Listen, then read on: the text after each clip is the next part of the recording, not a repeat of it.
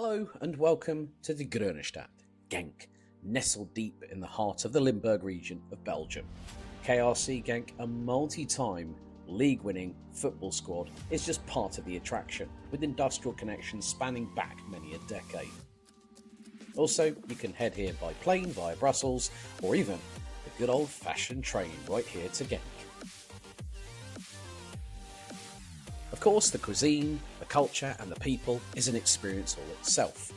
But behind the calm facade of this big city is a storm waiting to erupt, and you will find that right here at the home of champions, Karting Genk, where the Rotax Max Challenge Grand Festival and the Golden Trophy are the big attraction this weekend, with over 220 drivers from nearly 30 different nations competing.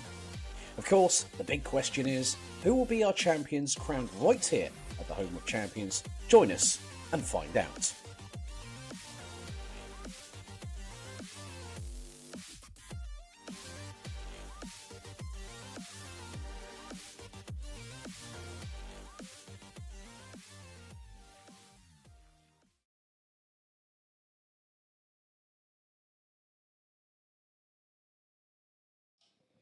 A very good morning from the Limburg region of Belgium. We're here at Karting Genk, the home of champions for the 2023 Rotax Max Challenge Grand Festival and the Golden Trophy. Karting Genk next year celebrates its 40th anniversary and has evolved into the facility we know now, 1,360 metres, 12 turns, a fast-flowing and technical challenge. Here this weekend we have 224 drivers from 29 different nationalities.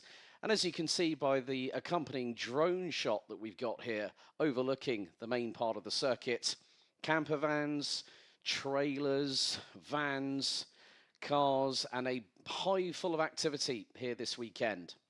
It's a real pleasure to welcome you all along on the official B&L Karting Series YouTube channel over the course of the next 2 days, where we will have a total of 36 races in totality. We have 21 heats today, 9 super heats tomorrow, and also the 6 finals, which will thereby decide who will be our champions for the Grand Festival and also the Golden Trophy. With regards to the Micros and the Minimax contingent that we have here this weekend, a total combined competitors of 84 drivers are here this weekend. In each class, some of these drivers are battling for a prized ticket to head to this year's Rotax Max Challenge Grand Finals at the Bahrain International Karting Circuit between December the 2nd and the 9th, which is approximately 6 weeks away from this point in time. We are getting ourselves ready for the first of 6 mini-max heats, a total of 52 competitors in this category, representing 15 different nations. Yesterday afternoon stroke evening, we went into nighttime during qualifying, and our pole sitters in the respective classes, Micromax, it was Ryan Rivers by the skin of his race suit, having had an incident in his final push lap in qualifying by 4 1,000ths. Minimax, it was Nikita Lubimov from Estonia. Junior Rotax was the UK's Timo Jungling. Austin Lee from Germany picked up overall top time in Senior Rotax. Nikita Genza in Max DD2. And DD2 Masters, Denmark's Jannik Nielsen. So we have, for those watching on the live stream, we do have the timetable in the description, along with the official live timing and the results as well. So you'll be able to keep up to date with all the latest information via the live stream, the live timing, and the live results all the way through the weekend. We will update you with other bits and pieces through our social media platforms on both Facebook and Instagram, as we see a lot of the drivers getting ready. Good to also see some people active in the chat. Ron Lynn wishing Lewis Goff from Sam Pollock Racing, who's going to be in action a little bit later on, all the very best of luck. And quite a few drivers waiting there in the wings, including a certain young Estonian. There's Nikita Lubimov, the 119. Normally runs with Tauval Racing over in the Baltics, but back here in continental Europe runs with Berger Bouvin and his crew. A great performance by the youngster who picked up his ticket this year by becoming Estonian champion. And there you can see how full the paddock is. And then there's the adjacent car park and also the motocross track in the background, along with a small circuit for rental kart driving. Of course, rental karts have become a bit of a staple of the facility here at Karting Genk in recent times. But we will have 26 drivers. So let's have a look at the timetable for what's coming up here at Karting Genk. So there you see, that is all the way through to quarter to six this evening. So there's quarter to six this evening. There is another race at the end of it all, which will be DD2 and Masters Heat 3. That's groups A versus B. So over the course of qualifying, we split the micros, the juniors, the DD2s and the DD2 Masters into 3 groups. So each of them will compete in 2 heats. For minis and seniors, having north of 50 drivers each, well, 52 for minis, 61 for seniors. They will compete in 3 out of 6 heats. Now, the format has been slightly changed for this year.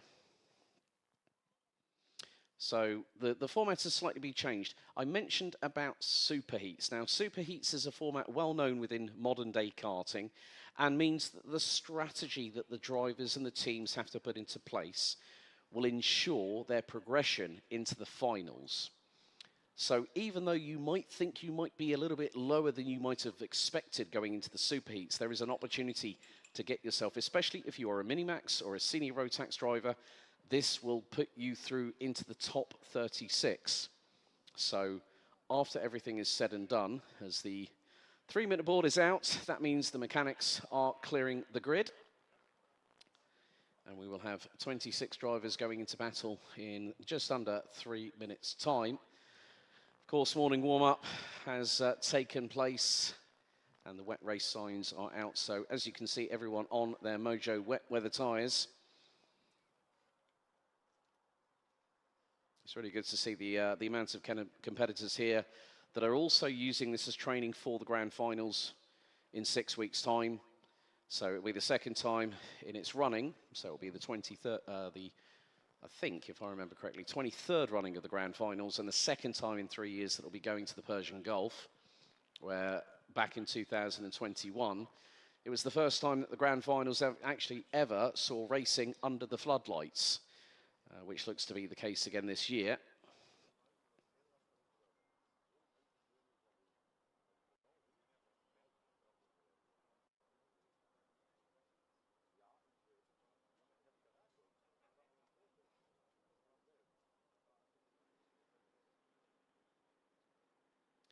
There's also Felipe Reyes in the 107, who will start on the inside of row number 2, running with the Komoto by RR Racing, run by Raymond Riedveld. Albert Friend will be on the other side of the front row. There's the 105 of Vince van der Halen, who has last weekend at the final round of the Rotax Belgian Max Challenge showed great prowess. Good race pace as well, so expect this young driver to be one of the drivers to watch this weekend. Quite a few, as I said earlier, have already got their tickets for Bahrain, but some are still going on to try and grab that ticket. It's very, very prestigious to have that opportunity. There's Albert Friend, last year's Grand Festival Micromax winner, and now moving up to Minimax this season, has an opportunity to do something that not a lot of people have done, probably not, if any, to secure back-to-back titles, but in both respective classes, and that would be a feat in its own right. Last year's winners of the Grand Festival, well, Albert Friend taking the Micromax crown, and last year Jacob Ashcroft, who also took the European and the B&L Karting Series titles this year, now steps up to junior for this event.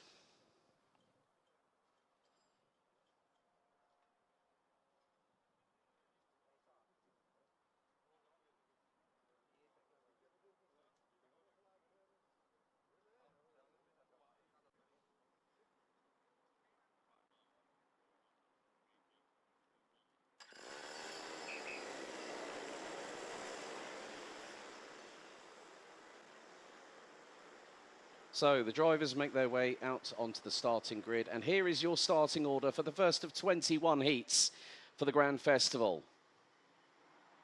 So let's take you through the grid for Minimax Race 1 of the meeting, Heat 1, Groups A and B. Here is your starting grid. On pole position, it'll be Nikita Lubimov from Estonia. Alongside will be the 191 of Albert Friend from the UK.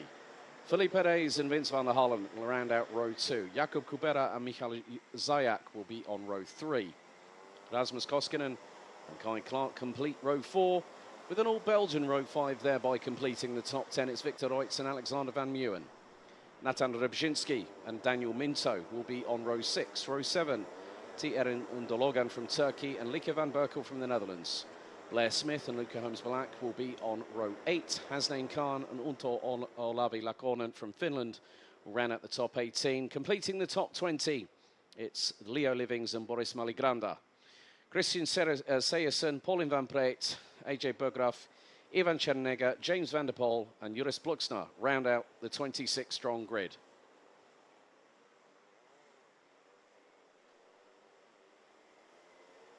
So all of the Minimax, Micromax, Junior Rotax races over the course of the day will be 7 minutes plus an additional lap in duration. For all other classes, seniors, DD2 and DD2 Masters, they will take place over a duration of 10 minutes plus an additional lap. Now, the sunshine is starting to beat down on the circuit just round by the Europalan turn 6 and also a little bit further down the circuit, maybe towards turns 10 and 11. So there will be track evolution over the course of today's racing. But as always, we have had mixed weather conditions here at the Home of Champions and in the surrounding area. So will that play a part? Well, the man upstairs will have to dictate on that one. So the red lights are ignited on the starting gantry ahead of 7 minutes plus an additional lap of racing here at the Home of Champions to kickstart the 2023 Rotax Max Challenge Grand Festival and Golden Trophy off in earnest.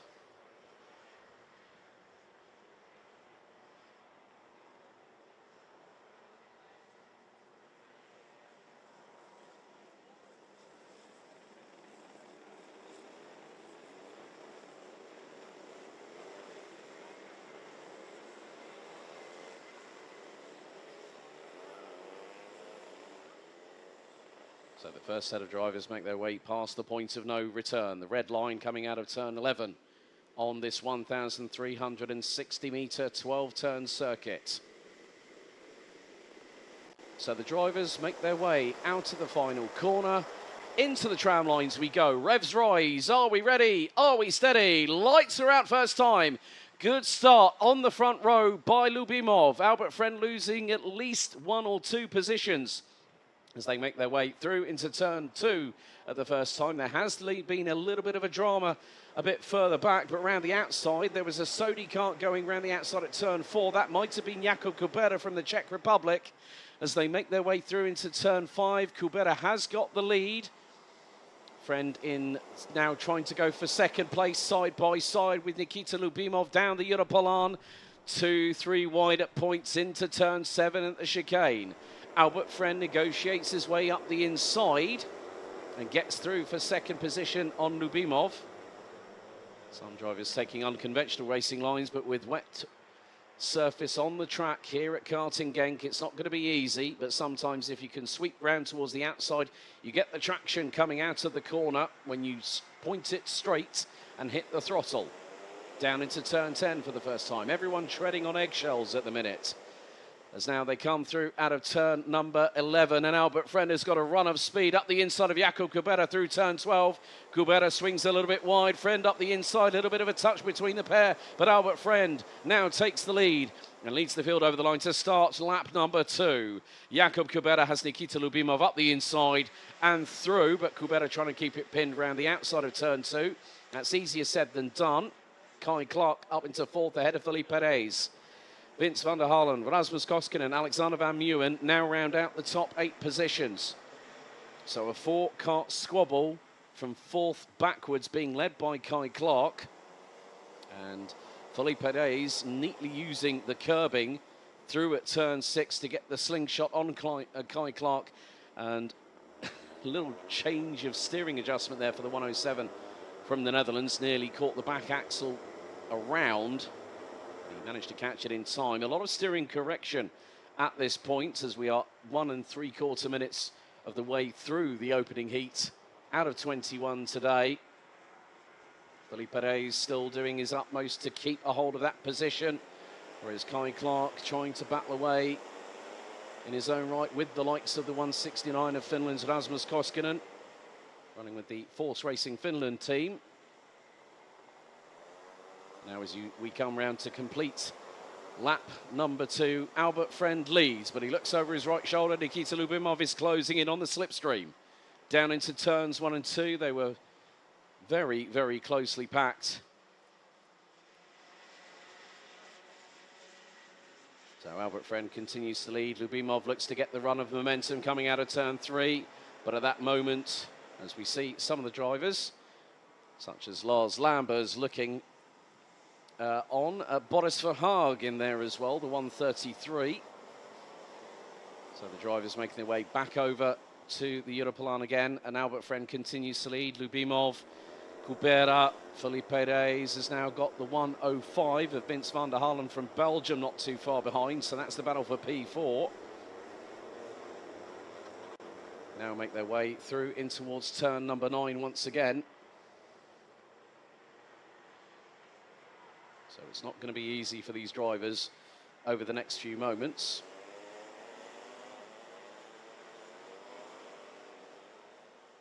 Albert Friend continues to lead the way.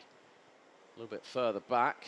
Good battle happening between Rasmus Koskinen and Alexander Van Meeuwen. Looks to be for 7th position. Van Meeuwen tries to get the switch back through turn 12. Might get the inside curbing, and he does. And Koskinen has to battle away with the likes of Michael Zajek and Victor Roy. So there's Van Meeuwen up the inside. That is on the 106 of Kai Clark, who is starting to slightly drop down the order, a little just behind them. There is a good battle happening between a couple of the drivers. I think Unta Olavi Lakonen is moving up the order quite swiftly. It's nip and tuck between the two leaders at the minute. So Albert Friend continues to lead as he applied the brakes. The back end stepped out to the right-hand side, going into turn 7 ever so slightly. Through turn number 8, you had a little bit of a use there of the curbing via the right front wheel of the 191 Strawberry Racing driver, who's still keeping Nikita Lyubimov at bay in this opening race out of 6 for the Minimax drivers. A total of 52 competitors in all. They make their way out of turn number 11 into turn 12. Albert Friend just trying to keep towards the apex. So is Lyubimov. Lyubimov in the wheel tracks of Albert Friend. Jakub Kubera, the 199, still keeping station in 3rd place. Felipe Reyes and Alexander Van Meeuwen round out the top 5 positions, followed by Vince van der Halen, as van der Halen gets through on the 127 into turn 2. Kai Clark battling away for what is now going to be effectively 7th position.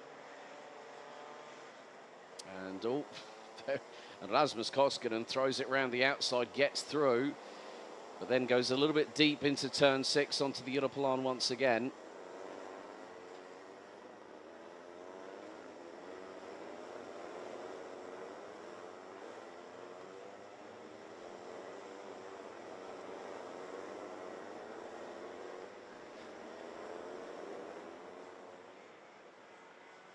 So more drivers taking unusual racing lines, particularly on the fact that there's a lot of glare coming up from the water that's actually laying on the circuit. It's never easy, so of course tinted visors will be de rigueur at this particular point, especially with the fact that when it glares, it bounces up off of the tarmac and goes straight into the peripheral vision of the drivers coming through the circuit. Nikita Lyubimov keeping to within about 0.2 of a second of Albert Friend in terms of the race lead at the moment. And again, Lyubimov looks for the inside line, and Albert Friend keeps it pinned round the outside whilst hitting the throttle right down to the floor. and keeps the 119 from Estonia at bay. The Czech Republic represented by Jakub Kubera. A little bit of a misstep there by Nikita Lyubimov going through into turn 6 as they head onto the Europolan again. Felipe Reyes, a little bit of in no man's land at the minute. Quite a gap between Jakub Kubera and the Dutchman. And then also in 5th position still looks to be Alexander Van Meeuwen from Belgium in the 127.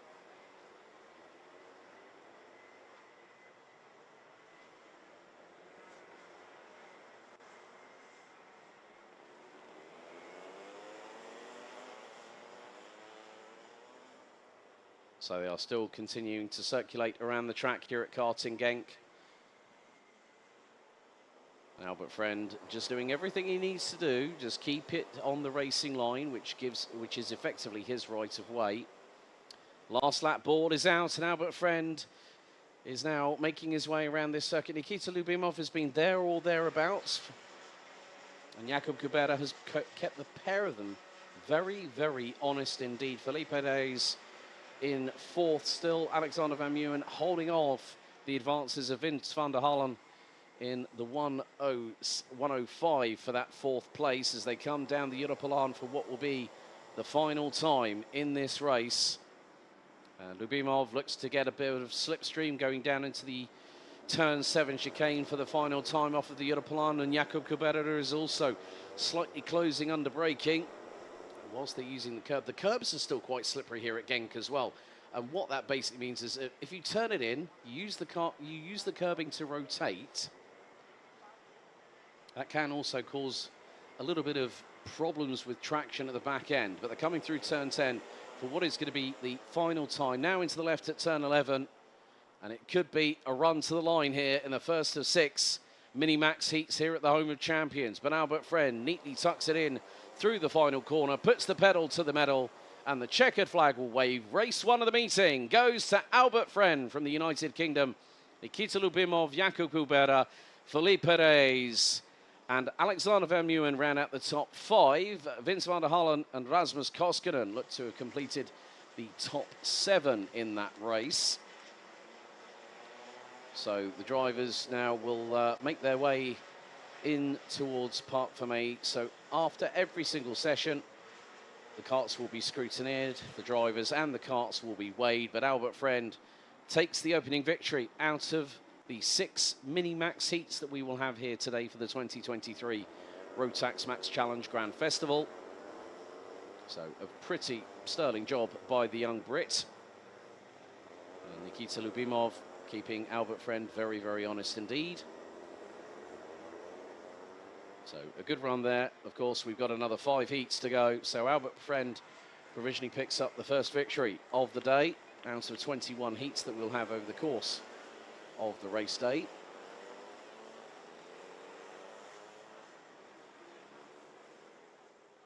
There they are, into the slowdown area, into Parc Fermé, avoiding the rumble strips as best they can.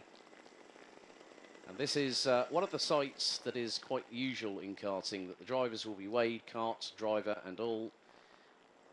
So there we go, there's your results. Albert Friend takes the win by 2.5 tenths of a second ahead of Nikita Lyubimov, Jakub Kubera, Felipe Reyes, Alexander Van Meeuwen, Vince van der Halen, Rasmus Koskinen, Michael Zayak, Kai Clark, Victor Reutz. Luke Holmes-Black rounds out the top 11 ahead of Hasnain Khan, Christian Sayerson, Nathan Rivzinski, Daniel Minto, T.R. Dogan from Turkey, Like van Berkel, Boris Maligranda, Unto Olavi Lakonen from Finland, and Blair Smith from the UK round out the top 20. AJ Berggraaf, Leo Livings, Pauline van Preet, Juris Bluxner, James van der Poel, and Ivan Chernega round out to the 26 strong, who finished within 25.6 seconds of each other, all completing every single one of the 7 laps of racing.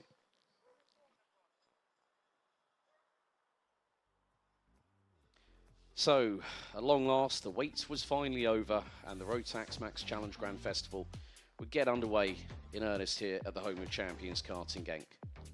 The 3-minute board signalling the mechanics to clear the grid, it was time for the drivers to compose themselves and get themselves steeled and ready for the first bit of racing action over the course of the 6 heats that will take place over today.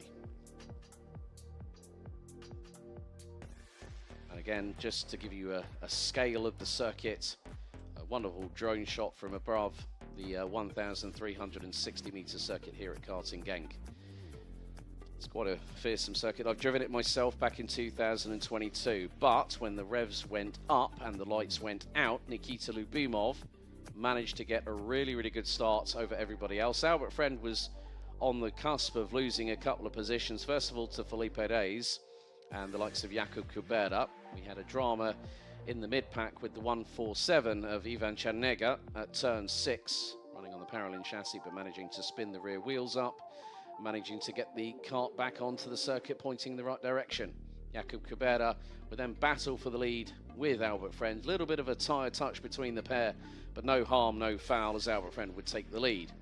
Then battles would start really rearing themselves into prominence, including this battle between Felipe Reyes, Kai Clark, Rasmus Koskinen and Vince van der Hullen, as the likes of Lars Lambers and Boris Verhaag were looking on, scoping out what was happening in the first race. So that's good sense by the drivers to do that. Again, more action up and down the order as the 26 drivers made their way around the circuit. Albert Friend would still find that Nikita Lyubimov would be on his coattails for pretty much the majority, if not all, of the race, especially coming out of turn 3 and going into turn 4, where Lubimov's got the traction down better. But at the end of it all, the checkered flag would wave, and Albert Friend picks up the first victory of the weekend.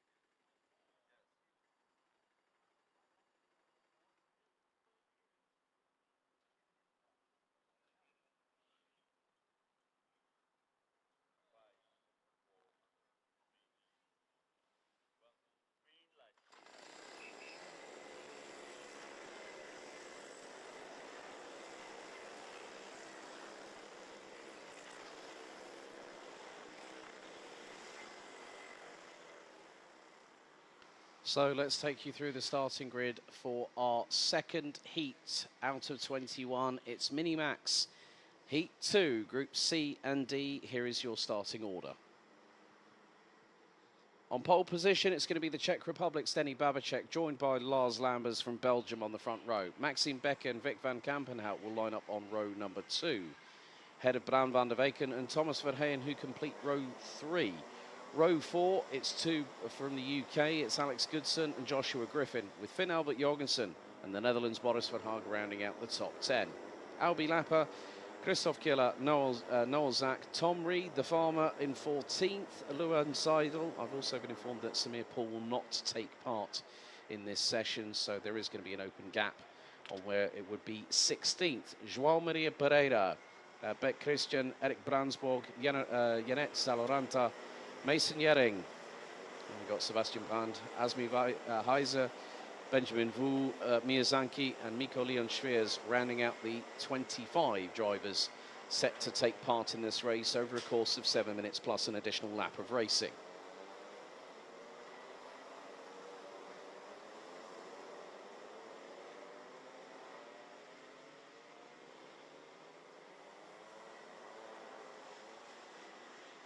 So, of course, with plenty of blue sky in the upper atmosphere, a lot of light white cloud up above, there is more than likely going to be some significant track evolution. I am starting to see a line starting to form around this circuit.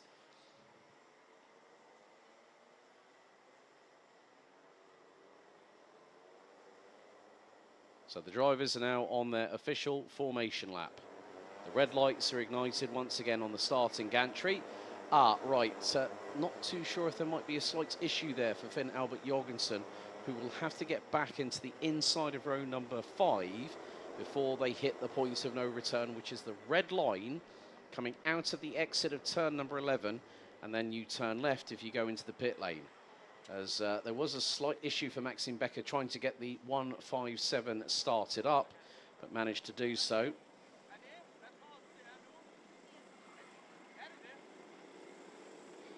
Finn Albert Jorgensen on cue slots in nicely onto the 5th row of the grid, going through into turn number 10. So one win taken by Albert Friend. Who will win Heat 2 here in Minimax Groups C versus D based on their times in qualifying yesterday evening? So the drivers make their way out of the 12th and final corner. Into the tram lines we go. Revs rise, noise increases. Are we ready? Lights are out, we're underway. Good start by Babacek on the front row. Lambers sweeps across to cut off the front of Vic van Kampenhout, but nearly gets caught out in the meantime as they're all trying to make their way through into turns 1 and 2. Babacek keeps a hold of the lead. We've had one backwards off of the circuit. That is a Sodi kart trying to pick out the number. But at the moment, Lars Lambers now has the lead, goes deep into turn 6. Babacek gets through and Lambers gets an almighty belt of traction as he lines it up and hits the throttle hard. And back through he goes into the race lead, into turn 7. And the 182 is currently, that is Thomas Verheyen looking up the inside of Babacek through turn 8. Babacek looking to get the inside, and Maxime Becker throws it up the inside as well, going through into turn number 9. He's now up into 3rd position, challenging Babacek into turn 10. And as I say that, the 182 of Verheyen does 2 for the price of 1, but it's a run deep into turn 11 by Lars Lambers, who gets away with that one. Maxime Becker goes tight to the apex. Verheyen sweeps around the outside of him through turn 12, and Lars Lambers keeps the lead after the opening lap. That was incredible by both drivers now. Verheyen looking to get very racy, get past through on Lambers. Is a little bit sideways coming through into turn 3. Becker now into 3rd position. And Babacek finds himself all the way down into 4th. And let's see what... Thomas Verheyen lined it up, hit the throttle. A little bit further back, there's Bran van der Weyken battling away with Alex Goodson from the UK. That is for 6th position. Meanwhile, going through into turn 8. Maxime Becker trying to put the frighteners on Thomas Verheyen, going through into turn number 9. And Verheyen keeps it very straight and true on the racing line. Does not give Maxime Becker the opportunity to throw it up the inside. A little bit further back. Van der Weyken finally gets through. And that's on Joshua Griffin, of all people, as the lead is still being hotly contested. A little bit of a touch on the back bumper of Maxime Becker by Thomas Verheyen, but look at the slipstream momentum that they're all carrying down the start-finish straight. Who's going to be the bravest of the brave heading into turn 2? Maxime Becker looks to the inside. Lambers keeps the lead. Verheyen around the outside of the 157 from Germany. And then Lambers does the ultimate crisscross coming out of turn 3, retakes the lead. Neatly done by the 142 from Belgium. All 25 drivers that started this race on lap 3 are still running. Top 3 after 2 laps were completed by just under a tenth. Maxime Becker looking looking through into turn 7 on Thomas Verheyen. And Becker takes the curbing. Is he going to get the race lead through out of turn 8? No, he's not. He's going to get second. Lambers holds on for the minute. But in these very difficult conditions, they are forever changing. And now is Becker going to go for the lead? Through into turn 10, the answer is no.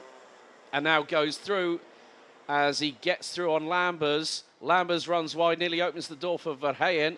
Babacek is just waiting in the wings and has kept all 3 in front of him honest.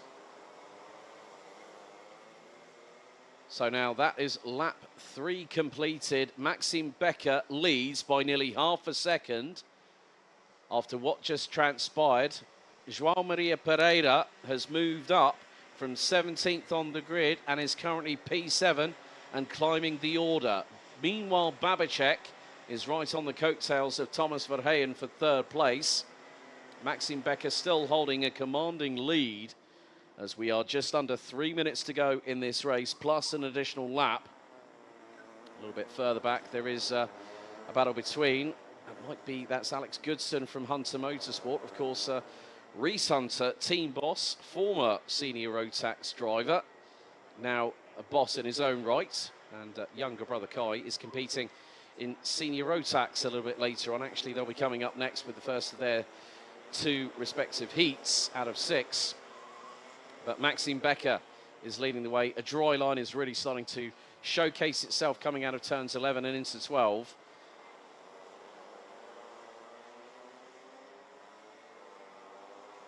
So a little bit further back behind Alex Goodson and the like. There are battles up and down the order. Vic van Kampenhout out on lap number 2, I'm afraid. It's a real shame for the 124. Dad and lad operation with Dad Stephen. Nice little move there by Asmi Hazer on, I think that might have been Alex Goodson in the 126, who's running in around about 8th position. And Goodson has someone charging past. That was more than likely the 110 of Mason Jering from Denmark. It's got a real turn of speed. There's Finn Albert Jorgensen coming through into turn 7. Side-by-side battles a little bit further back, which will include the likes of Christoph Killer, Boris Verhaag, amongst others. And also Tom Reed, farming on somebody else's karting patch this weekend. But with a minute and a quarter still to go, 24 out of the 25 starters still running at this moment. But Maxime Becker has been keeping a very consistent lead.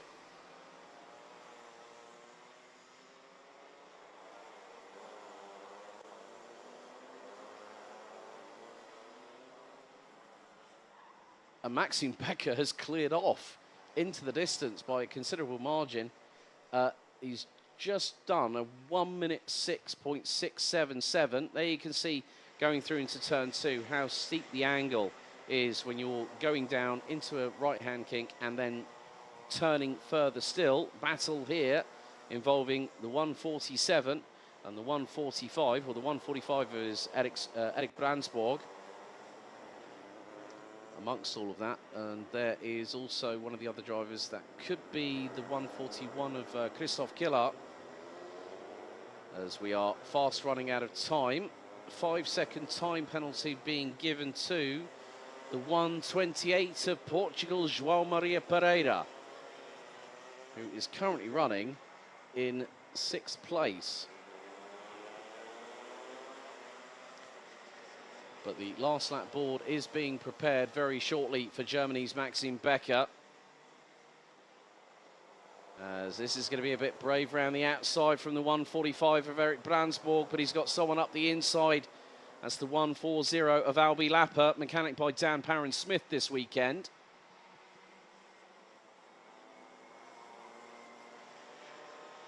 The drivers really are, you know, the thing is, as soon as you get that change in atmospherics, change in weather conditions, evolution of the circuit, it really does go to show how quickly things can change. And we have got a yellow flag off of turn number 7 at the Europolan, so someone did have a little bit of a 180 spin around, I'm afraid, whilst under braking. But this time around, Maxime Becker will get the last lap board. He is a country mile up the road. It's like he's trying to go back to Germany before the weekend has even gotten started. Second position, it's Thomas Verheyen, then Lars Lambers, then it's Bram van der Weyken. Then it's Asmi Heiser, João Maria Pereira, who's got that 5-second time penalty. Denny Babacek, Mason Yering, Alex Goodson, Finn Albert Jorgensen rounding out the top 10 as we are underway with the final lap of this second Minimax heat out of 6. And Lambers goes tight to the inside of turn number 6, heading onto the Europolan for the final time. And both of them getting their head down, as does Bram van der Weyken and Asmi Heiser. The number 111 started all the way down in 23rd and has made it up to 5th place. Great performance for the young driver from Germany in the 111. But out of the final corner, it's going to be 2 different winners from 2 different races. Maxime Becker wins by, I'm waiting to see when we see Thomas Verheyen and everybody else come across the line. There is going to be a battle with Asmi Heiser and Bram van der Weyken coming out of the final corner. The Germans got the switchback. Thomas Verheyen will take 2nd, Lars Lambers 3rd, and Asmi Heiser from 23rd on the grid to finish 4th. Incredible performance to pit Bram van der Weyken by 92 thousandths of a second after 8 laps of racing. João Maria Pereira finishes in 6th, but that will be amended post-race with a 5-second time penalty. Denny Babacek, Mason Yering, Finn Albert Jorgensen, Alex Goodson, Christoph Killer, Eric Brandsborg, Yannet Zaloranta, Tom Reed, Albi Lapper completing the top 15, Boris Verhaag, Benjamin Vu, Sebastian Brand, and we've got Luan Seidel, Miko Leon Schwiers, Mia Zanki, Joshua Griffin, Christian Beck, and then we've also got Noel Zak running at the 24 strong that finished all 8 laps of racing. Unfortunately, retirement for Belgium's Vic van Kampenhout on lap number 2, and Samir Paul not starting the race.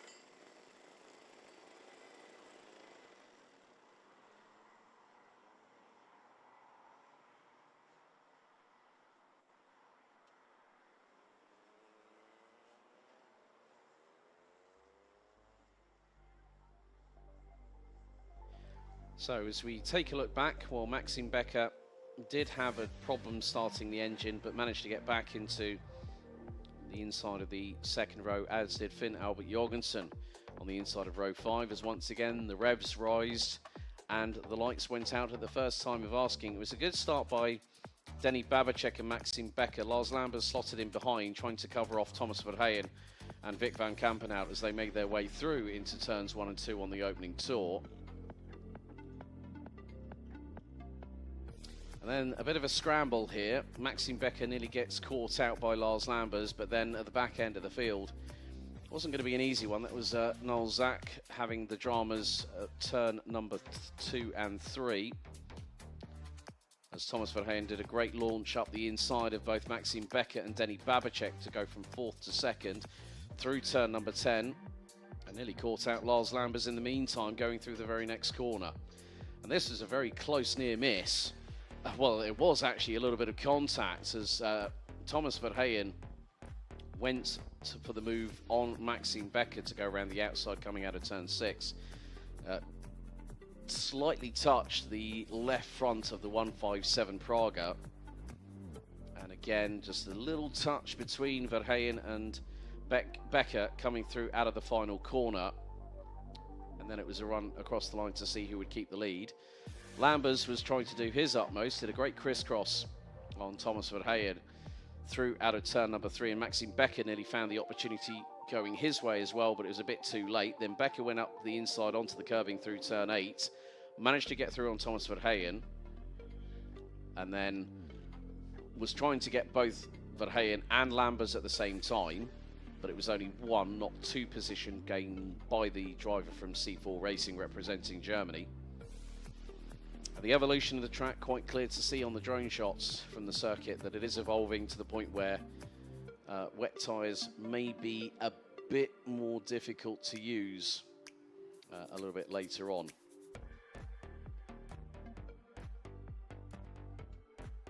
Also a perfect example on turn 2. There was the yellow flag earlier on at turn 7. That was the 110 that ended up going off the circuit, unfortunately. But Maxime Beckert winning by a clear country mile, and maybe a couple of borders alongside, would win by the best part of over 13 seconds, taking heat 2 here for Minimax.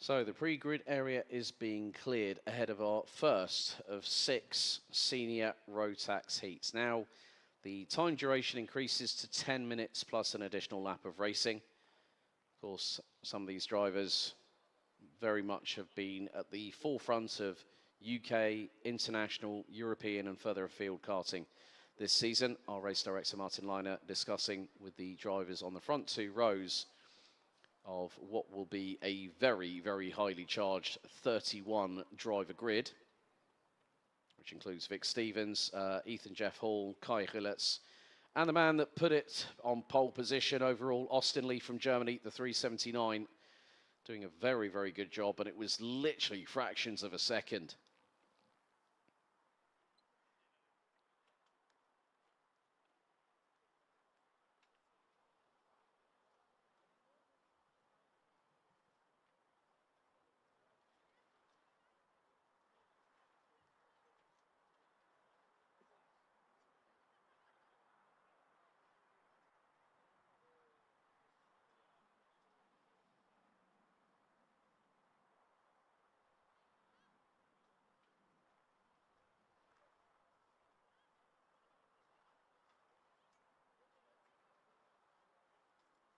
So it looks like we will be having sunshine a bit more throughout the course of the day.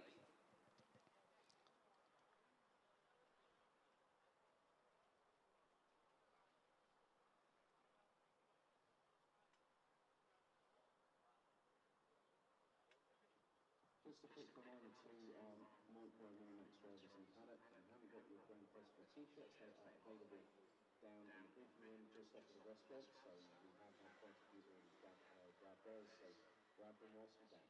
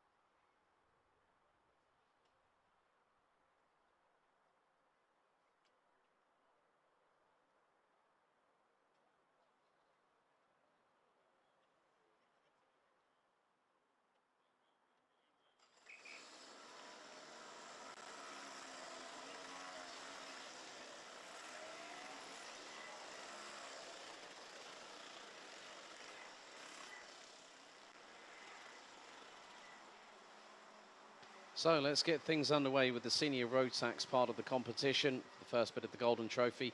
We do have a drama in the dummy grid at the moment. One of the karts has failed to start. We'll make that two, one of which is Louis Günther, and also the 314 of Sebastian Koch. So here is the starting grid for our first senior road tax heat out of 6. On pole position, it's the 379 of Austin Lee. He's joined by Vic Stevens in the 369 on the front row. Ethan Jeff Hall and Kai Hillertz will be on row 2. Kai Hunter and Mitch Haynert, row 3. Sam Bergstein and Jort van Wijk, row 4. Scott Westhovens, and a surprising senior road tax entry this weekend, Martin van Leeuwen. Oh dear, there's another one. They're falling by the wayside. Mateo Richter in the 365, due to start 20th. Out, I think, before we've even gotten going. He was due to start 20th. So Archie Buddle, Lotus Tween, George Kafantares, Leon Zelenko, Pat Gubbles, Miska Kaskinen, Rune de Broeke, Tobias Billy Clausen, Louis Günther might be at the end of the repair area, so might start from the dummy grid. Mateo Richter out before we've even hit the formation lap, followed by Anton Morsing, Sebastian Koch, Ralph Winkel, Alexandru Volta, Sebastian Adari, Zach Heslop, Willy Matiskin, Giorgio Markestein. Then we've also got Martin Wallstrom, Jake Bezelbeck, and Mihailo Zoric, rounding out the 31-strong grid.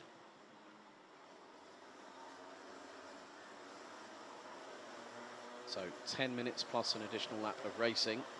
The red lights back on the starting gantry once again.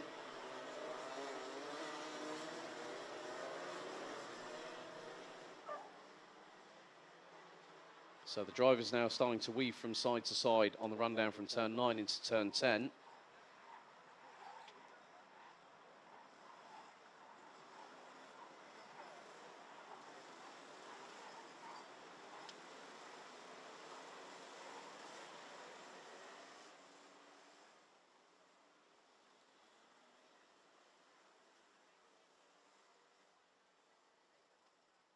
So the drivers now will start to get into formation. They're going past the point of no return. Austin Lee and Vic Stevens on the front row. Ethan Jeff Hall, Kai Hillertz and Kai Hunter in formation behind. Into the tram lines we go. It is a full start straight away. There was no way that was going to happen. The field was too far spread apart.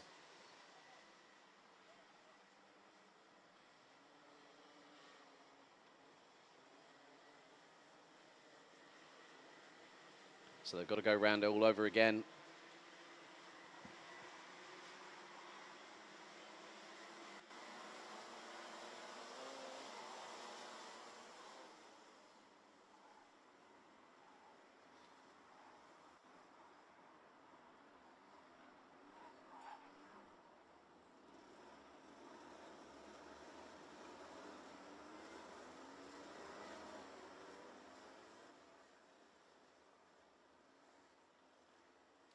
So Sebastian Koch and Louis Günther will start from the dummy grid.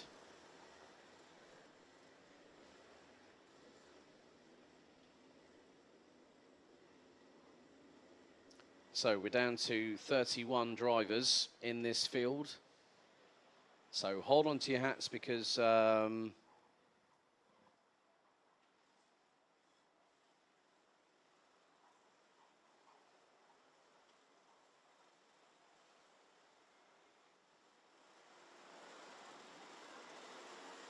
so now we go past the point of no return. Everyone's got to get into formation neatly. It was a very, very spread out start last time. They need to get into formation now. They need to get themselves prepped and ready. Mihailo Zoric rounds out the field as they come out of the final corner. Now it's the second time of trying to get this first senior road tax heat underway. The revs rise. Are we lights out this time? Yes, we are. Good start by the pole sitter with Ethan Jeff Hall slotting in behind Kai Hunter, following through with them. Hillertz trying to keep himself there or thereabouts. He's in fourth at the minute as they make their way through into turns 1 and 2. The field makes its way through into turn 5 as Günther and Koch make their way through turn number 2. The field makes its way down the Europalan. Oh, we've had one already turned around at turn 6. Not exactly the best way to start your campaign to become Golden Trophy champion, as drivers springing up the inside at turn number 7 through into the chicane. As down through into turn 10 they go. Austin Lee leads the way. Kai Hunter has now made his way up from 5th to 2nd. And he's got Kai Hrilitz in tow. Mitch Haynott showing great prowess in 5th position. He's got in front of him Ethan Jeff Hall from the UK. As they come across the line, that's the opening lap. So the top 3 probably covered by about 5 to 6 tenths of a second. Through they go into the Europlan on lap 2 of this race. Nip and tuck between the likes of Vic Stevens. Martin van Leeuwen looks to be at the sharper end of the field. So he's already made some progress from P10 on the grid. And there's Hrilitz trying to get through on Kai Hunter. He's going to go for the move up the inside at turn number 9. And Hrilitz gets through on this year's B&L and Motorsport UK British Champion at turn 9. But this is allowing Austin Lee to pull away into the distance. Right, 3-second time penalty going to Sam Bergstein. That will be for 2 wheels out of the tram lines. But Hunter now in the slipstream of Hrilitz, going through into turns 1 and 2.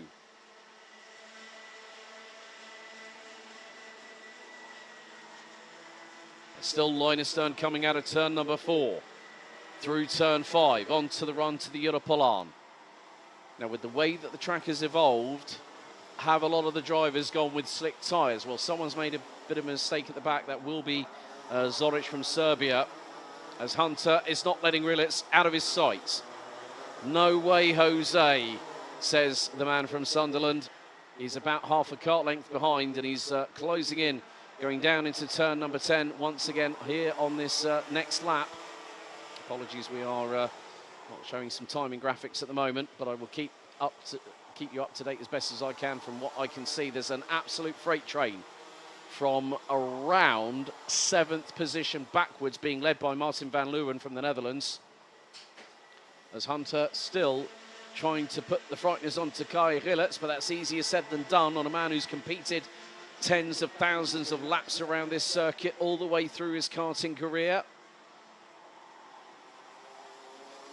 And now through we go. There are some updates on that. Austin Lee, Kai Hrilitz, Kai Hunter, Ethan Jeff Hall. Mitch Haynott rounds out the top 5. Vic Stevens past Martin van Leeuwen for 6th place. And then we've got Jort van Wyk, Scott Westhovens, and also the 321. That's Archie Buttle, rounding out the top 10 positions. So we're on the verge of completing lap number 4. And it is getting closer. Hrilitz has upped the pace, closing in on Austin Lee for the race lead. That's lap 4 in the books, folks. Gap between the top 3 covered by just over, well, that's 4.5 tenths.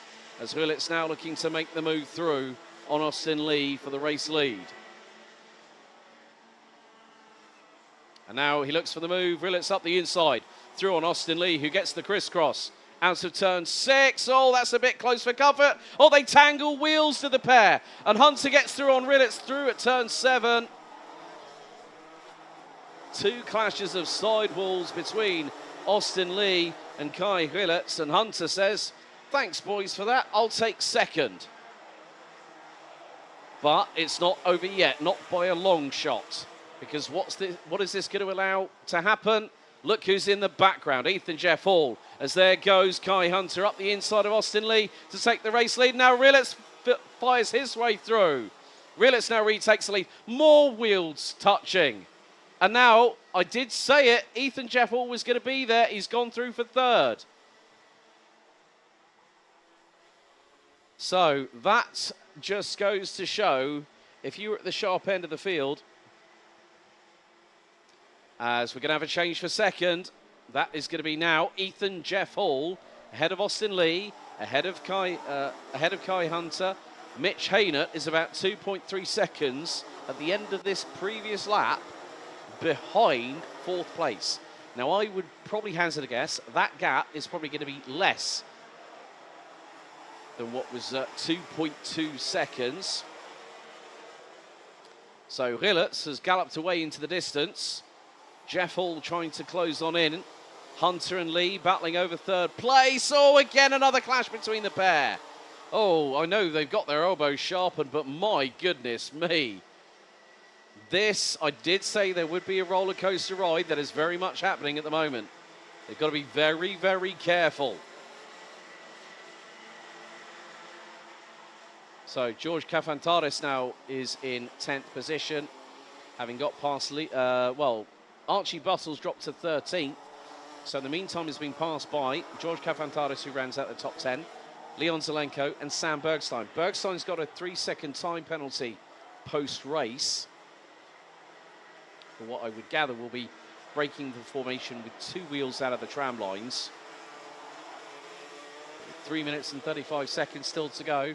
Rilitz's lead over Ethan Jeff Hall was just under 0.8 of a second. Has that increased? Well, judging by the pace that both Rilitz and Jeff Hall can showcase, it's nearly 8.5 tenths after 7 laps.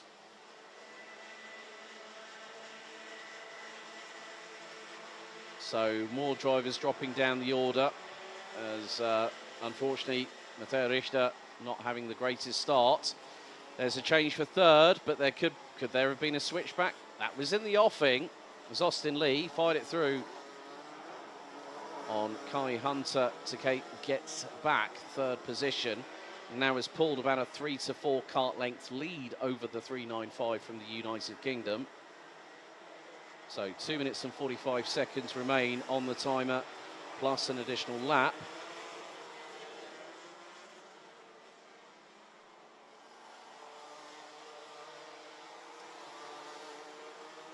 So quite a lot of battles happening up and down the order. Especially, there's just a squabble that I've just seen coming through out of turn number 12, which includes one driver on a Sodi car. In the middle of all of that is the 367, Anton Morsing. So we'll have the likes of Martin Wallstrom in front, Tobias Billy Clausen, Giorgio Markenstein along with them as we get towards the final 2 minutes plus an additional lap of this race concluded.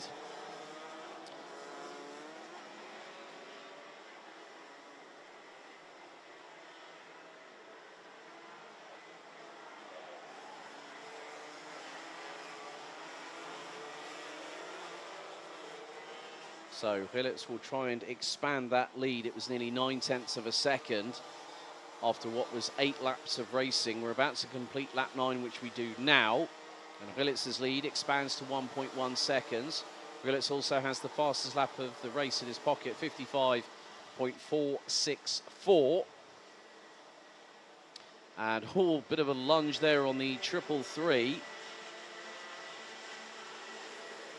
So that was Jort van Wijk and Leon Zelenko in the 351. Now these days running on a CRG chassis.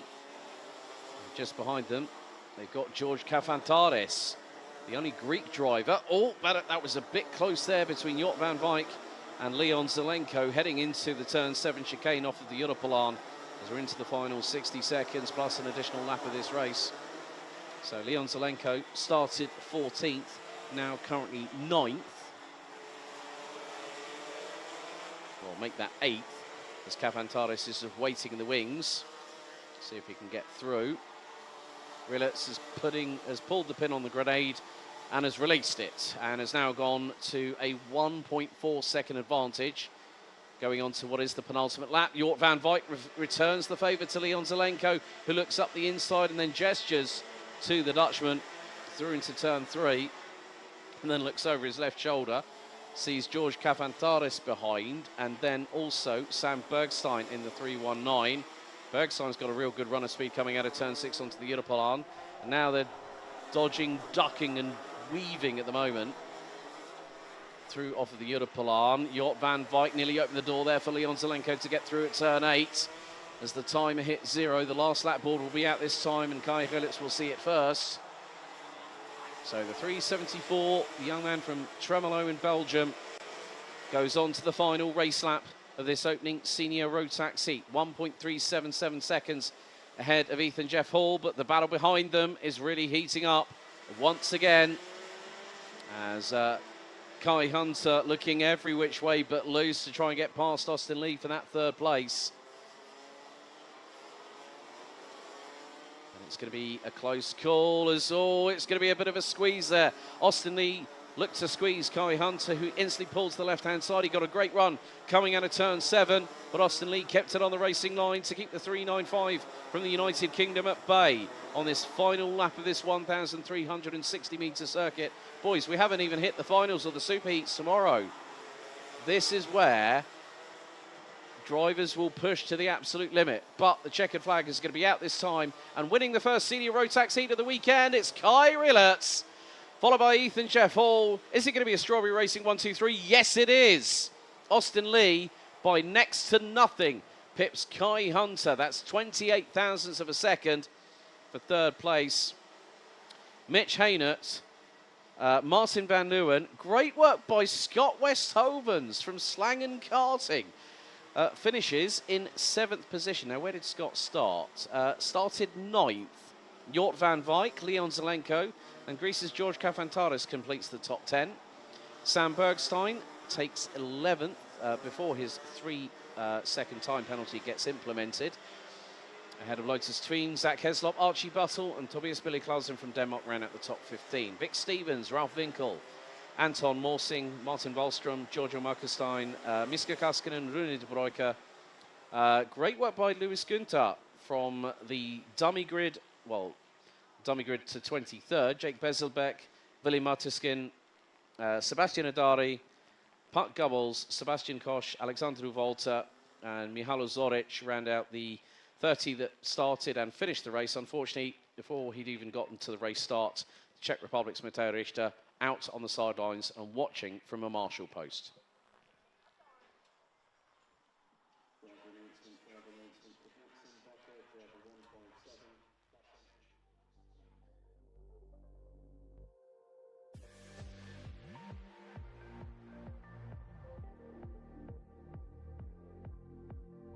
Well, we take a look back at the senior Rotax first heat out of 6. It was disappointment for the Czech Republic's Matej Richter, who broke down before we'd even gotten going as the drivers steeled themselves and got ready for the first of six races here today.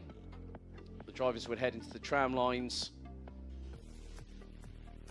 and then the lights would go out on the second restart. It was a full start first time around, as Austin Lee led the field, ahead of Ethan Jeff Hall in second, and Kai Hunter making his way up to third place.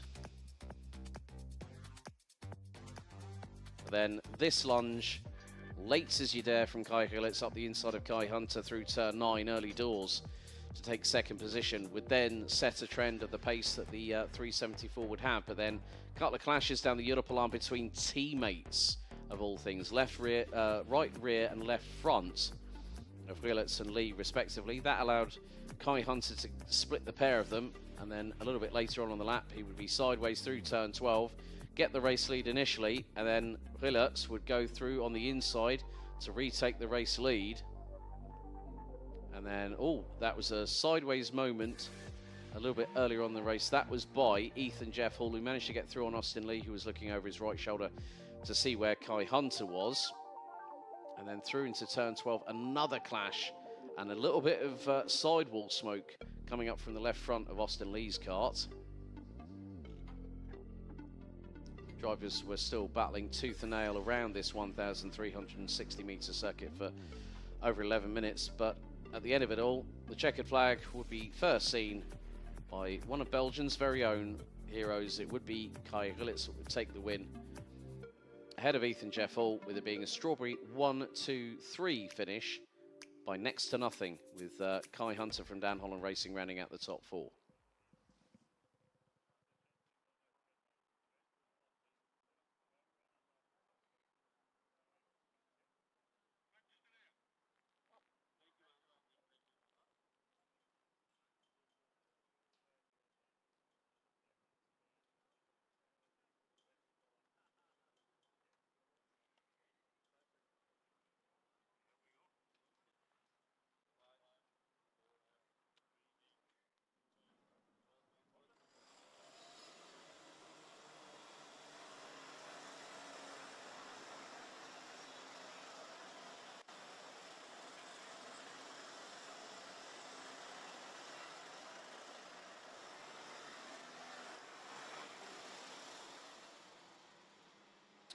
Right, well, let's take you through the grid. There is actually Krit Knorren stuck in the dummy grid at the moment, the 372, due to start 13th. But your starting order is as follows. Jaden Thien starts on pole position for this race, ahead of Lewis Gilbert, who'll be alongside on the front row.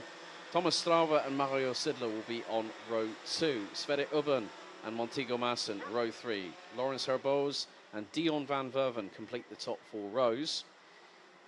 Ahead of Boluet and William Helgstrand.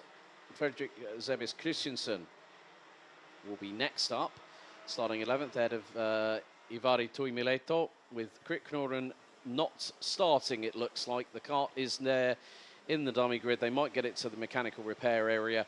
Rashid Ghanem, William Christensen, Brandon Klein-Nagelvoort, Emily de Hoys, Andrei Petrovic, Martin Ernesto Varga, Frederick Demant, Christoph Sala, Martin Geiskens, Henry Beaumont, Niklas Ellis, Paul Christian Hamburg, Tonis Johannes Tumingas, Ivan Lapatsin, Ivar Anagnosiadis, Jimmy Kokalainen and Dante Sima due to round out the grid.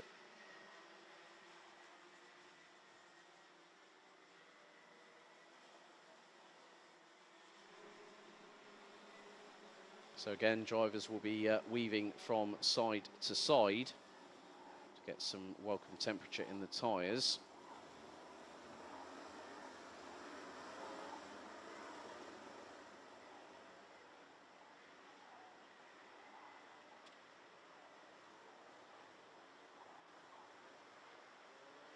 So Krit Knorren's weekend not getting off to the best start in terms of races.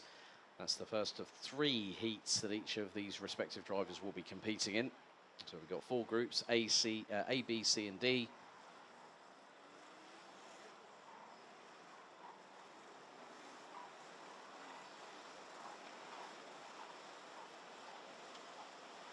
So the drivers will now have to get into formation. So Lewis Gilbert will pull alongside Jaden Thien. They need to do so very, very quickly indeed, because we don't want a stretched out start like we had in the first senior Rotax race. That's more like it. By 2 at the front, so everyone's got to get into close formation as we have 29 drivers set to go into the tram lines. And they slow to a crawl. Out of the final corner, into the tram lines, revs rise. Are we ready? Are we steady? Lights are out. We are given the green light to go racing. Good start by Jaden Thien and Thomas Strauver. Lewis Gilbert looking to, as always, surprise and excite those watching in attendance, not just on the live stream, but also here at the circuit. Everyone neatly getting through so far, 2 abreast at points. Jaden Thien having the race lead, Thomas Strauver ahead of Lewis Gilbert, who rounds out the top 3. Bit of a skirmish around about the bottom part of the top 15, heading through into turn 6. That was a bit of a steely move there. Boluet on Sverre Ubben. Now, Boluet for the last 3 years has been running as a junior, now running in seniors. He's booked his place on the Red Devils for Junior Rotax, courtesy of being runner-up in the B&L Karting Series earlier on this month. But at the front end of the field, it's Jaden Thien. And there goes Thomas Strauver up the inside. Now takes the lead as we will complete our opening lap, and it's a 4-way battle at the front end. Jaden Thien looking for the move up the inside. Gilbert waiting to strike. Mario Sidler's got the ringside seat in 4th position. Boluet, Lawrence Herboz, Sverre Ubben, Montego Maassen, Denmark's William Helgstrand, and Dion van Verven rounding out the top 10 positions after the opening lap.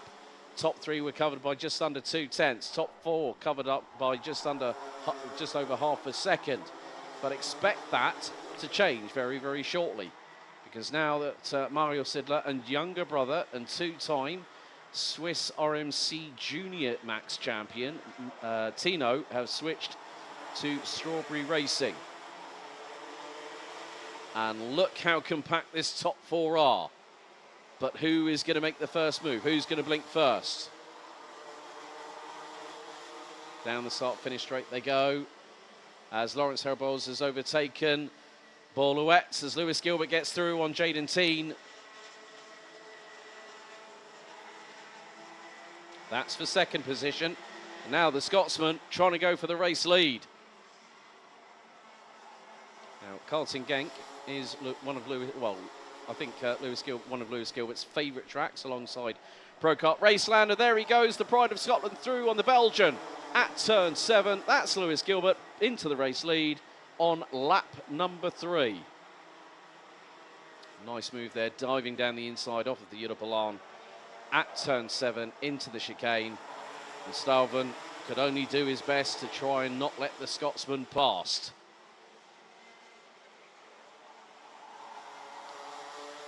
So further changes up and down the order. Fredrik Zebis Christensen a fraction outside of the top 10. Look at the train behind these top 4 as they make their way through into turn 2 once again.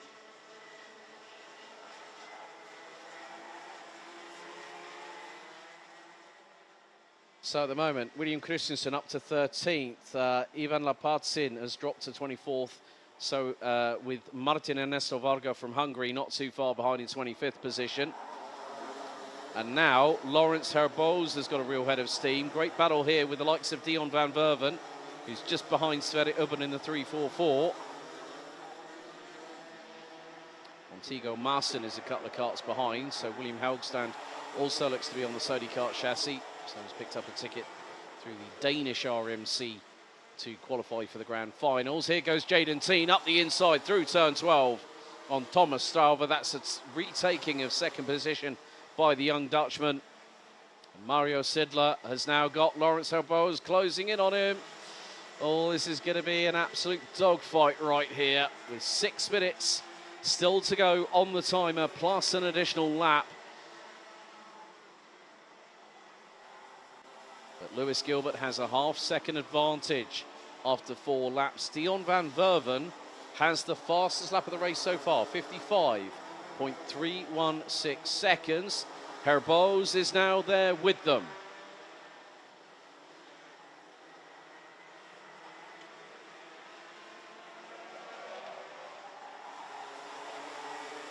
And Herboz nearly got caught out there going through into turn 10. Nearly ended up in the rear bumper of Mario Sidler through out of turn 11, now into turn 12. So after 5 laps, it's the pride of Scotland leading the way, Lewis Gilbert, but his lead is being slightly truncated to about 3.5 tenths of a second or so. And Lawrence Herboz trying to climb all over the back bumper of Mario Sidler at this juncture and has actually got through for 4th place. So Stuyven, Teen and Gilbert better watch their 6 right about now. We're halfway through the second senior Rotax heat, and the top 5 were covered by less than 8.5 tenths of a second after 5 laps of racing. All 30 drivers, rounded out by Australia's Iva Anagnostiidis, are still running the entire field covered by about 28 seconds from front to rear. But also, I'm keeping my eyes on the pace that Boluet and Dion van Verven have got at the moment. Now, bearing in mind, well, Boluet is a long way ahead of Dion van Verven, who has been passed by Denmark's William Helgstrand at the moment. And that's a change for 7th position. Louet is 2.4 seconds up the road. And what's more, he's just put in his fastest lap of the race. He was over 3.5 tenths quicker than the man in front of him, Mario Sidler. So could this train further elongate? But what Mario Sidler has got to do is try and find some pace from somewhere, whereas Lawrence Herboz has been a bit like a freight train at the minute. The 398 started 7th, now running genuinely in 4th place, and is at the back of this front end top 4 squabble. Here goes Stuyven up the inside of Gilbert. Is that going to open the door for Jaden Thien? Yes, it is. It might even open the door for Lawrence Herboz. 2 by 2, hurrah, down the start-finish straight they go. Who's going to be the first one into turn 2? It's Thomas Strauver. And Gilbert loses out big time. Drops from 3rd to 4th, and now has got Mario Sidler right on his coattails. Coming up to 3 minutes and 10 seconds, plus an additional lap in this second highly charged, action-packed, frantic second heat. Now Jaden Thien is gunning for that race lead again. He wants to get back past on Thomas Strauver in the 399. The top 5 after what was 7 laps were covered by 7 tenths.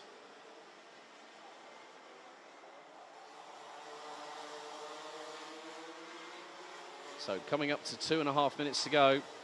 After lap number 8, it's Thomas Strauver that leads the way, but Jaden Teen is hot on his heels. Dion van Verven still holds the fastest lap of the race, 55.316.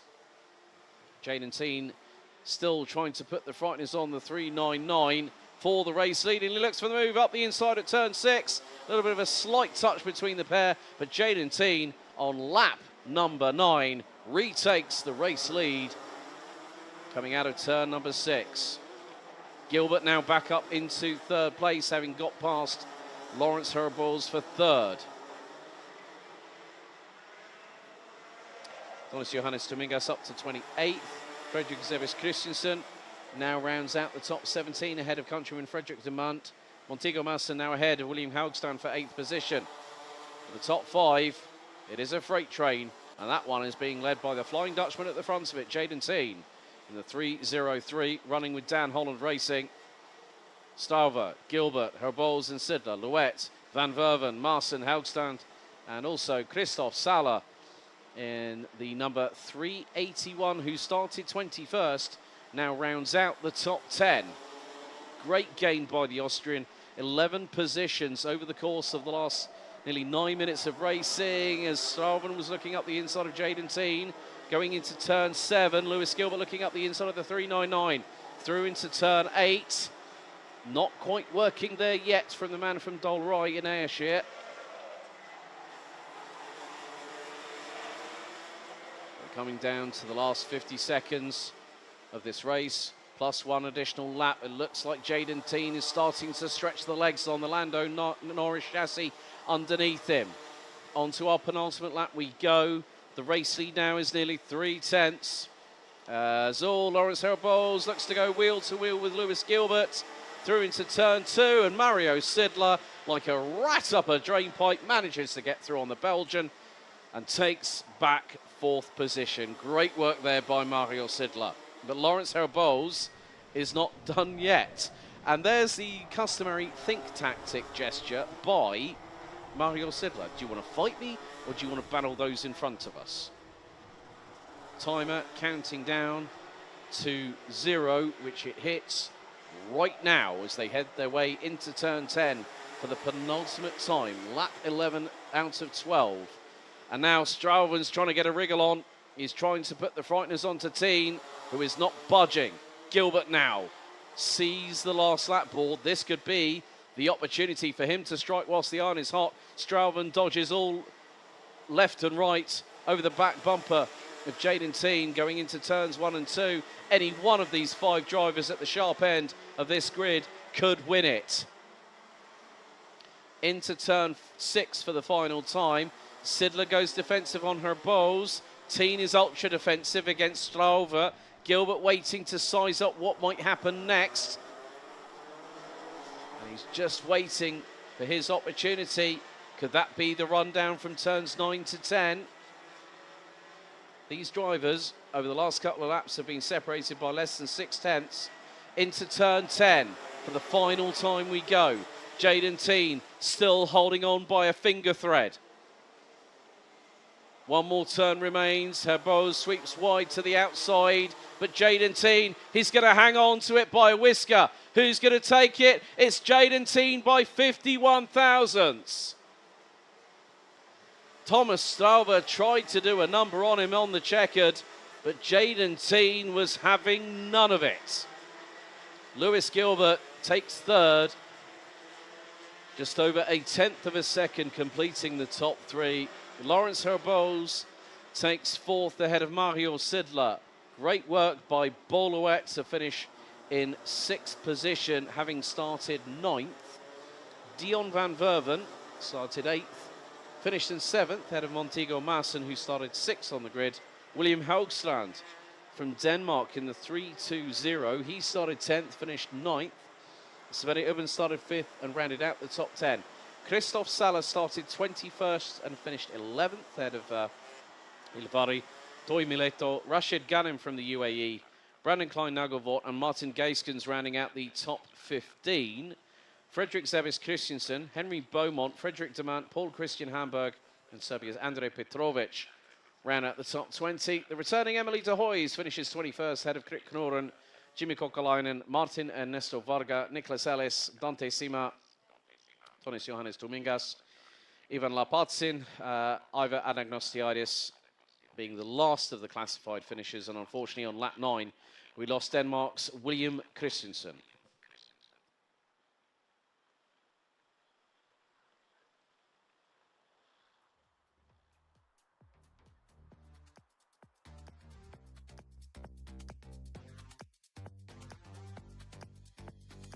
So the roller coaster ride continued into Heat 2 for senior road tax here at the Home of Champions as the revs rised and built to a crescendo. And then it was cry havoc and let slip the dogs of war, with 30 drivers going into battle around this iconic circuit. Jaden Teen would do the right thing and initially start to break away, but then Thomas Strauver from Belgium had other ideas and decided early doors to take the race lead away from the Dutchman. Lewis Gilbert very much front and centre and would also get his chance to shine, even with a slight touch from Jaden Thien happening at the point where they were going into turns 1 and 2. Mario Sidler always having the ringside seats as there were furious battles up and down the order a little bit further back with the likes of Tonis Johannes Domingas, Nicholas Ellis, amongst others. Then this was the opportunity where Lewis Gilbert managed to scythe it up the inside of Thomas Strauver, not giving the Belgian an opportunity to counter-attack and thereby taking the race lead. Of course, battles up and down the order would just showcase how quick the action can be here in senior road tax, and a great overhead drone shot over the Europalan just showing the rate of speed the drivers would use going into turn 7 at the chicane. Also, the fact of how powerful the slipstream is coming out of the 12th corner, and being able to use it down the start-finish straight is something that's impressive to watch and a joy to behold.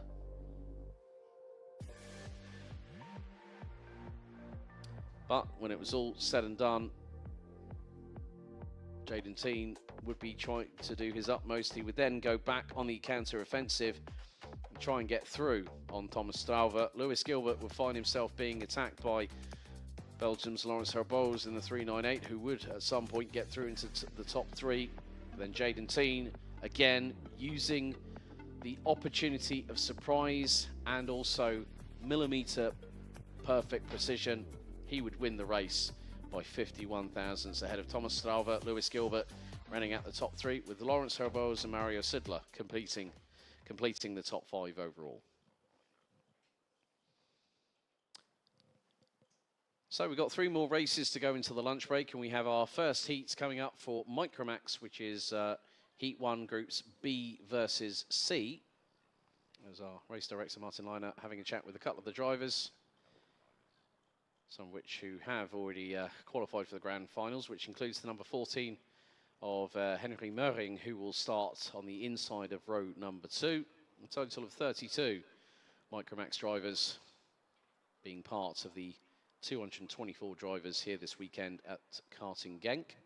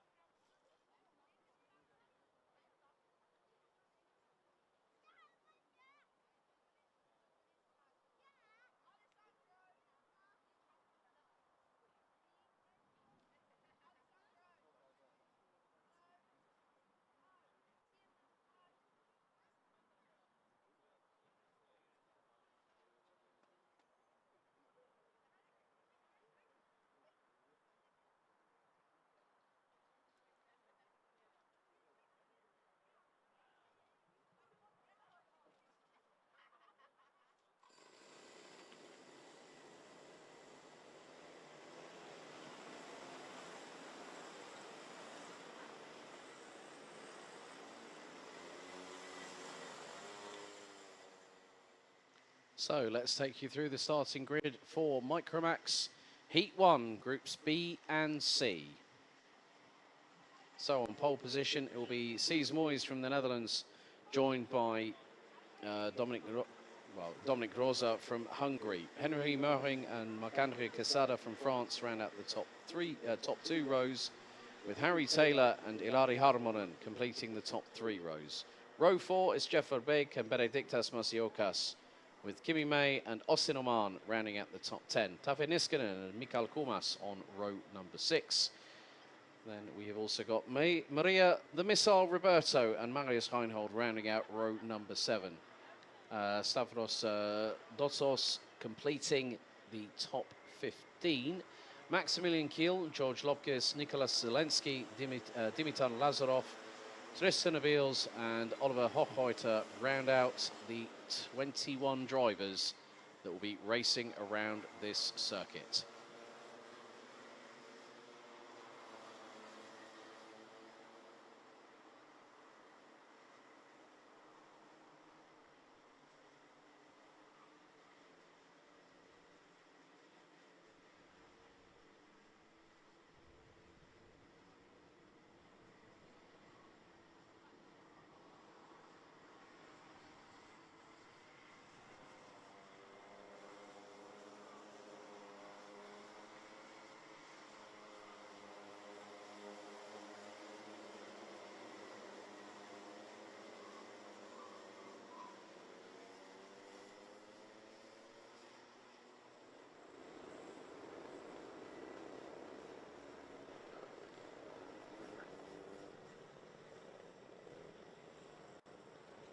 So the drivers are now on their official formation lap, ahead of 7 minutes plus an additional lap of racing. The Micromax drivers will take part in 2 out of 3 heats. So, as we said earlier, with DD2 and Masters, Juniors, and also Micros, it is 2 out of the 3 heats that the drivers will compete in. We've got a very, very long day here at Karting Genk. We'll be racing probably right up until about 20 past 6 this evening. A great drone shot there, showcasing the drivers into formation. All 21 of them.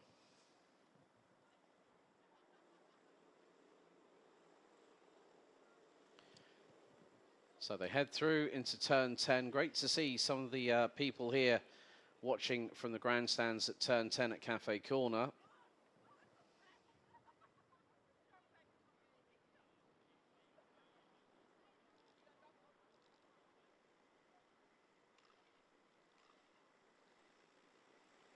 So Sees Moyes and Dominic Rosa on the front row of the grid as 21 drivers come out of the final corner. They split, they head into the tram lines, revs rise. Are we ready? Are we steady? Lights are out first time, and a good start by the pole sitter, but look at how the field is fanning out, heading into turns 1 and 2, and someone definitely sent a dive bomb through into turn 2, and I think it's just made up a bag full of positions. Oh, bit of a moment there for Sees Moyes, bumping over the curbs through into turn number 3 as they go through turn 5 on the opening tour.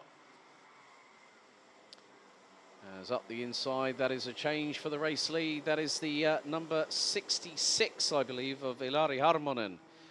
So we've had 3 off at the exit stage right point coming out of turn 6. Off of the Europalan, trying to make out the numbers. All 3 drivers trying to get back into the carts. One of which is from GKS, I believe. And that driver has managed to get going again. One's got their wheels spinning. That's Tafe Niskanen in the number 7. I think the other one was Kimi May in the number 15. Both very much sunken into the dirty, wet mud and grass.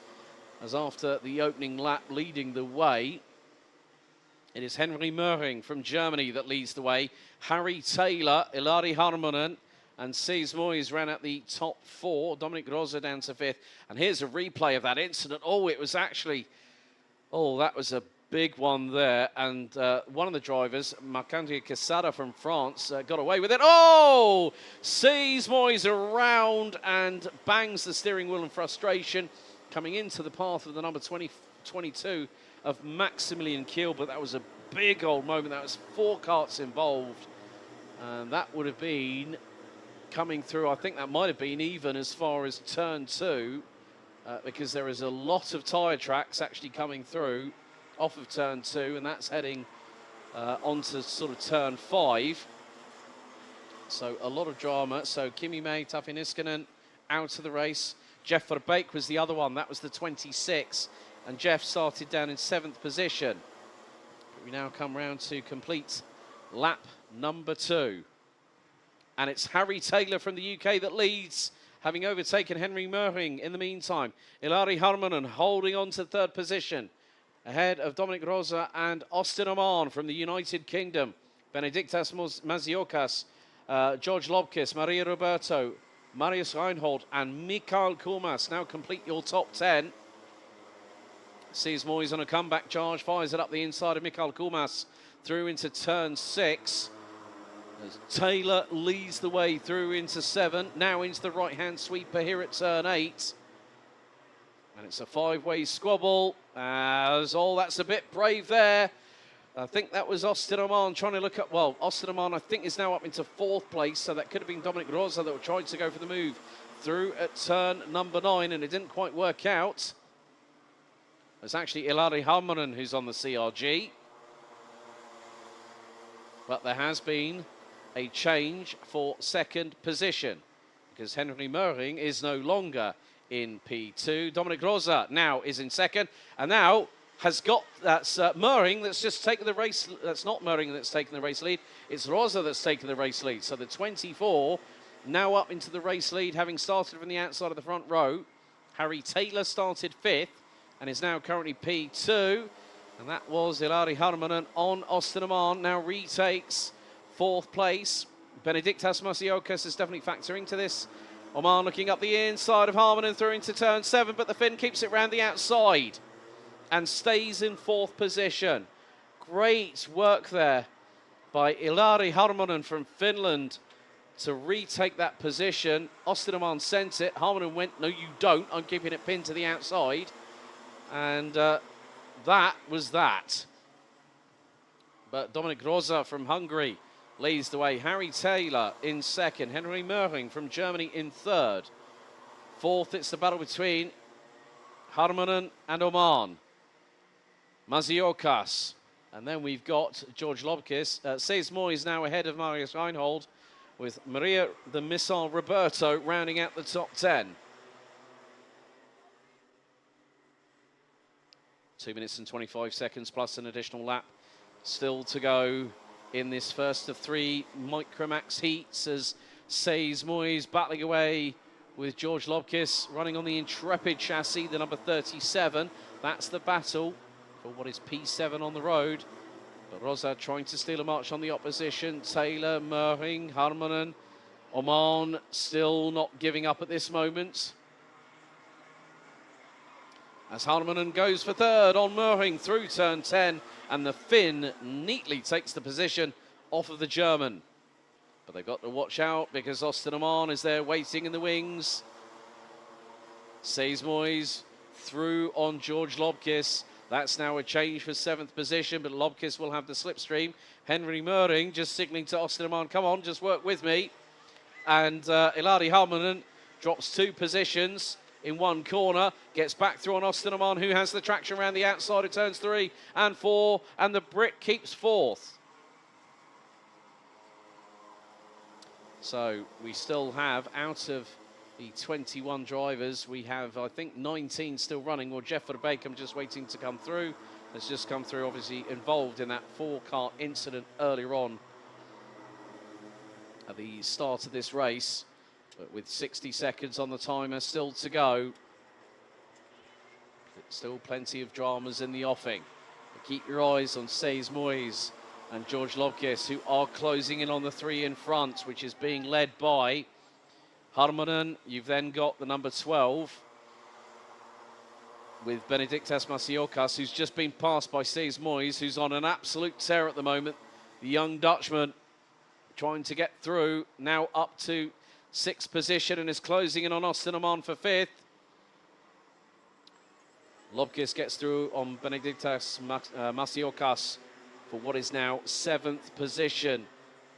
But Dominic Rosa from Hungary leading the way by nearly 8/10 of a second. Sees Moyes up the inside. That's on Austin Oman. Is that going to be 5th? They are rubbing sidewalls down the Europolaan into turn 6. Sees Moyes, the number 34 for the Netherlands, retakes 5th position.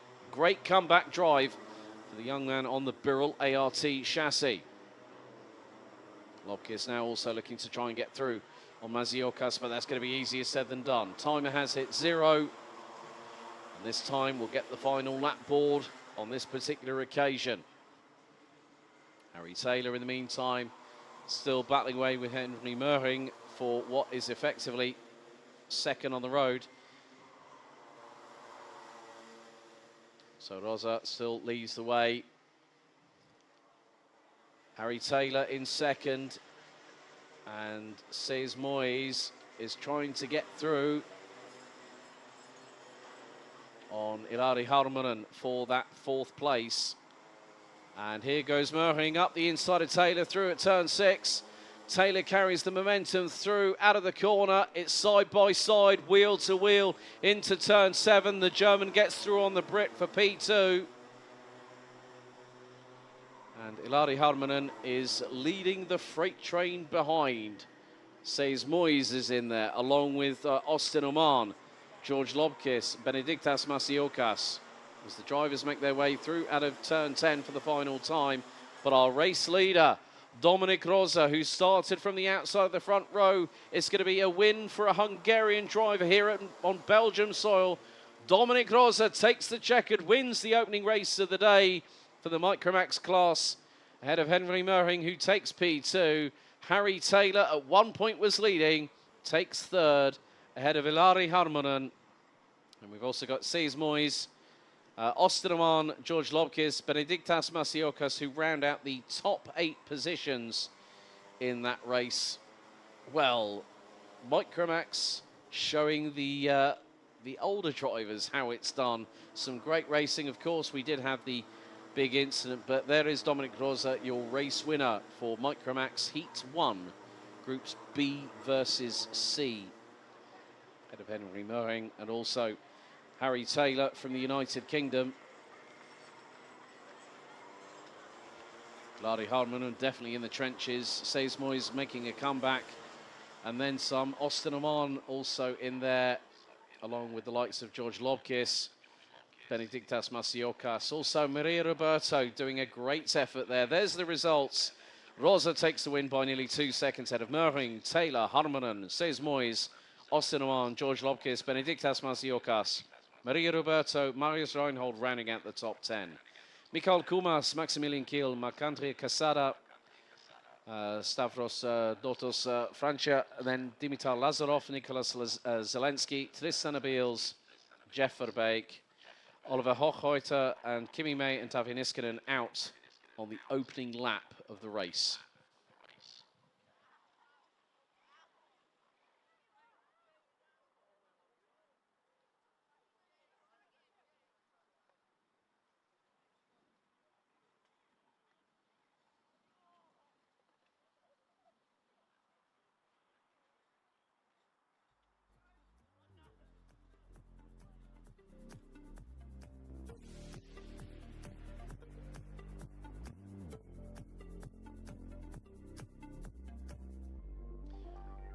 So, the Micromax part of the Grand Festival very much getting underway. And with the sunshine in the air, the grandstand starting to fill up just off of turn number 10. We saw the lights go on and then the lights go out as Seys Moyes led the field heading into turns 1 and 2. Drivers fanning out, including the likes of Dominic Rosa around the outside, and then Ilari Harmonen deciding to fire it up the inside from way back nowhere to try and get through, and got up into second position. Henry Mering would initially take the initial race lead, and then it would then fall to Ilari Harmonen to get through. Harry Taylor and Seys Moyes were very much in the offing, but then a big four-kart incident, as you can see onto your screens. 4 drivers involved, Jeff Verbeek being with them, Kimi May, and then also I think you had the number 2 involved in that, which was Quesada from France.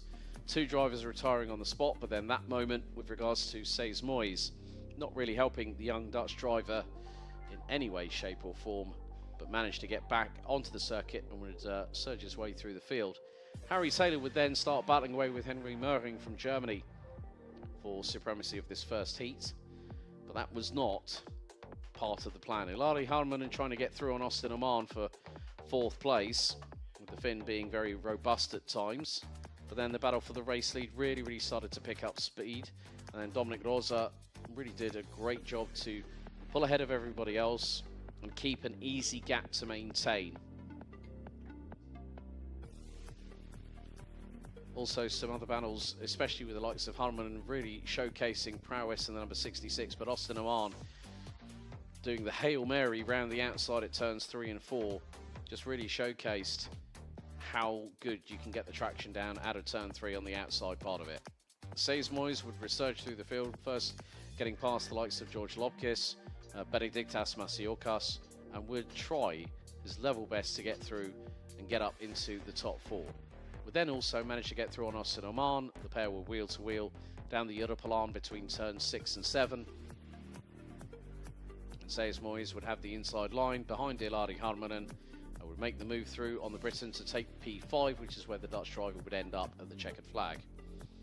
Also, whilst Dominic Rosa moved away into the distance, we had Taylor and Möhring battling away over what was second position, being millimetres apart, if not centimetres, heading down the Europalan and heading into turn number 7. But then Dominic Rosa managed to make it through and won the race by about 3 and a bit, well, quite a bit of time at the end of it. Nearly 2 seconds, Möhring taking 2nd, Harry Taylor taking 3rd, and a very jubilant Ilari Harmanen rounding out the top 4 ahead of Seys Moyes.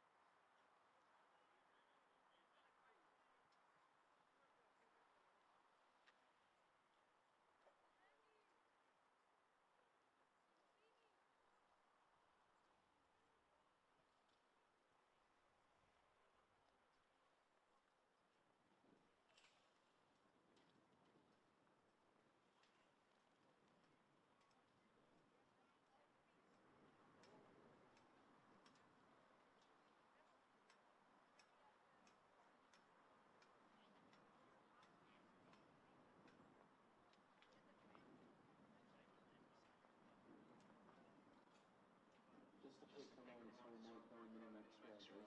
Just been informed that we have got T-shirts available for all drivers that have yet to procure one. So you have until 12:45 to do so. So if you head into the briefing room, just next to the main restaurant, before 12:45 to grab your T-shirts that we've got sorted out for you for this weekend. So any Micro or Minimax drivers that have yet to secure a T-shirt, please head over to the briefing room ASAP before 12:45. Thank you.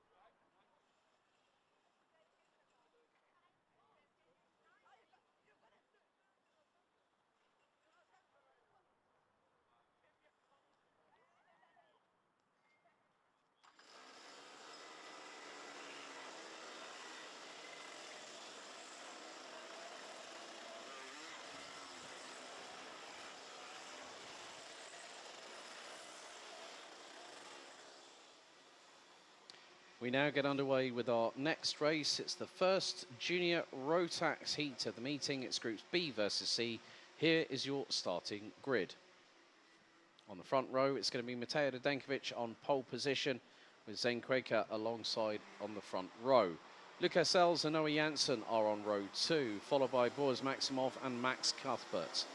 Martin Lischner and Matthias Jellerup rounding out row 4 ahead of Vadas Majauskis and Tino Sidler, who complete the top 10. Thomas Ingram-Hill and Jake Menton, that's row 6. Row 7, it's Franciszek Sulima with Arnon Vida. Then you've got Kasper Nissen, Victor Galmisch, Hanna Zuberfeld, Ethan Carney, Theodore Tubal, Ryan Bulguino. They round out the top 20 positions.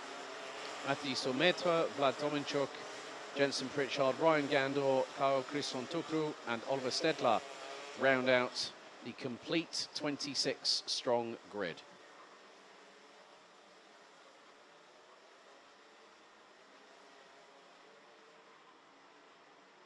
So the drivers will be racing around this circuit for 7 minutes plus an additional lap. So now they will be on their formation lap as soon as the lights go on the gantry, which they have done so.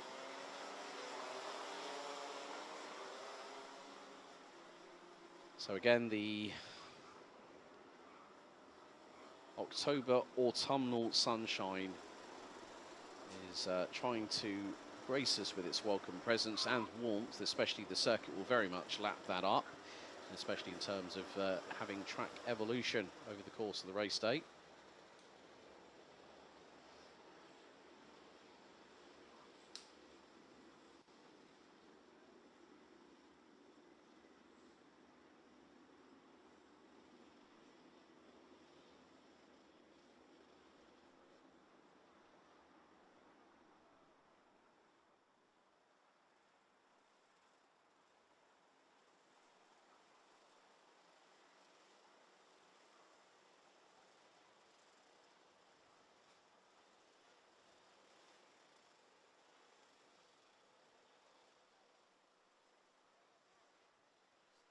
So 26 drivers, 13 rows of competitors, 7 minutes plus an additional lap.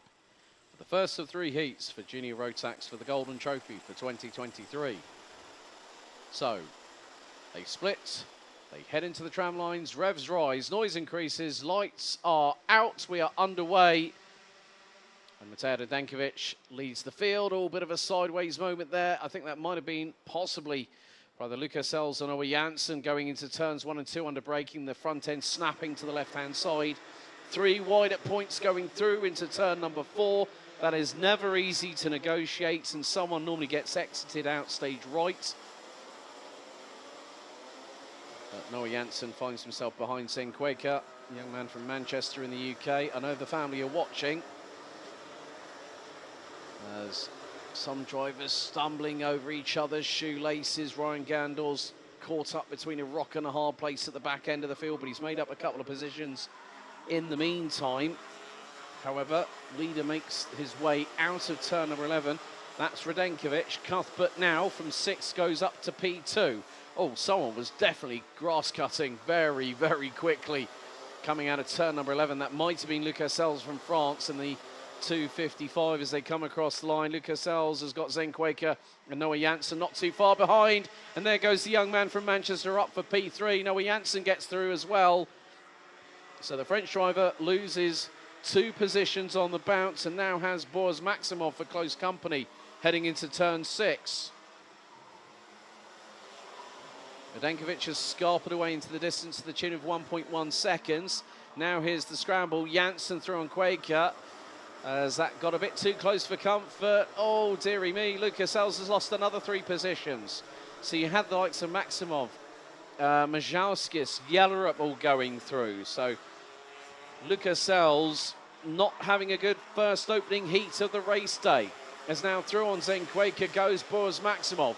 That's the change for P3. They've got the 2.72 of Vadas Majauskis closing in on them as they come out of the final corner and complete lap number 2. Oh, 2 off and 1 sideways into the barriers. That is the 2.85 of Sulima from Poland. So two coming together, and it never helps, especially at that part of the circuit. When you go too wide, it's 2x2 hurrah a little bit further down at the back end of the field. Coming through turn 2, they're at it like nobody's business. But at the moment, well, Noah Janssen has got himself up into second position. Boris Maximov started 5th, now is 3rd. Zane Quaker was on the outside of the front row, now P4. He's got the 272 of Alas Majauskis up his inside. Majauskis through at turn 9. And at the moment, Mateo Dankovic not only has the fastest lap of the race, but also has a comfortable lead. That was 1.7 seconds. Zane Quaker loses out. That is to Lucas Sells, I believe, in the 2:55. So Quaker down to 7th, as there goes the 2:30. Boris Maximov through on Germany's Noah Janssen for second position. A neat move by the young Dutchman, who last year was the Minimax European champion. And this year has had a very, very steep learning curve in juniors. But at the end of the first year, the pace is starting to come to the young man from the Netherlands. Noah Janssen has been a similar story, but has been in juniors a little bit longer than the man in front of him. So that is the battle for what is 3rd place on the road, as Max Cuthbert is already out of turn 11 and into turn 12.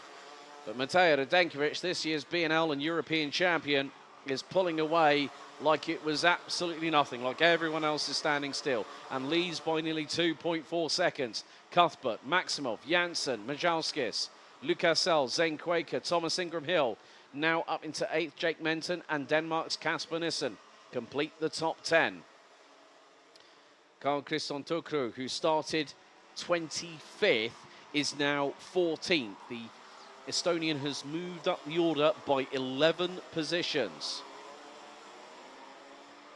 As we have a battle between Jake Menton and Kasper Nissen. That's for 9th and 10th place respectively between the two as they go through into turn 7 at the chicane on the off of the Europolan. But Maximov trying to pull away at this moment from Noah Janssen. This is the battle for P3. So it's not going to be easy. But this race weekend format is going to be very, very difficult to judge. For some, it's quite new. Probably for a lot of the field, it might be quite new. But Radenkovic now expands his lead. Here goes a move, and that is Thomas Ingram Hill on Zane Quaker. That's for 7th place. So a very clean move facilitated by the 228, running with Dan Holland Racing. Minute and 35 still left on the timer.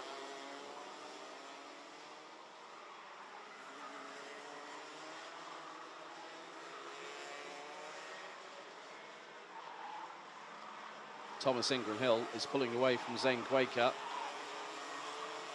With a minute and 15 to go. Maximov is not being let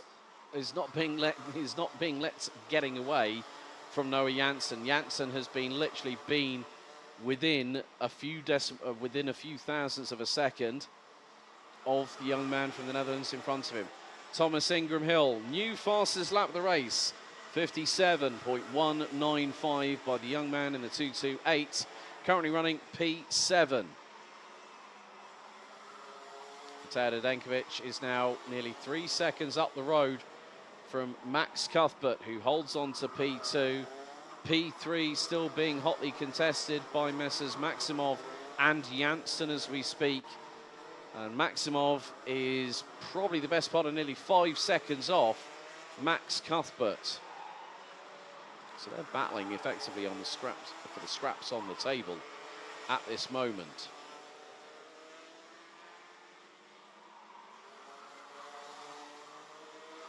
So 2 more laps remain in this first of 3 junior road tax heats. We're now on to lap 8 out of 9, and the timer counts down and strikes 0 right now. That is it. 1 more lap to go after this one. And Maximov and Janssen are inseparable. They're joined at the bumpers, so to speak. Down the Europlan they go for the penultimate time. Not too far behind them, Aras Mjauskis has got Lucas Sells closing in, along with Thomas Ingram Hill. And Thomas Ingram Hill has put in another blinder of a flying lap. He's done another fastest lap of anybody, even was half a tenth quicker than the race leader. 56.947 by the 228 from DHR. But the last lap board seen by Matej Radenkovic. And now Max Cuthbert, here we go. This could be the hurry-up sign for Noah Janssen that he needs. That little extra spur of motivation for the 2-3-1 from Germany as they head into turns 1 and 2. And there is the battle behind. That's for 5th place. Aras Mjauskis, Lucas Sells and Thomas Ingram Hill. That's from 5th to 7th place. As our leader now makes his way through into turn 8 for what's going to be the final time. And this is where it gets a bit dicey, and that is Thomas Ingram Hill up from 7th to 5th into turn number 6 on the Europlan on the final lap of this race.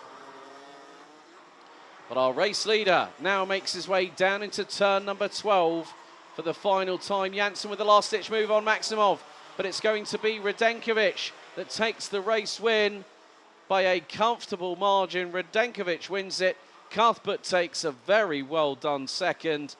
3rd place is going to be a run to the line, and it's going to be Maximov. Maximov by next to nothing ahead of Noah Janssen, 7/100ths between them. Thomas Ingram Hill, great job there by the young man from the UK. Started 11th, finished 5th ahead of Aras Mjauskis, Lucas Sells, Casper Nissen, Zane Quaker, and Jake Menton rounding out the top 10. Matthias Jellerup, Tino Sidler, Victor Galmisch, Hannes Uberfeld, Karl Christian Tukru, Martin Lechner, Ryan Gandor, Theodor Tubal, Vlad Tomenchuk, and Ryan Bourguignon rounding out the top 20. Aaron Vida, Mathis Aumetre, Jensen Pritchard, Oliver Stedler, Francisek Sulima, and Ethan Carney rounding out the 26. All drivers finishing every single one of the 9 laps of racing.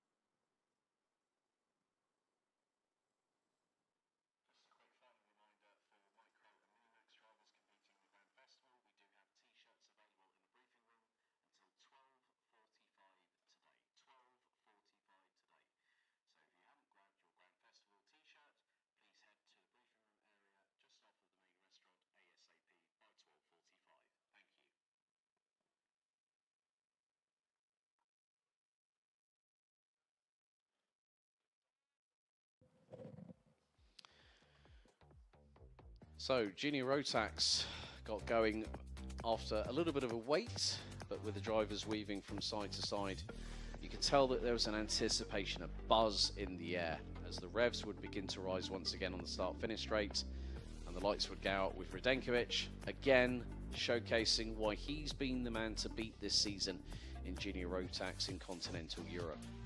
Great battles happening just behind us. Well, Max Cuthbert deciding to go and throw the Hail Mary round the outside of Zane Quaker through into turn 2. Now they are allowed to use the runoff area. Here's a little bit of a drama between, a little touch between Zane Quaker and Lucas Sells going into turns 1 and 2.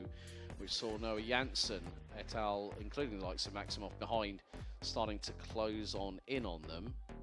And then further dramas. Well, it looks like Janssen had a little bit of a touch with the rear bumper, and this was a moment earlier on, and it was the 204 of Aaron Vida that got turned around, and Sulima from Poland unfortunately got caught out and caught up in the crossfire and managed to rejoin. And we also saw some stern elbows out moments. Aras Mjauskis managing to get through on Zane Quaker through into turn 9, whereas Matej Radenkovic had comfortably pulled away from Max Cuthbert, who in turn had done the same with the likes of Boris Maximov and Noah Janssen, who were furiously battling over that final step in the top 3. We also had some great exchanges, including the likes of Lukas Sels, Aras Majauskis, and of course Thomas Ingram Hill, who managed to get through from 7th to 5th, but Radenkovic won it by a country mile ahead of Max Cuthbert, with Boris Maximov fending off Noe Jansen right up until the checkered to round out the top three.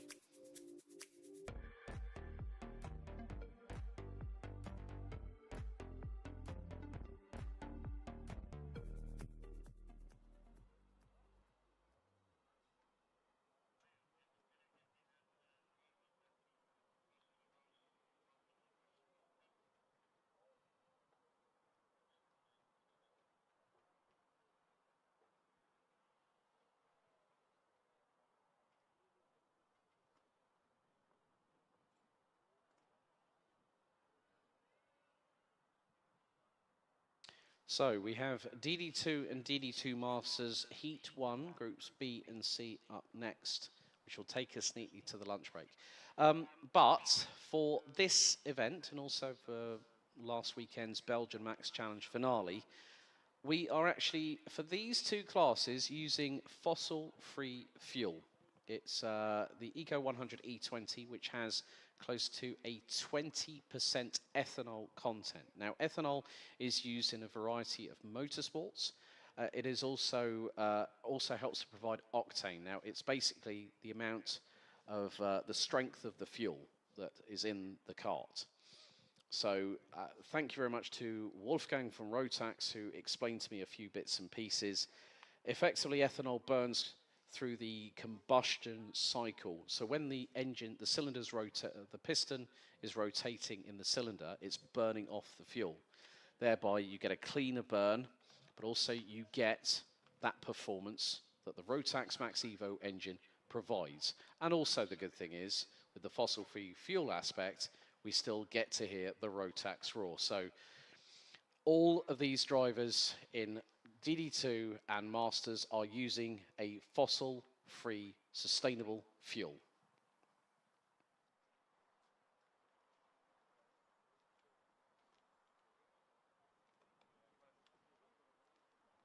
Of course, a lot of motorsport these days are now going on to fossil-free fuels. Porsche making a significant investment in their own right, of course, with the Porsche Carrera Cup, Benelux, Germany, and of course the Mobil 1 Super Cup that runs alongside as part of the support package for Formula One. And also we have to congratulate a certain Mr. Robert De Haan, who this year became the Porsche Carrera Cup Benelux champion, having a great battle with the likes of Glenn Van Parijs, a multi-time B&L Karting Series champion in his own right. There you see the dummy grid where we're going to have 26 DD2 and DD2 Masters drivers. There is Maxime Dirix, who's been doing a lot of racing this season in DD2, has also been doing some testing in LMP3, especially in the wet at Hockenheim when I first spoke to him about his test. Also wearing that very nice Art Deco racing helmet there. Smiles behind the visor from that man.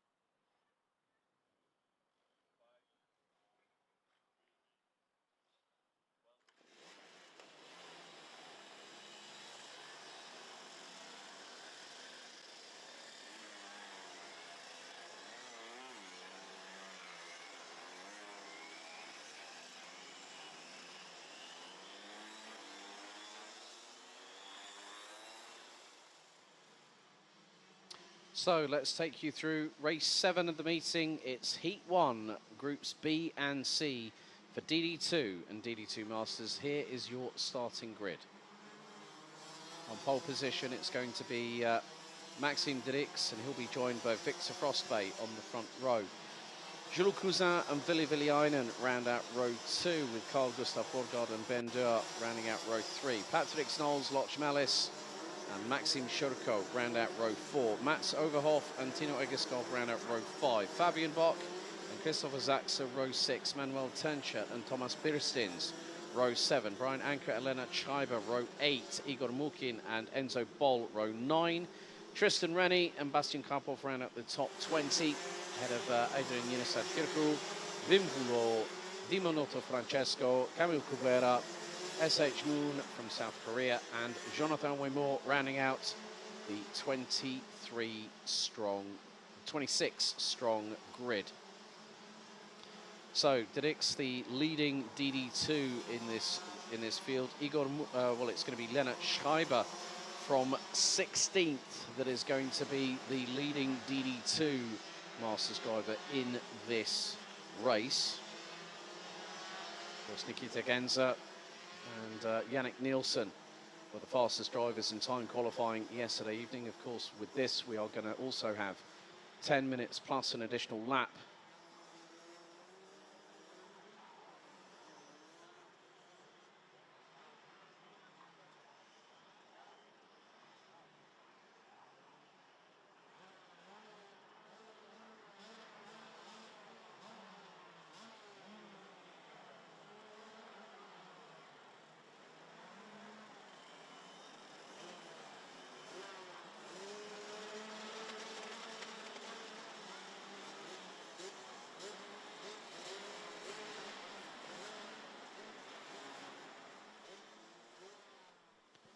This is where the starts take on a different dimension altogether, folks, because it's about mind games. Especially with those at the sharp end of the field. Who's going to get the jump on who? Is it going to be Dirix on Frostbay or vice versa? As they now will slow to a crawl before they split and head into the tram lines. A little bit of adjustment on the airbox on the right-hand side. These are not direct drive, these are two-speed gearbox karts. So now they slow to a crawl. Red lights on the gantry. As DD2 and DD2 Masters build up speed for Heat 1. Are we revs up, lights out? Yes, we are. Good start by Maxime Dirix. Gets the jump on Frostbay heading into turns 1 and 2, but the Dane quickly measures the opportunity that he might have on that particular occasion. But Dirix is leading the field, and it's a three-way scrap with Jules Cousin lining up in 3rd position at the moment. Ville Villiainen looks to be in 4th place as they hustle their way 2 abreast at some points. Going through into turn 6 onto the Europolan. And it could be nearly 3 abreast, so it's going to get a bit close for comfort heading into turn 7 around the mid-pack. And everyone managed to get through. But Dirix leads the way after the opening 2 sectors. Enzo Boll up to 17th. Bastian Karpov up to 19th. Dimonoto Francesco from Switzerland now rounds out the top 22. Jonathan Wimo up past S.H. Moon from South Korea. As Dirix leads the field, but not by much. Victor Frostbay right on the case. And Jules Cousin has got the ringside seats waiting in the wings to see if he gets an opportunity to see a door open. And if he does, he's going to go through it.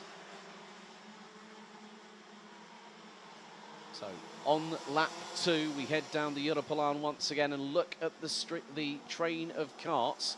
Jules Cousin pulls to the inside. That's a nice move by the Frenchman through on Victor Frostbay at turn 7 off of the Europolan.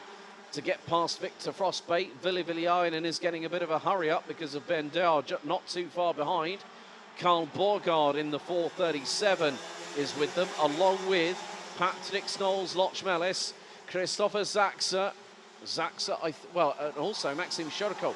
Look at all this squabbling as Ben Deur gets tagged on the inside by Carl Borgard. Ben Deur got hit on the right side and got away with that one. Patrick Snolls, Loch Mellis has got the likes of Shurko Christopher Zaxa along with them, and Shurko just loses a position as a direct correlation of the slightest amount of contact heading into turn number 2. And great to see so many of you in the chat and also watching along. Over 310 people watching the stream at this moment.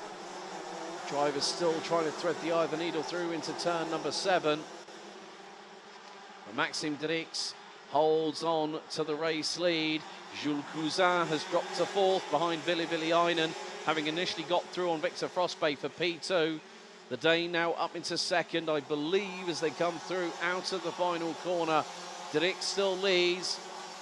Frostbay in 2nd. 3rd, it's Villainen, Cousin, Bendor, Carl Borgard, Patrick Knowles, Loch Mellis, Christopher Zaxa, Tino Egeskov, and great to see Fabian Bock back in the paddock and still rocking the old Voik Motorsport colours. He rounds out the top 10 as it's going to be a bit of a slugfest here. Round the outside of Victor Frostbay goes Ville Villainen up into 2nd and now puts the pressure on Maxime Drix heading into turn 7. Frostbay nearly came unstuck courtesy of Jules Cousin, and now Bendor from Dort Motorsport in the 409 running on the Kart Republic chassis. Now joins the fray and he goes up the inside out of turn 9. On Jules Cousin, is he going to put it around the outside of turn 10? Yes, he does, but he has to use the runoff area to complete the move. He needs to give that place back. Otherwise, he's going to get a penalty from race control. Bendor might argue the facts and maybe say, well, he gave me no space. As, oh, one's gone around. Oh, dearie me, who on earth was that? That was out of the final corner. I'm trying to make out the number. It's got a 4 at the end of it. It could be, well, let's just see who that is. That's the 524, Lennart Schreiber from Germany. Got caught up in an absolute melee as Patrick Knowles, Loch Mellis, gets through on Jules Cousin for 5th place. Well, actually, that's not 5th place. That's more than likely 7th. So leaders making their way through out of turn number 11. So Drix still leads. Villainen, Frostbay, Bendor, Loch Mellis now is up into 5th and charging forward. He started 7th. Where's his bestest buddy? Thomas Birsens, currently 13th at the minute. And Birsens didn't have a really good run in qualifying. Birsens 14th for this race. But Manuel Tencher, running with Martin Stankovic's squad, is currently running in the is actually running in 10th place at the moment.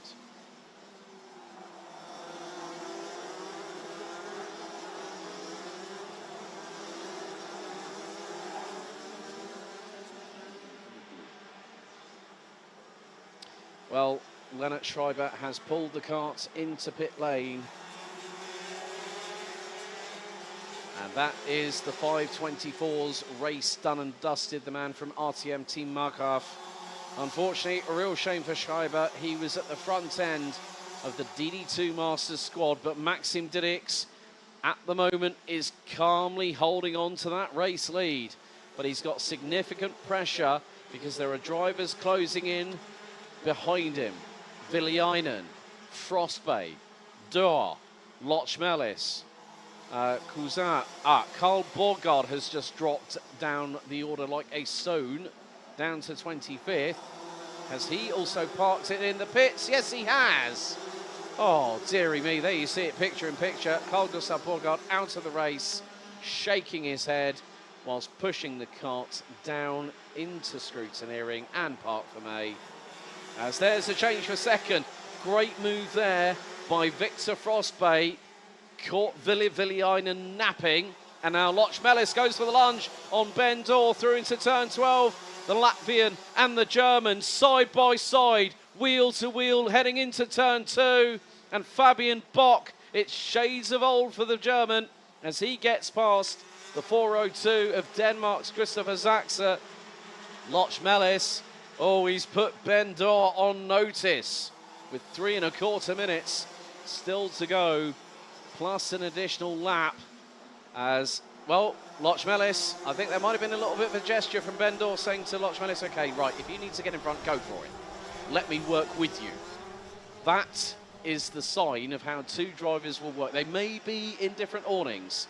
If they have an understanding of like saying, right, we want to fight these three at the front, let's go for it, let's push. And it can be, you know what they say, the enemy of my enemy is my friend, and that can very much ring true in some aspects of karting. But at the front end of the field, Maxime Dirix was a 10th ahead of Victor Frostbay after lap 8 was completed. Fastest lap of the race so far, Maxime Shurko. Now, where is he at the moment? Ah, right, rounding out the top 10. 54.537 seconds by the young man representing Lithuania.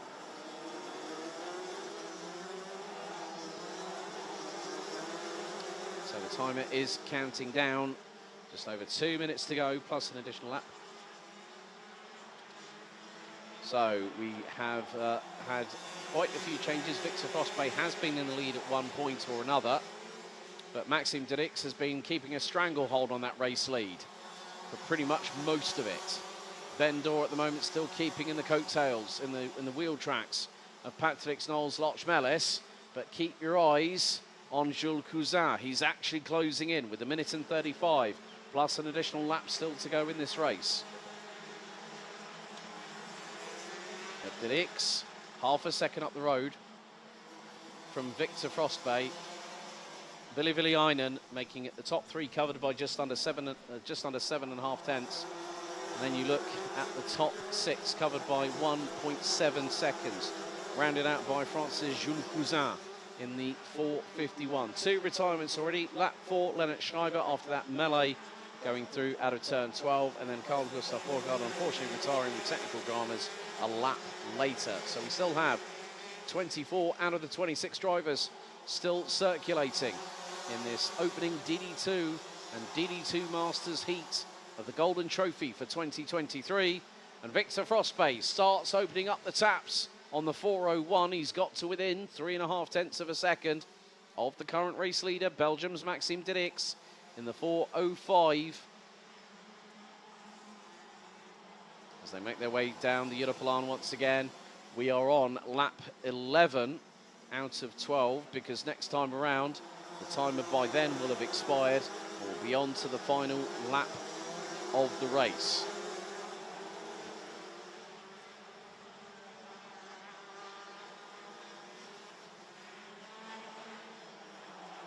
Into turn 10.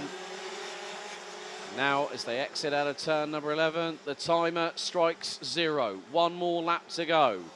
Maxime Dirix has just got to hold on for just over 1.3 kilometres. Gap between him and Victor Frostbay is 2 tenths. As Lochmelis lunges up the inside of Ville Villainen. Neatly done there by the Latvian to get through for P3. And Ben Dorr looks up the inside of turn 4 and Villainen for 4th place. And unfortunately, that makes him lose all that carrier momentum that he just had. But Maxime Dirix now defends. He now knows that Victor Frostbay is going to try everything in the playbook to get past him for the race lead and eventually the victory. Through into turn 8 for the final time. Dirix still holding on, showcasing what a talent he's been over the last few years in DD2.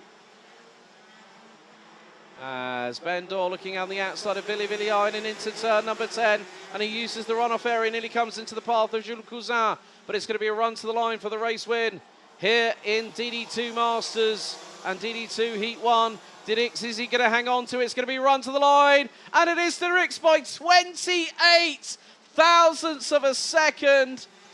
It was like Fast and Furious all over again. That's happened a couple of times. But Maxime Dirix, well done, mate. 28 thousandths. He knew the alarm bells were ringing. The spidey sense was tingling. Coming through into turn 7. Dirix takes the win by 28 thousandths ahead of Victor Frostbay. Patrick Knowles-Lochmelis with the late lunge going on to the final lap on Ville Villainen, eventually able to secure P3. Villainen takes 4th. Ben Dorr takes 5th. Nearly could have gotten 4th on the last lap, but unfortunately that move going through at turn 4 meant he lost all that momentum and ended up resigning himself to 5th place. Jules Cousin in 6th, Fabian Bock, Manuel Tenchert, Enzo Boll and Christopher Zaxa round out the top 10. Tino Egeskov, Maxim Shorko, Tomasz Birsins, Brian Anker, and our DD2 Masters Heat 1 winner, representing Cyprus, the 503 of Igor Mukin, who finished just over 4 tenths ahead of Bastian Krapov from Germany. Mats Johan Overhoff, Jonathan Wimore, Wim Hulo, Tristan Rennie, Adrian Yenistad Kurku, Dimo Noto Francesco, Camille Kubera, S.H. Moon, and unfortunately 2 retirements, one on lap 5, Karl Borgard, and on lap 4, Lennart Schreiber.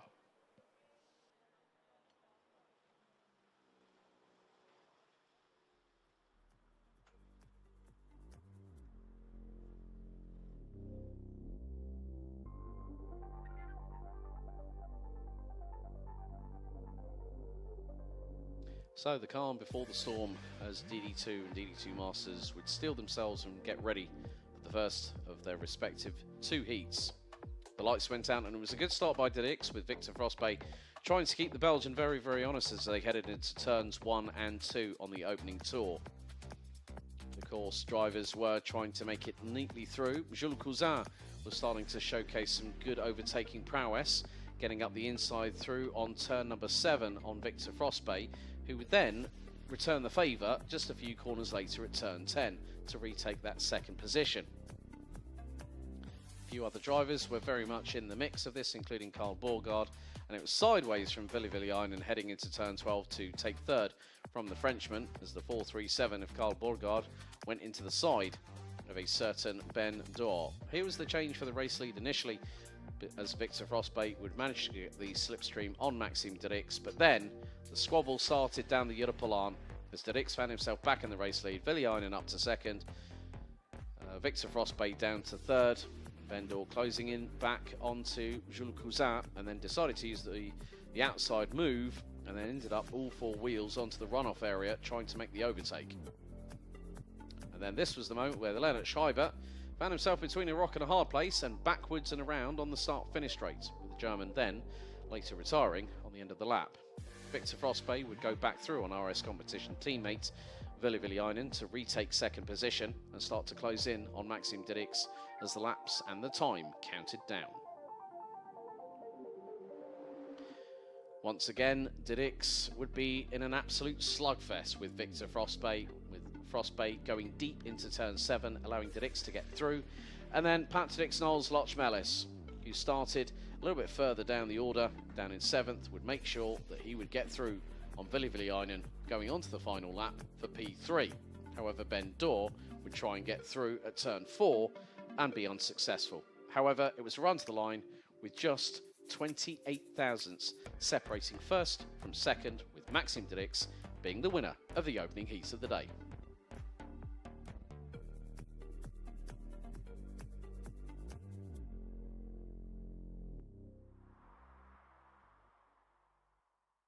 So that concludes the morning action here at the Rotax Max Challenge Grand Festival and Golden Trophy at the Home of Champions Karting Genk for 2023. Let's keep you updated with what is coming up next after the lunch break.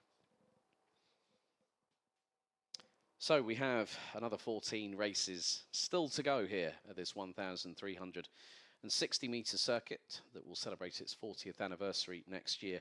The action will resume at 13:45 Central European Summertime with Minimax, Heat 3, Groups A versus C, and there you see the remainder of the heats, which will lead us up to the final race, race 21, at 18:05 Central European Summertime, which will be DD2 and DD2 Masters Heat number 3.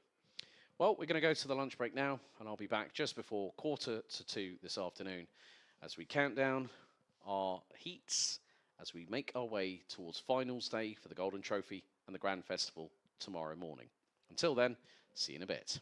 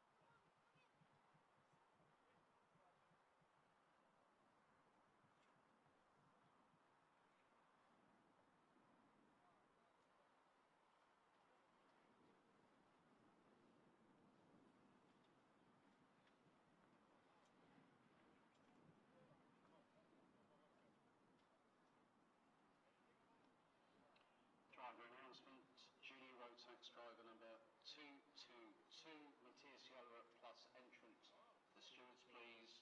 Says Betizio, drove number 222.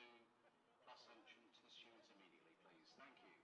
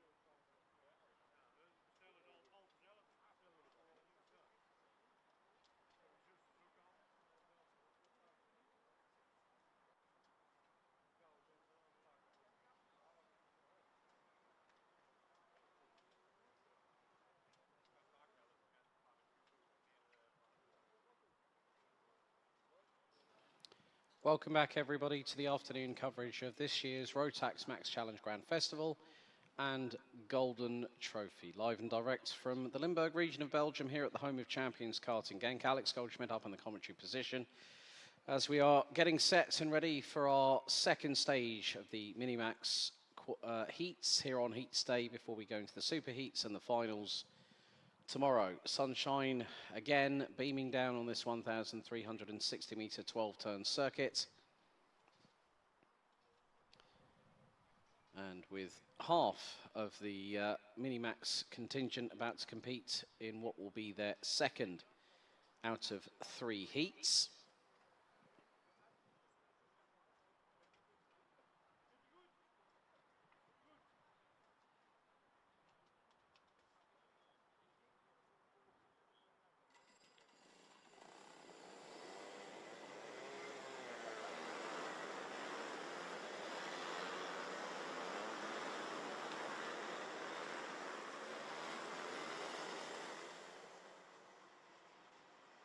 So let's take you through the starting grid for Minimax Heat 3, Groups A and C.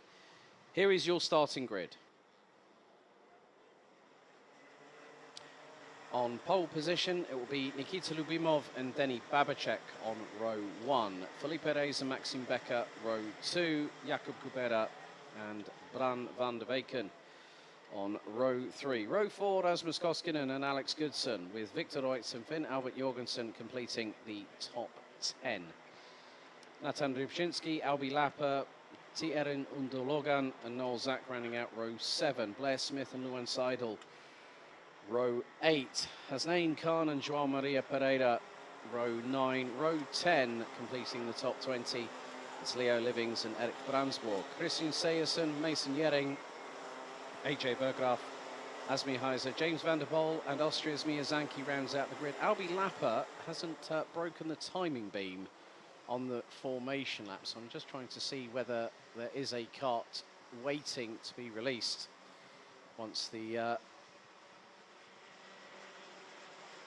lights go out as the drivers head on to their official formation lap ahead of 7 minutes plus 1 lap of racing.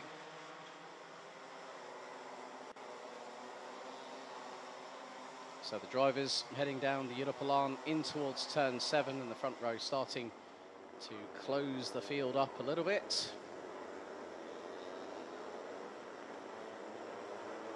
so far today.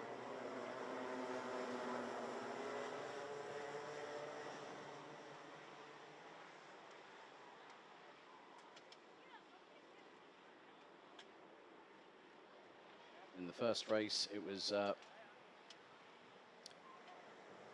Albert Friend. Maxime Becker won on the road, but was found to be underweight post-race, so was thereby disqualified from the race itself. So Thomas Verheyen picked up the victory. So 2 wins from 2. Albert Friend in the first heat, Thomas Verheyen in heat 2. Now we go to heat 3. The drivers lining up, coming out of the final corner. The revs rise, the anticipation builds, and it's a full start straight away. Race director Thomas Leiner not happy with that one, and will send them on another formation lap.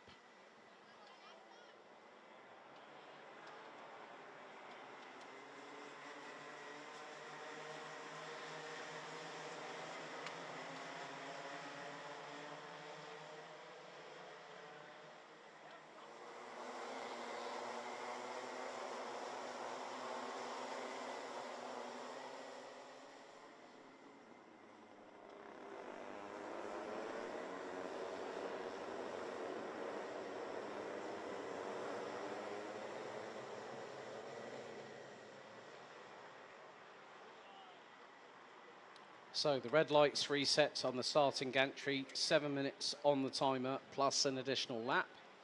This is the halfway stage of the 6 mini-max heats, making up the first stage of this year's Rotax Max Challenge Grand Festival.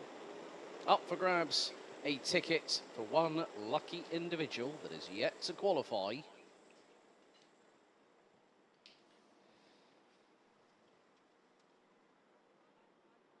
Big thank you to Nikita's dad, Alexander, saying to me that, well, Nikita actually won the ticket in Nordic, so my apologies there. I thought it was Estonia, but also won the championship there. But the drivers make their way out of the final corner. Here we go, second time of asking. Revs rise, noise increases, lights are out, and we are underway in racing.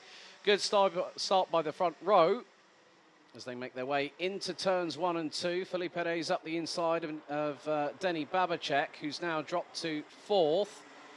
As again, we seem to have a... Oh, no, big incident coming out of turn 4. One kart over the other and has caught out one in the crossfire. A Paralin chassis, I believe, that just had someone going over the top of them. It looks like they've all managed to rejoin. Very, very scary incident just then. Jakub Kubera again has had a great start at the front end and is now up to 2nd position from 5th on the grid and is ahead of Felipe Perez, who now looks to go up the inside. And it was nip and tuck between the pair. Felipe Perez had to back out of the manoeuvre, and Jakub Kubera saying, come on, man, work with me. Felipe Perez has other ideas. Up the inside of the Czech Republic driver he goes. And Denny Babacek now gets the side draft from the 199 and might get 3rd position by the time they hit the inside or the exit of turn 2.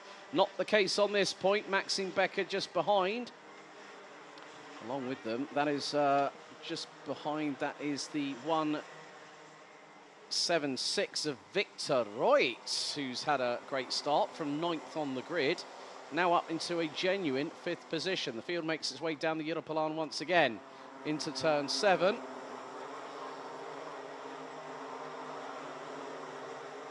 So it looked like it might have been Natan Rybczynski that might have been involved in that incident coming out of turn number 3. But Nikita Lubimov, the Estonian, trying to pull away from Felipe Perez in 2nd. 3rd, Denny Babacek. 4th, it's Maxime Becker. 5th, Jakub Kubera, as they come round the final corner to complete lap number 2.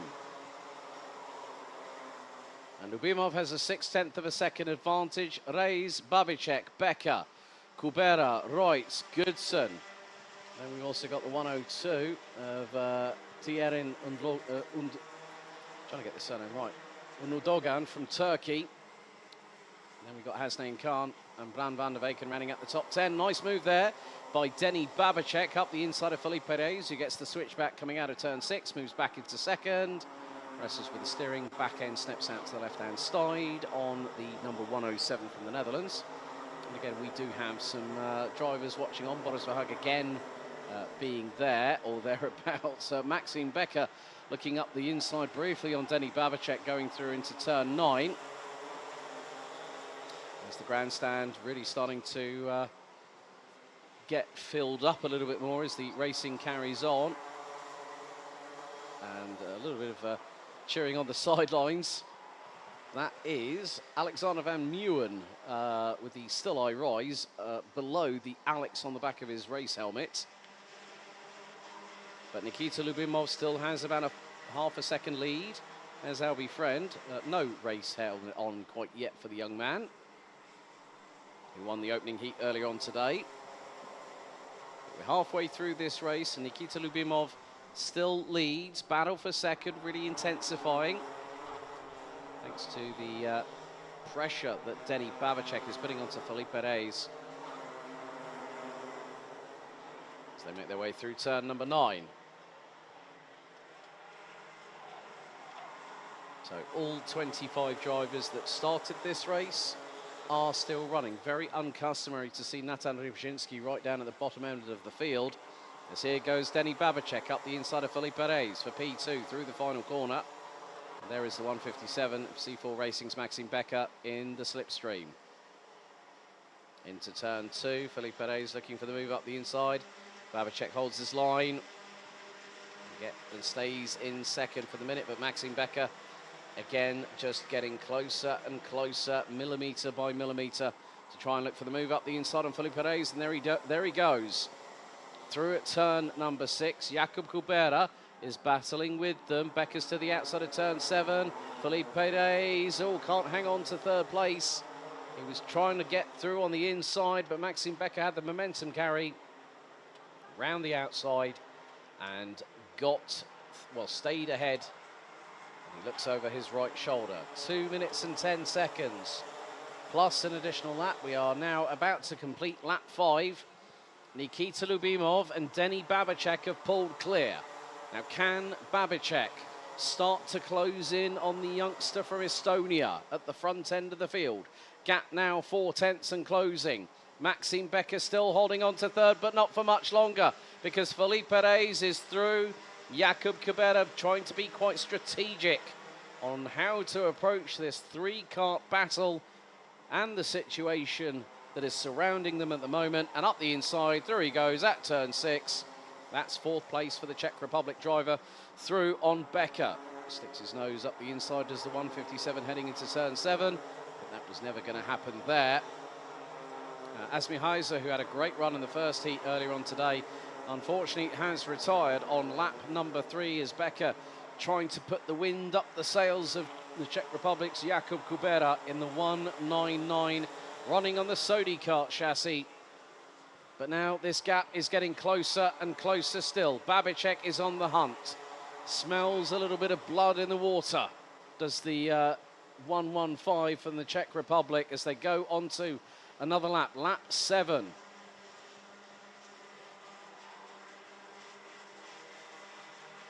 And still, Babacek trying to close that gap, was 0.17 of a second quicker than Maxime Becker got very, very close indeed. Nearly ended up in the side pod of Jakub Kubera going into turn 6, but Babacek last time was 1.7 tenths of a second quicker than Lyubimov, so the gap between them when they crossed the line to start lap 7 was 2.5 tenths to the decimal point. They have cleared off into the distance, so the battle for the race win is very much up for grabs. 2 different winners so far, Albert Friend and Thomas Verheyen. Who's going to become the 3rd race winner in our 3rd successive heat? Last lap board is out, 1.36 kilometers remain. And Denny Babacek is 2 tenths away from Nikita Lyubimov and is gunning for that race lead, which will eventually, in just around about a kilometre's time, will end up being the victory in heat number 3 for Minimax Groups A versus C. Babicek trying to sweep to the outside to get the crisscross, and Lubimov holds the line. Now the slipstream down the Europolan for what is the final lap into turn 7. Who's going to get the better momentum carry?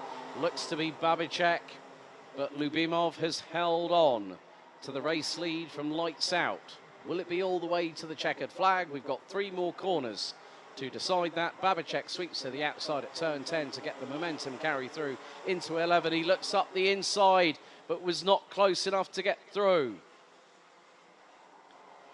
And Minimax, Heat 3, A versus C. It goes the way of Estonia's Nikita Lubimov in the 119, who pips Denny Babicek by nearly a tenth and a half after 8 laps of racing. Felipe Reyes takes 3rd. Alex Goodson, 4th. Maxime Becker drops to 5th at the checkered. Tierin Unlodogan from Turkey takes 6th ahead of Jakub Kubera. Bran van der Weyken, Victor Reutz, and rounding out the top 10, Finn Albert Jorgensen. Along with that, Blair Smith, Hasnain Khan, João Maria Pereira, James van der Poel, who started from 20, or what ended up being 24th, all the way, got up 10 positions and finished 14th.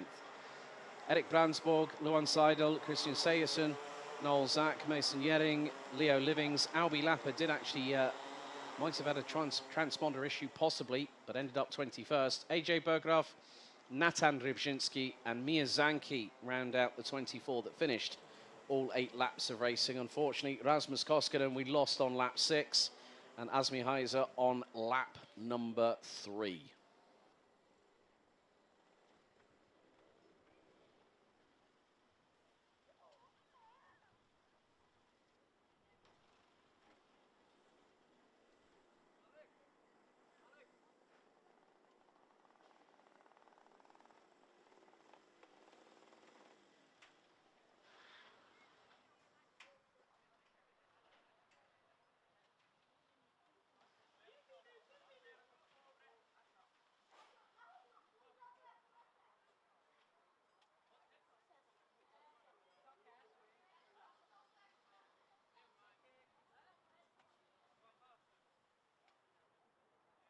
So with the afternoon action of the Grand Festival for the Minimax contingent got underway.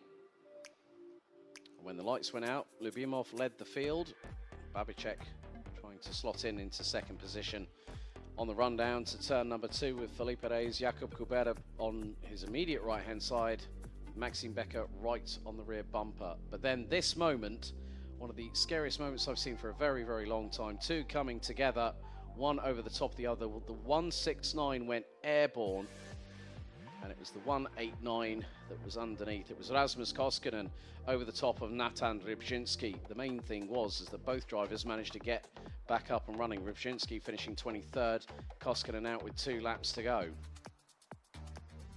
Felipe Reyes would find a bit of a pressure cooker from behind, and that would be in the form of Denny Babicek, who would fire it up the inside of the 12th and final corner to take 2nd position, and then would go on to try and chase down the young Estonian Nikita Lubimov for the race win. Along with that, Maxime Becker and Jakub Kubera showcased their skills. This was a nice little move by Becker up the inside of Felipe Reyes to take P3 at turn 6, heading onto the Europolan. And then Felipe Reyes returned the favour back through turn 2 and retook 3rd place. Nearly gave an opportunity for Jakub Kubera to get through on the 157, heading through the next triple left-hander complex. And Becker, well, nearly came to strife by going sideways into the side of Kubera. But even onto the last lap, Denny Babicek was trying everything in the playbook, but it wasn't enough to deny Nikita Lubimov from Estonia for picking up the heat win in heat number 3 for Minimax.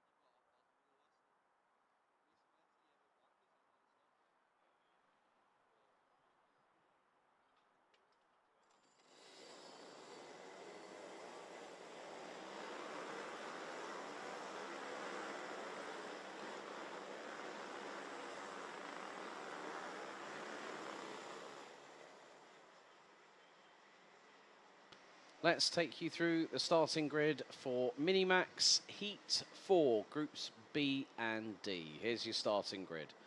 On pole position, it's the Heat 1 winner from earlier on today, Albert Friend. He'll be joined by Lars Lambers on the front row. Vince van der Hallen and Vic van Kampenhout will line up on row 2. Michael Zayak and Thomas Verheyen, row 3. Row 4, Kai Clark and Joshua Griffin, with Alexander Van Meeuwen and Boris Verhaag completing the top 10. Samir Paul, who's taken the start this time around. They ran out row 8. Row 9, Unto Olavi Lakonen and Christian Beck. And we've got Boris Maligranda, Janet Saloranta rounding out the top 20. Pauline Van Preet, Sebastian Brand, Ivan Chernega, Benjamin Vu, then we've got Juris Pluxner and Nico Leon Schwiers round out the 26-strong grid, ready to go into battle over 7 minutes, plus an additional lap of racing around this circuit. After this, they'll have 2 more heats to go. And we'll find out who will be top of the pile out of 52 Minimax drivers come the end of today.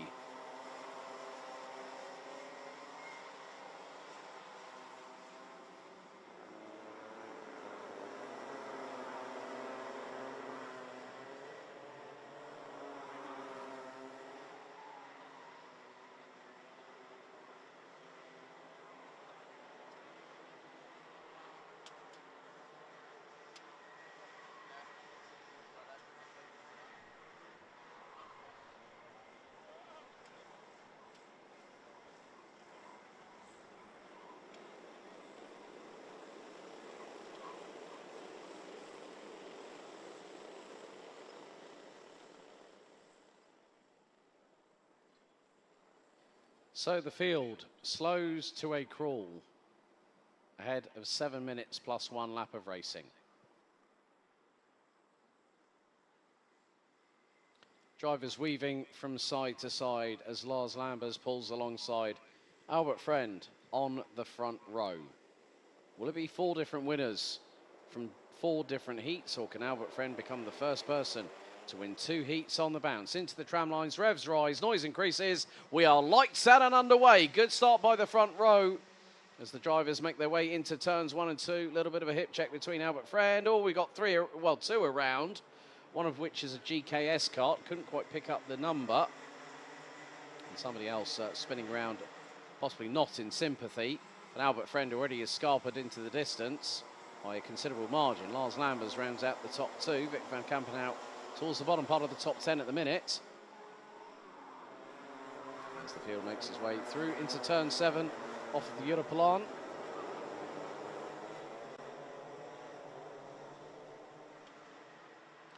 It is getting a bit fast and frantic. There is always that sense of urgency. Sometimes that sense of desperation for a racing driver does creep in at the most unwanted moment thereof. But behind Lars Lambers, there are a couple of drivers getting through. Oh, that's the 106 around. That is the 106. That's, oh my goodness me, that is Kai Clark, who's tumbled down the order. And the left side of the rear bumper is pointing a little bit more towards the ground. So Kai Clark gets a little bit of a slight touch and an assist. And there we go, he's around. Not exactly best pleased about it either. That just goes to show when drivers are trying to go too wide into the same corner. It's a bit close here as through on Vic van Kampenhout go 2 drivers. One of which is the 141, that's Christoph Killart, and also the 102.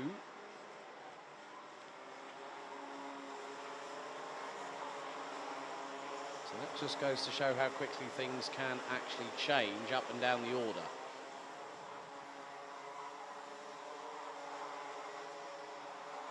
Rashi, that's the 132. My apologies there, Daniel Minto, but he's got Killer up the inside again, trying to go through out of the final corner. Meanwhile, Lars Lambers has closed on in to the back bumper of Albert Friend for the race lead. We're on lap number 3 of this race, and Albert Friend is not going to have an easy ride, I can tell you that much. Lars Lambers has been very, very quick this season and is showcasing it here on home soil So you would expect that Lambers might have a few more tricks up his sleeve in order to get through on the 191 for the United Kingdom. The first person trying to get 2 different Grand Festival titles in 2 different classes in successive seasons. Now, wouldn't that be a feat in its own right?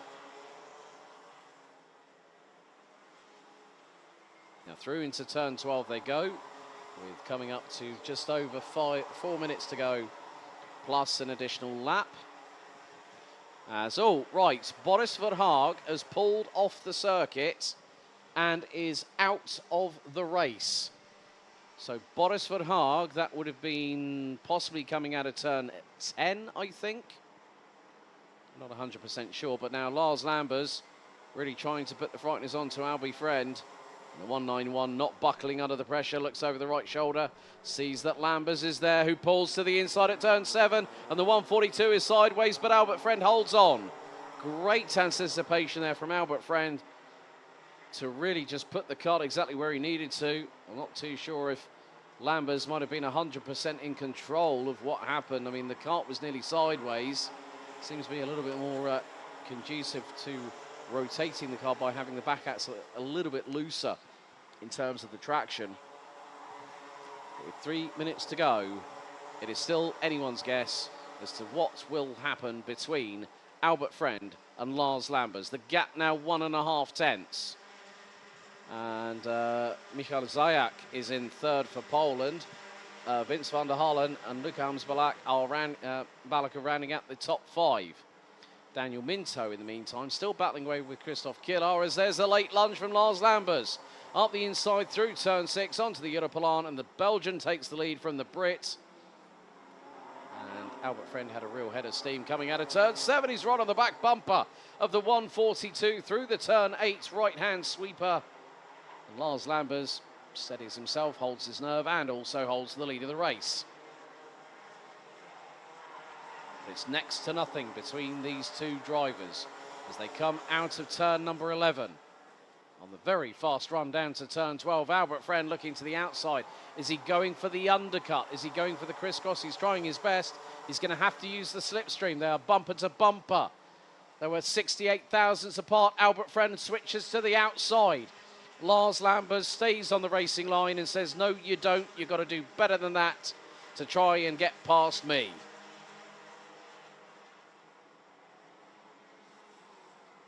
But Albert Friend is like a dog with a bone, still not wanting to let go of that race lead.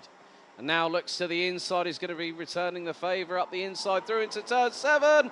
Albert Friend gets through, retakes the race lead. And Lars Lambers had no other alternative but to take the outside line through turn 7 and lose that momentum and thereby lose the race lead with 1.25 minutes still to go on the timer plus an additional lap.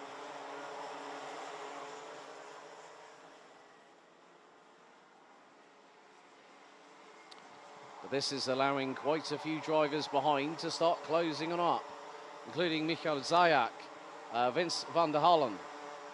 And then we've got Luca Hamsbalak in 5th place, closing in on the Polish driver. Looks to be running with Bambini Racing. Oh, bit airborne there for Luca at that particular minute in the 125. All 4 wheels off the tarmac and bang down onto the chassis with a bump.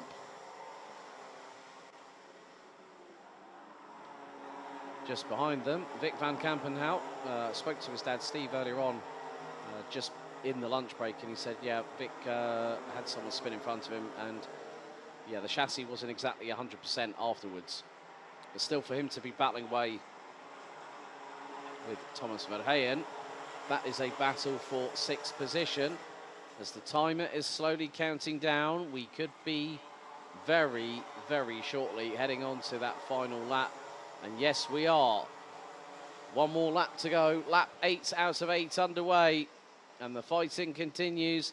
Vic van Kampenhout gets through on Thomas Verheyen, whereas Luca Hamsbalak trying to get through on Michael Zajac and gets through at turn 3. Great job there by the 125. And then who finds that Zajac tries to go deep into the corner at turn 6. And then Luc Holmes-Balak gets through. Vic van Kampenhout got ahead of steam coming down the Europolan and into turn number 7. So the 124 running on the Formula K chassis has also got Thomas Verheyen in close proximity. But our race leaders very shortly now make their way out of turn number 11. And it's going to be it's going to be 2 for 2 so far this weekend for Albert Friend as a move up the inside by Vic van Kampenhout sees him take the position off of Michael Zayak. So Friend takes the second victory of the day. Lars Lambers, Vince van der Hallen, Luc Holmes-Balak and Vic van Kampenhout round out the top 5. Michael Zayak in 6th ahead of Thomas Verheyen, Christoph Killer, Daniel Minto and Tom Reed managing to farm his way up the field again as he moves up to 10th position at the end of that one, having started down in 14th. A better effort for the young man running with Strawberry Racing. Alexander Van Meeuwen, Samir Paul, Joshua Griffin, Lieke van Berkel and Boris Maligranda round out the top 15. Kai Clark, despite that moment earlier on going through turn 12 where he ended up backwards into one of the foam barriers off of the exit of the dummy grid, recovers to finish 16th ahead of Beck Christian, Pauline van Preet, Mikolian Schweers, Unto Olavi Lakonen, Ivan Chernega, Janet Saloranta, Juris Bluxner, Sebastian Brandt and Benjamin Vu being the last of the 25 classified finishers in that race, all completing 8 laps. And Boris Verhaag, unfortunately, out on lap 2.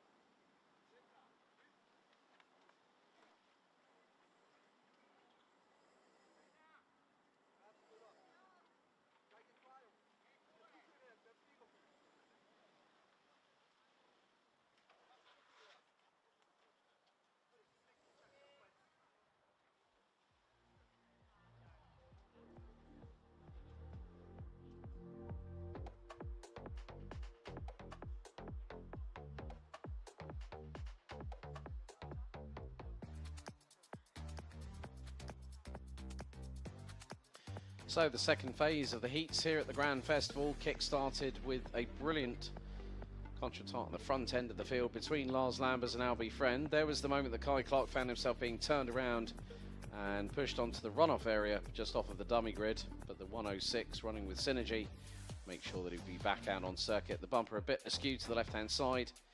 There was Boris Verhaag. Technical dramas for the Gamoto by RR Racing EKL driver, putting him on the sidelines.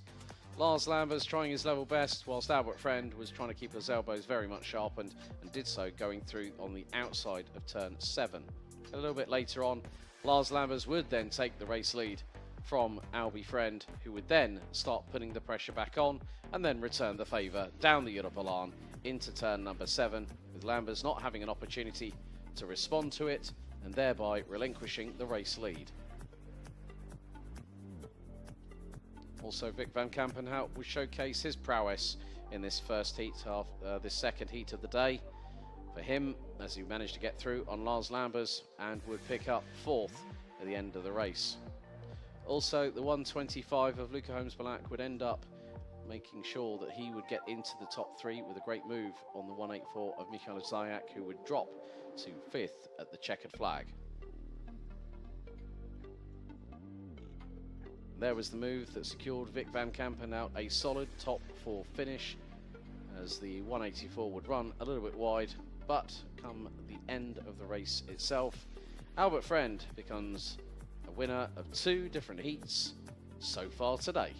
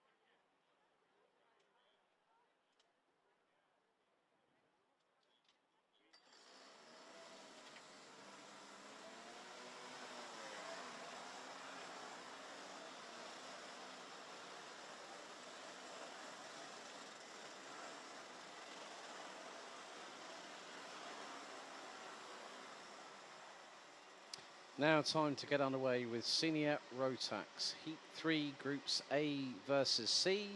Here is your starting grid. On pole position, it will be Austin Lee. Alongside him on the front row will be Jaden Teen. Ethan Jeff Hall and Thomas Strauver will be on row number 2, with Kai Hunter and Sverre Ubben, row 3. Sam Bergstein and Lawrence Herbose, row 4. Scott Westhovens and Bolowet, they complete the top 10. Head of Archie Buttle, Fredrik Zevis Christensen, George Cafantares, Crick Knorren, Puck Gubbles, William Christensen, Rune de Broeke, Emily de Hoys, Louis Gunther, and Martin Ernesto Varga completing the top 20. Anton Morsing, Christoph Saller, Ralf Winkel, Henry Beaumont, Sebastian Adari, Paul Christian Hamburg, Willi Matiskin, Ivan Lapatsin, Martin Wallström, Jimmy Kokalainen, and Mihailo Zoric, rounding out the 31-strong grid.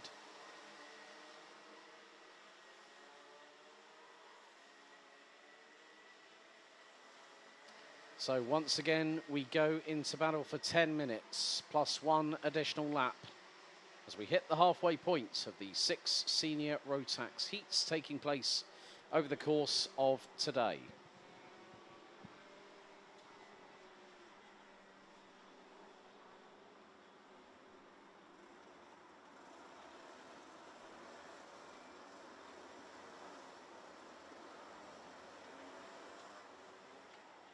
So air temperature is now 14 degrees Celsius.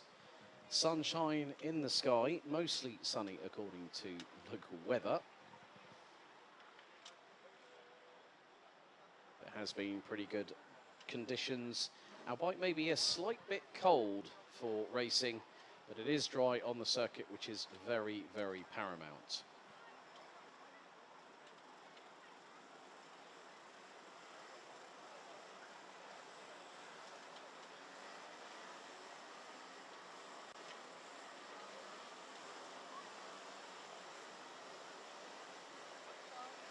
So far, 2 different winners, Kai Hullertz and Jaden Teen in heats 1 and 2 respectively.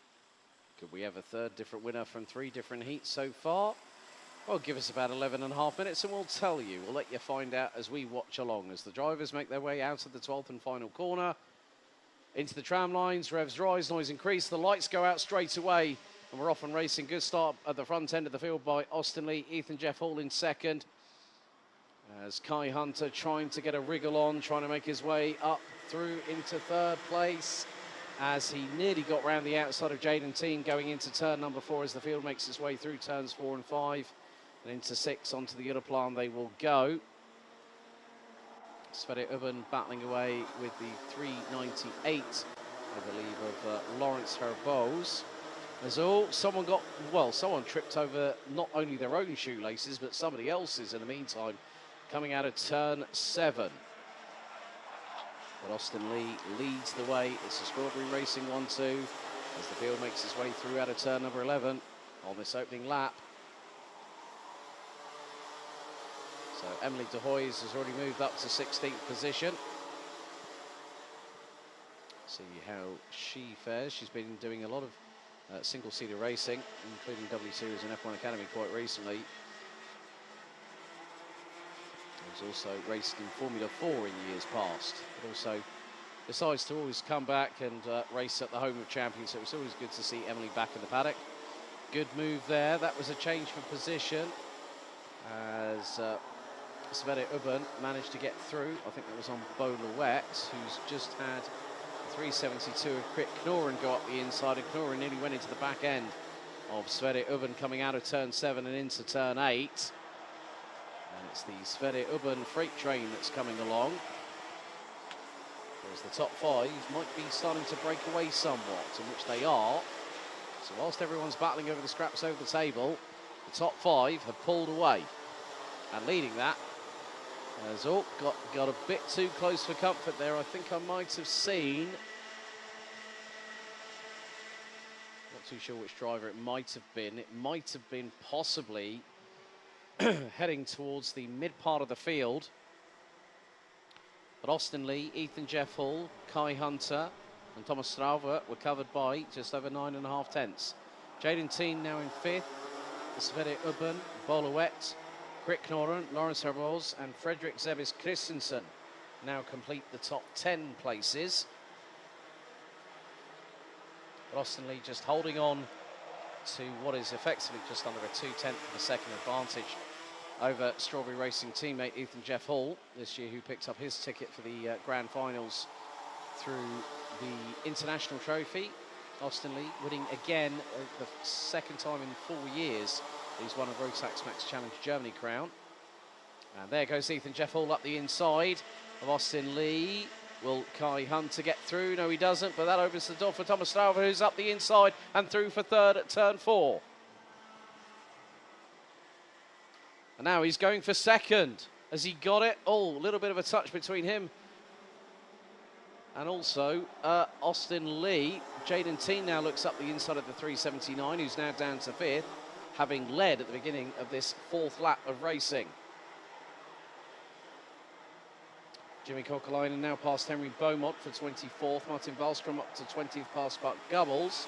Anton Morsing now up into 18th. Christoph Saller now up into 12th. And Christoph Saller started 22nd. So the Austrian on an absolute tear at the moment, making double-digit moves up the order. But Ethan Jeff Hall now has a lead, and it's 6/10 and maybe starting to grow, because up the inside of Kai Hunter goes, that is Thomas Strauver, or is that? Well, yeah, Thomas Strauver is now pretty much trying to put the frighteners on everybody else, and I think those behind him will not be very appreciative of him being in front of them. So that includes Hunter, who's this year's BNL and Motorsport UK British Kart champion. Also, Austin Lee now through on Jaden Teen. We do have a couple of viewers from the sidelines, just up by one of the tents, so great to see that if they're not racing, they're watching along. There you have it, picture in picture, folks. And they've just realised, hang on, we've got the camera pointing at us. Wave to the camera, there we go, brilliant. Just off of the dummy grid. And there's a lunge and then some on Thomas Strauver, courtesy of Kai Hunter. And now that puts him back up into second place. So the chase can begin to try and reel in Ethan Jeff Hall. Good to see OH management cheering on Jeffy as always. Good to hear from you guys. So Ethan Jeff Hall leading the way. So at the minute we have one heat win for Kai Rillatz, one heat win for Jaden Teen, who at the moment is currently running 5th in this race. So we could very soon, in the next 4 minutes and 35 seconds, have our 3rd different heat winner so far here at the Golden Trophy for 2023. And now the games are afoot. Thomas Strauver looks to sweep towards the outside of Kai Hunter's back bumper, heading into turns 1 and 2. But Hunter taking that tight and determined racing line, let's say, as he's trying to see if he can put the feelers out for Ethan Jeff Hall, but it's not going to get any easier because Austin Lee is there. Jaden Teen is also closing. It is a bit of a scramble because now it's 5 karts battling for the race win. And in less than 3 minutes and 50 seconds, plus an additional lap, whatever happens, happens. That's part and parcel of racing, as Jaden Teen swarming all over the back bumper of Austin Lee in the 379. Ivan Lapatsin has pulled it into the pits and has retired on lap number 5, I'm afraid. So down to 30 runners and riders we go. Kai Hunter is within lunge range, within striking distance, figuratively. 73 thousandths behind Ethan Jeff Hall, and Krik Knoren, who is all the way down in 12th, has just set the fastest lap, 55.047. There's the attempt for the lead by Kai Hunter. He went for the latest moment possible through T7, off of the Europolan, and now look who's joined the party. I spy with my little eye 2 Belgians closing in on the top 5, and that is Boluet in the 3:24 and Sverre Ubben in the 3:44.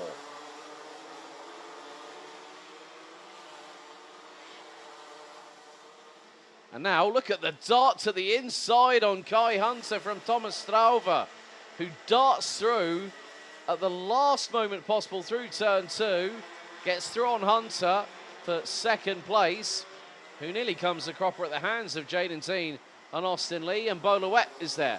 And look behind them, Lawrence Herbos and Fredrik Zebis Christensen with 2 minutes on the timer, plus an additional lap. Well, has anyone got the Chinese fireworks ready and a lighter? Because you're going to probably need to set them off very soon, because that's what I anticipate happening very, very shortly. But it's out on track, not in the paddock, please. So 1 minute and 47 seconds, plus an additional lap still to go. And Ethan Jeff Hall still leading with 1 minute and 35 left on the timer. And Sverre Ubben looking to try and nose up the inside of Bolowet, who will give as good as he can get.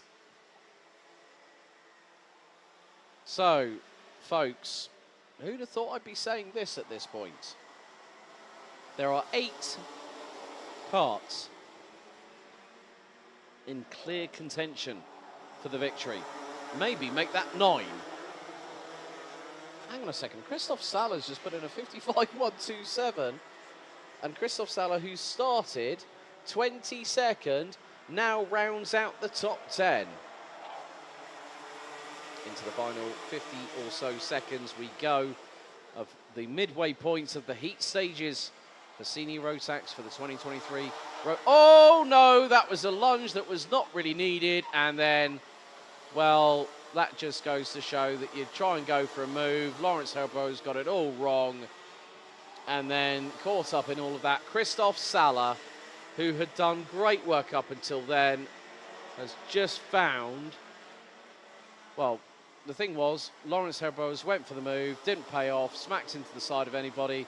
Christoph Saller had nowhere to go.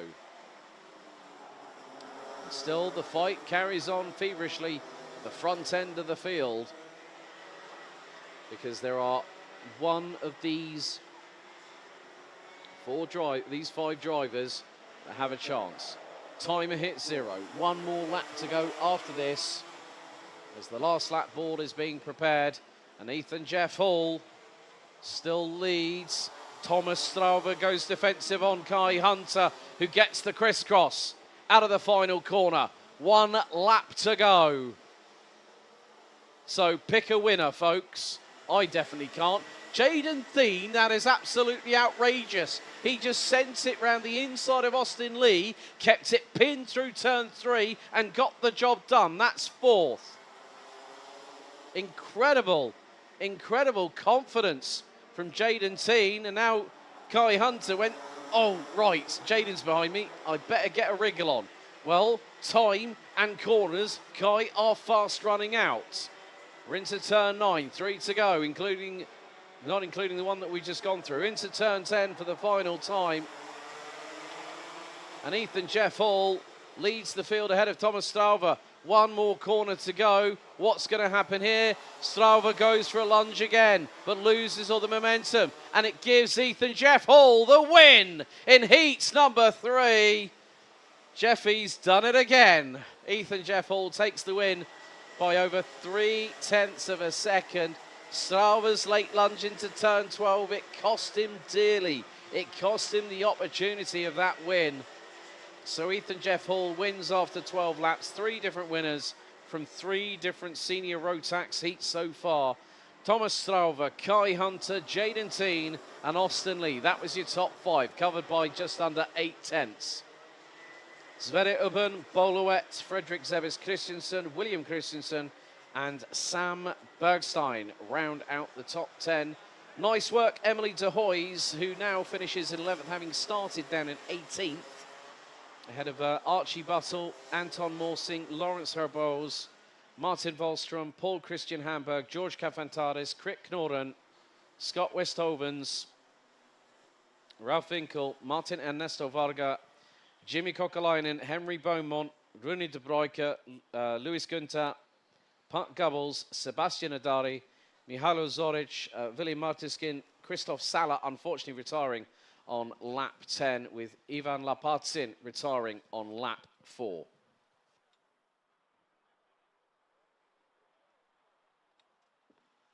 Driver number 103 Minimax, Nico Leon Shears. Driver plus entrance to the stewards immediately. That's driver 103. Driver plus entrance to the stewards immediately. Thank you.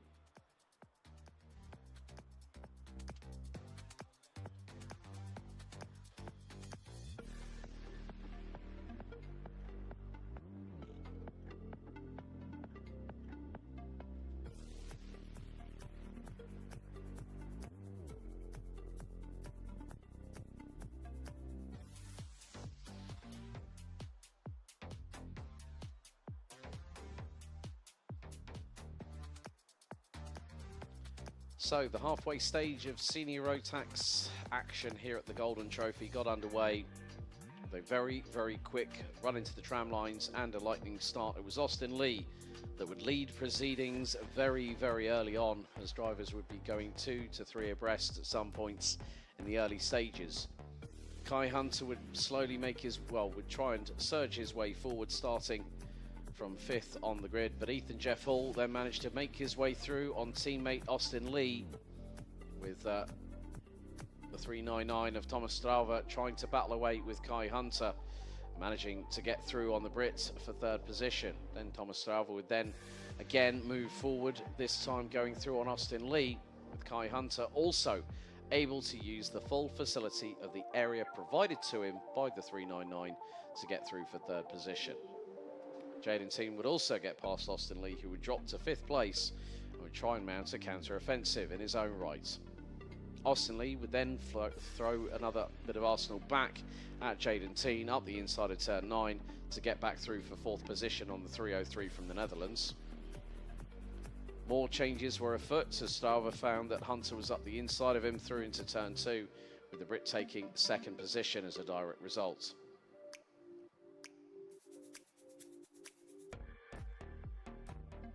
And then also Hunter's attempt to go for the race lead through into turn 7, with Ethan Jeff Hall still keeping it pinned on the racing line round the outside.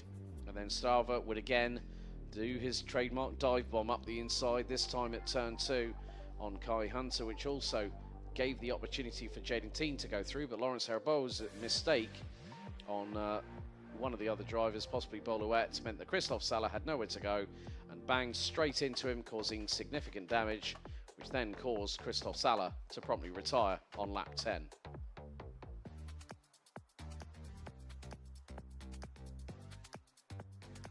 Also, more frantic activity back at the sharp end of the field, with the fact of Austin Lee trying to get through, but Ethan Jeff Hall became the 3rd different Senior Rotax heat winner here today in Belgium.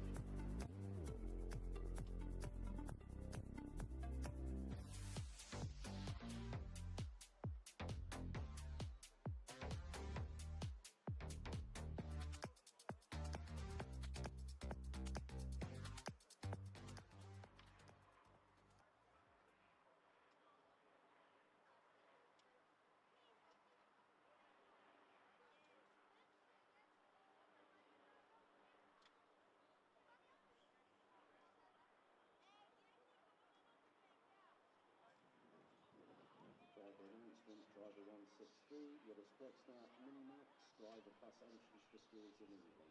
That's driver 163 Minimax, plus entrance to stewards immediately. Thank you.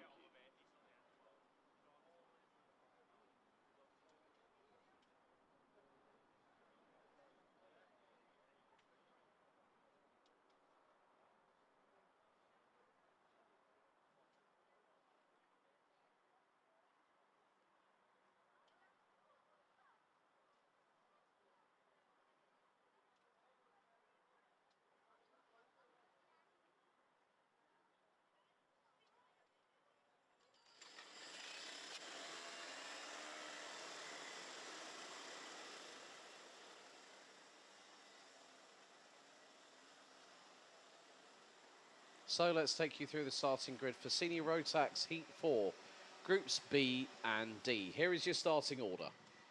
On pole position, it will be Vic Stevens, who will have Lewis Gilbert alongside on the front row.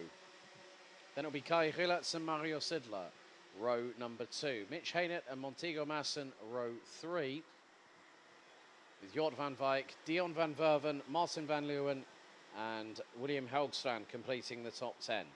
Lotus Tween, Ilvali Tur Mileto, Leon Zelenko, Rashid Ghanem, Miska Kaskinen, Brandon Klein-Nagelvoort, Tobias Billy Clausen, Andrei Petrovic, Matteo Richter and Frederick Demant running out the top 20. Sebastian Koch, Martin Gaiskens, Alexander Walter, Nicholas Ellis, Zach Heslop, Tonis Johannes Dominguez, Giorgio Markenstein, Ivar Anagnostiadis, Jake Bezelbeck and Dante Sima rounding out the 30-strong grid.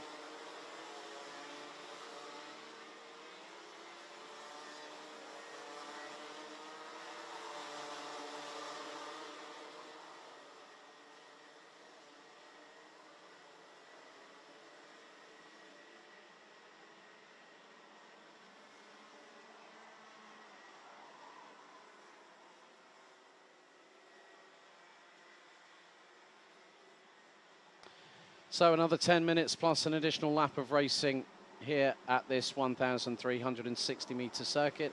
A little bit more cloud cover coming over the circuit as we speak, but still dry conditions. It has been, it was a wet race earlier on today, but the track has evolved to the point where we have seen flat chat, full throttle racing action over the course of today.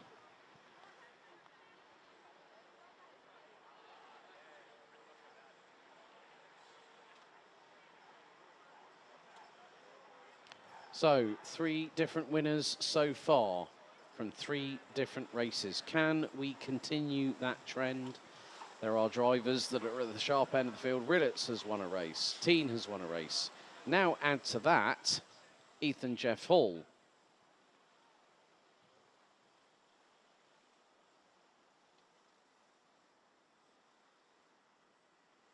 So the drivers now in formation. Vic Stevens and Lewis Gilbert on the front row. With the likes of Rillatz, Sidler, Haynett, Marson, Van Wijk, Van Verven, Van Leeuwen and Helgstrand in the top 10. Lights are out. We are racing. Good start at the front end of the field as they hurtle their way into turns 1 and 2. Lewis Gilbert gets squeezed a little bit wide coming into the first 2 corners. But all bit of a tussle between him and Kai Rillatz coming out of turn 3 and into 4. Drivers jockeying for position. This could get very, very close and it could get a bit gnarly at the same time. 3 wide coming out of turn 6 onto the Europlan. They are fanning out towards the bottom part of the top 10. Dion van Verven, one of those drivers in the Sodi kart, is getting 2 by 2. Hurrah, side by side through turn 7. And that is not easy at the best of times. So this just goes to show, Lewis Gilbert, I think, just got through on Mitch Haynett through at turn 10, but Rillatz again hits the front end of the field. Mitch Haynett on the TB Kart Netherlands entry. Bit of a moment there for Dion van Verven. Going alongside Montego Masson coming out of the final corner. It nearly came to sidewall rubbing, and Van Verven could have become a cropper right there and then on the spot. The drivers really starting to put each other on notice. Mario Sidler trying to get the crisscross on Mitch Haynett. He's got through, and I think Haynett's going to lose another position. That's to the 333. That's Jort van Wijk. So Mitch Haynett drops 2 positions from 4th to 6th at the same point.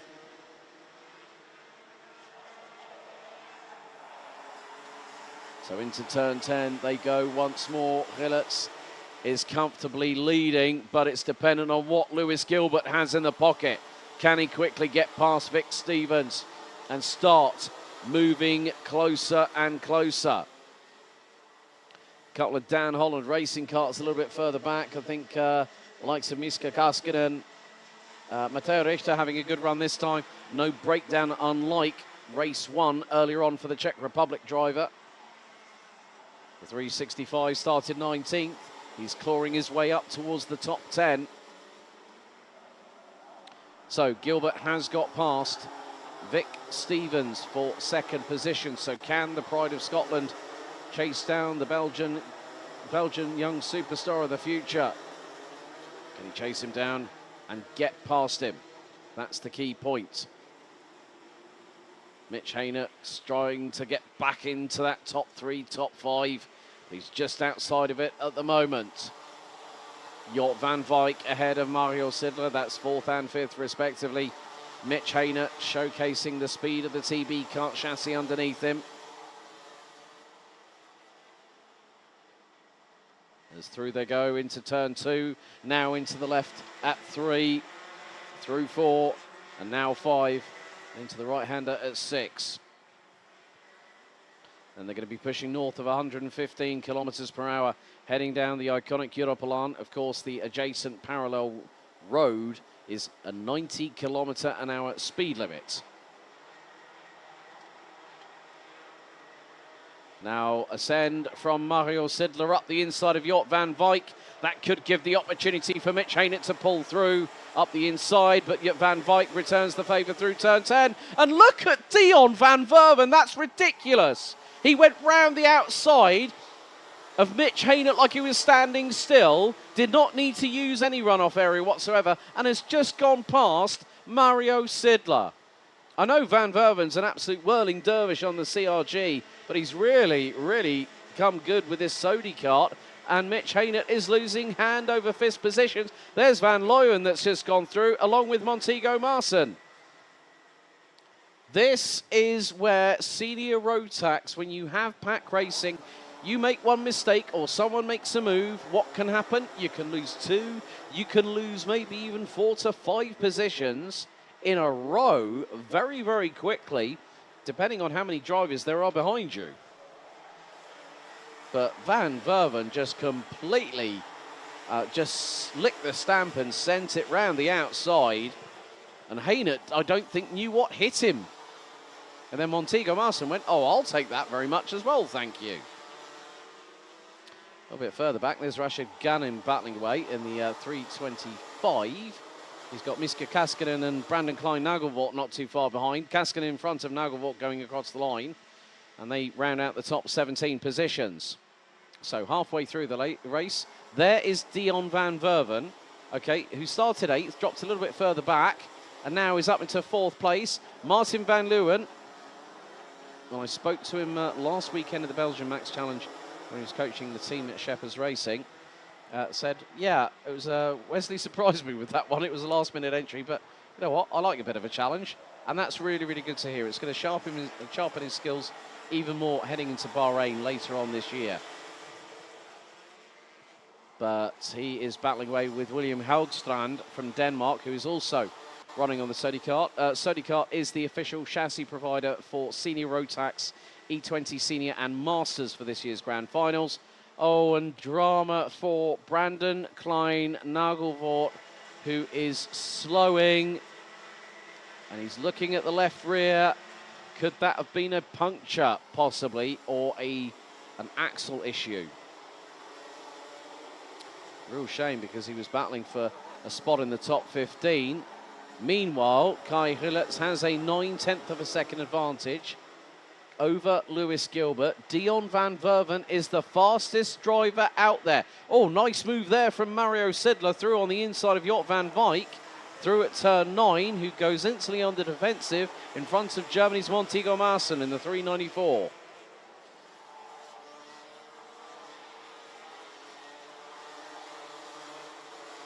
So Dante Sima not taking the start either. Brandon Klein-Nagelvoort out of the kart and has parked it, I'm afraid. That's a real shame for the man from the UK. But that's just part and parcel. You get good days and you get bad days, I'm afraid, in this sport, and it's never easy. Van Verven, I'm going to be really interested to see what his pace is going to be like in comparison with those in front of him. New fastest lap.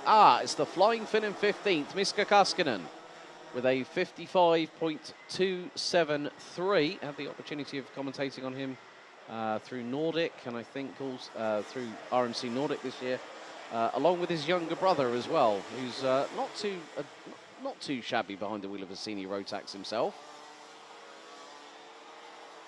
But the battle behind Dion van Verven, who is closing in, I might add, on Vic Stevens for that third place. Behind, he's got Mario Sidler, Jort van Wijk, and Montego Maassen battling away. Oh, and Jort van Wijk has got through on Sidler. Well, there's a change that Mario would not want to have, and that's for 5th place.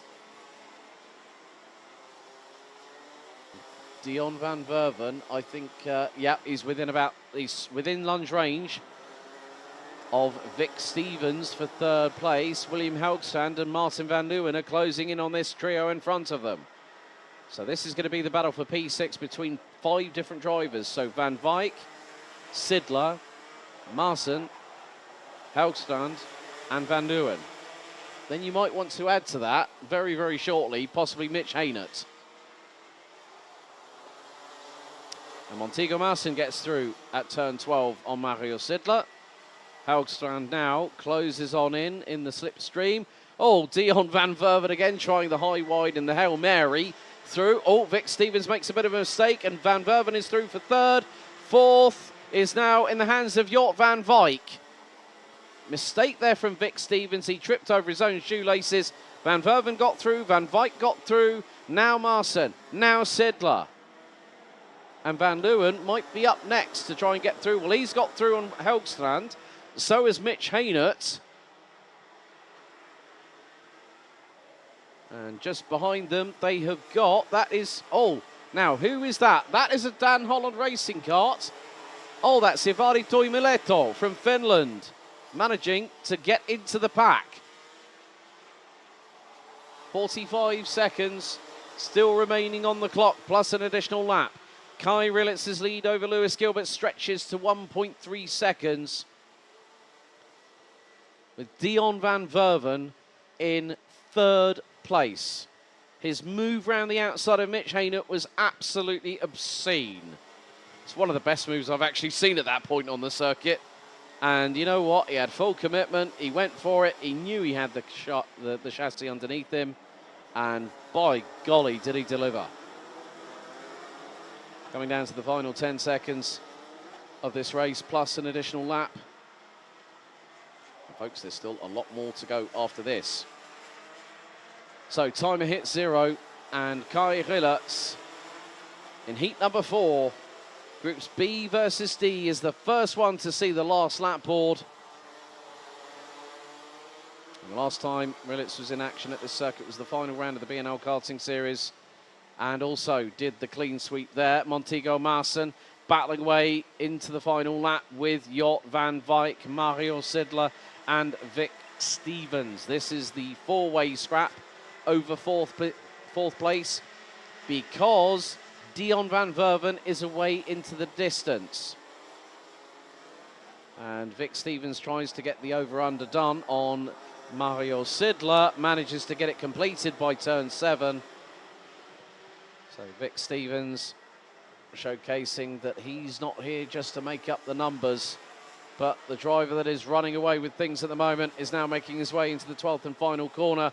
There he is, the young man from Tremelo in Belgium.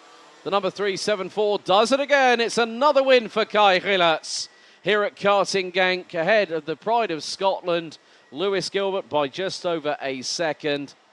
Dion van Verven from 8th to 3rd at the checkered. Great run, great overtaking prowess by the 377 in the Sodi kart. He finishes ahead of Jort van Wijk, who finished 38 thousandths in front of Germany's Montego Maassen, thereby taking 4th as the rest of the field makes their way across the start-finish line. Vic Stevens 6th ahead of Mario Sidler, Martin van Leeuwen, Mitch Haynert, William Helgstrand, Ivari Toimileto, Tobias Billy Clausen, Miska Kaskinen, Leon Zelenko, and the Czech Republic's Mateo Richter rounding out the top 15.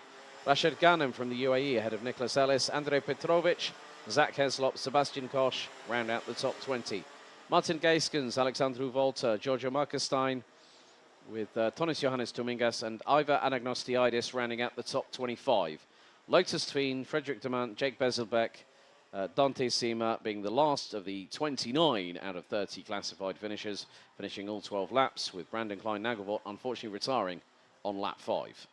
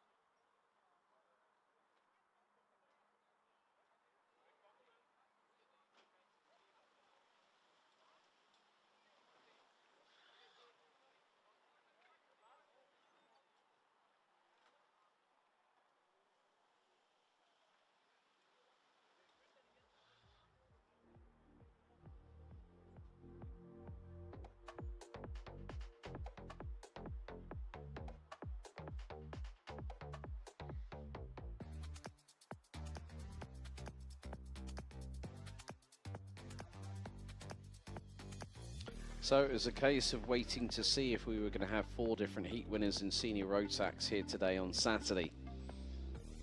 And that was very much uncertain. But the revs rised and the lights went out once again for Heat 4 for senior road tax as Vic Stevens led the field into turn 1 with Lewis Gilbert trying to keep it pinned round the outside.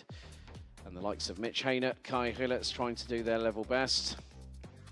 Rilletz would eventually start to build an essential and commanding lead to win the race. Gilbert would have to try and do his utmost to get past Vic Stevens to go for second position. But then the scramble between Jort van Wijk and then this move here from Dion van Verven, placing it absolutely nicely.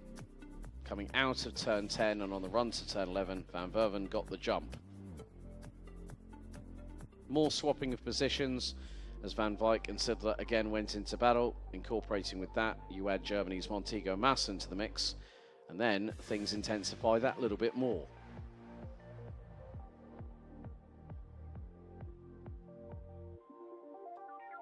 Jort van Wijk would return the favour to Mario Sidler a little bit later on in the race, going through turn 2, whereas Montego Masson was trying his utmost to try and get through on the Swiss driver in the 346, but to no avail.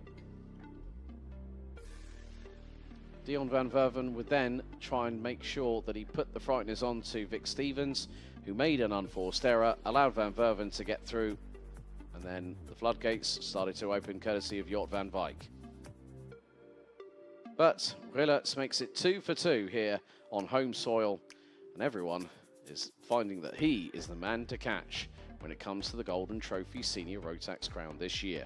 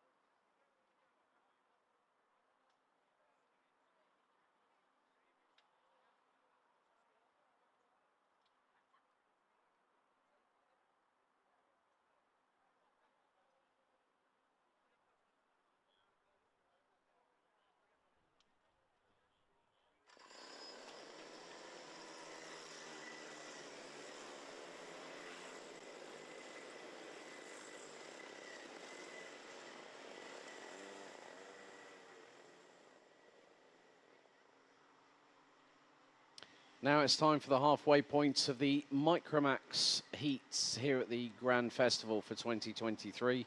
Here's your starting grid for Micromax Heat 2, Groups A and C. On pole position, it'll be Ryan Rivers in the number 3, who'll be joined by Dominic Rosa on the front row. Jack Freeman and Marcandia Quesada from the UK and France will line up on row 2. Jensen Chalk and Ilari Harmonen will be on row 3. Max Moore and Benedictas Masiokas, row 4. Completing the top 10, it's Andreas Jellerup and Austin Oman from Denmark and the UK. Theo Steindal and Mikael Kumas round out row 6 ahead of Julian Dummer and Marius Reinhold, with Jokubas Vaskelis, Maximilian Kiel, Jonathan Otterson, Nicholas Zelensky, with Daniel Ferguson, Tristan Abils and Leon Herbols rounding out the top for the 21 strong.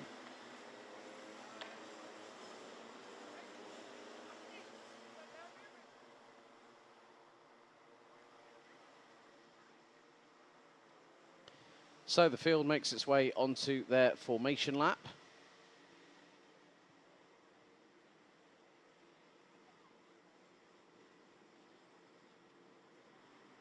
So another 7 minutes plus an additional lap of racing set to get underway very, very shortly as the field makes its way halfway around the circuit, down the Europalan into turn 7 at the chicane.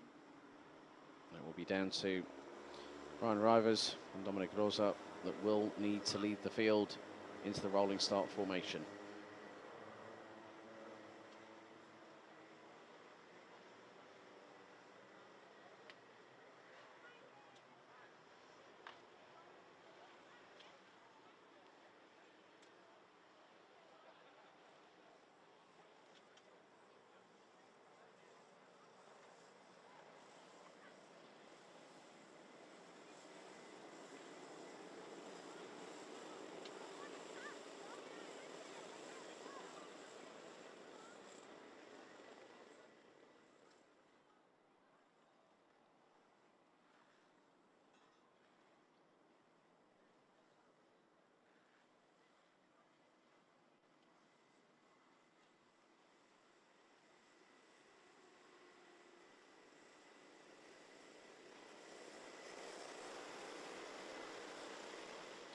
Drivers make their way out of the final corner. Revs rise, noise increases, lights are out first time. We are underway. And a good start by Ryan Rivers. Rosa looking towards the outside as they hurtle their way into turns 1 and 2. Jack Freeman trying to hold on to P3 as Rosa has got the lead, but Rivers back up the inside, retakes the lead through turn number 4. Freeman latches on to the back of the 2 in front, as there is a move for 4th, possibly Jensen Chalk looking up the inside in the number 64. He's currently sitting in 5th place. Round the outside, was that Quesada on Freeman into turn 7? I think that might have been the case. Was that Ilari Harmonen on that CRG chassis again, showcasing what we saw in the opening heats a little bit earlier on today. Jensen Chalk looks up the inside, takes 4th position off of Jack Freeman. As at the moment, it is the 24 of Dominic Rosa that leads the way, ahead of Ryan Rivers. Then it is the number 66 of Ilari Harmonen from Finland, who started P6, now is 3rd. Spanning out to 3 wide, heading down the start-finish straight towards the back part of the top 10. 5-cart train leads the way with Rosa ahead of Rivers, Harmonen, Chalk, Freeman. And they were covered by just over 0.8 of a second. Harmonen goes for a lunge up the inside through on Ryan Rivers. Jensen Chalk gets through. Rivers now starting to squeeze Jack Freeman, who keeps a very, very brave head through into turn 7 and overtakes the Dutchman into turn 7 off of the Europalan. Absolutely brilliant prowess by some of these young drivers. However, Ryan Rivers manages to get back through on the number 93, who now has the number 2 of Quesada right behind. And Quesada is now through, and now the floodgates have opened. Max Moore in there, Andreas Jellerup in there. It is a fight for everybody to try and get through, as Ilari Harmonen up the inside of Jensen Chalk for 2nd position and takes the place of the Briton, who has to relinquish that 2nd place for the moment. Jensen Chalk has been out here for a little bit of time, competed in the Rotax Belgian Max Challenge last weekend as a Mini-Max rookie and managed to win the final as a rookie, and now slots back into a class that he knows very, very well, and he's up the inside. That's a great move there from Jensen Chalk on Ilari Harmonen for P2 through out of turn number 8. So 4 minutes plus an additional lap still to go in this penultimate Micromax heat of the 2023 Rotax Max Challenge Grand Festival. Now Austin Amann looking for a move up the inside of Andreas Jellerup from Denmark. And they are not going to, well, Jellerup trying to do his absolute best to put on the defence in front of Oman, but you've got Freeman, you've got Quesada. A little bit further back, you've got Theo Steindal and Julian Dumas rounding out the top 10. But Rosa is doing an absolutely brilliant job. The youngster from Hungary is doing a number on the rest of the opposition. Some battling up and down the order, a little bit further back between the quartet, behind the quartet that have just gone through turn number 7 with Osterman second in that train. Behind Andreas Jellerup, but could lose out to Jack Freeman if the number 16 is not careful. Freeman pulls to the left. Where's Cassandra going to go? Up the inside of Jack Freeman. Quesada goes through on Freeman and takes the position. And then Freeman straight back through turn 11. Returns the favour. 2 minutes and 45 seconds still to go. Jensen Chalk is now leading. Whilst all that battling was happening, Jensen Chalk did the best thing possible. Got a mammoth 1 second buffer between himself and Dominic Rosa. Rosa did a 1 minute 3.153.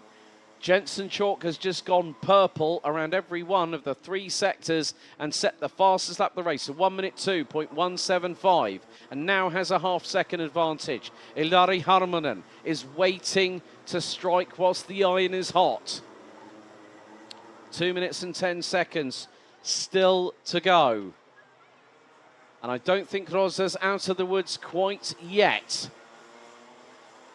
But still, anything can happen. The unpredictability of motorsport can rear its ugly head at any unwanted moment. But sometimes you've also got to have a little bit of luck on your side, along with the skill set that you bring to the racetrack. Harmonen closing in to within 0.2 of a second for second place. Jack Freeman now gets past Andreas Jellerup for 5th, coming across the start-finish line. Quesada. Then we've also got Steindal and Jokubas Vaskelis from Lithuania in the number 17, rounding out the top 10. Time is fast ticking away. The sunshine again is beaming down onto the circuit with blue skies surrounding it. So a lot of the cloud cover that we saw a few moments ago has dissipated into the distance. Jensen Chalk still holding on to that race lead and has a 0.6 of a second advantage. Now, whilst Harmonen is trying to get past Rosa, that's going to be a tall order. Ryan Rivers is in no man's land at the moment. He's 1.2 seconds behind Harmonen and 1.7 seconds up the road from Jack Freeman.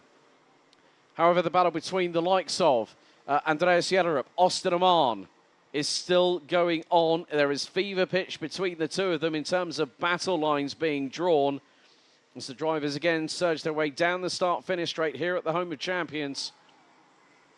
Harmonen has yet to have an answer.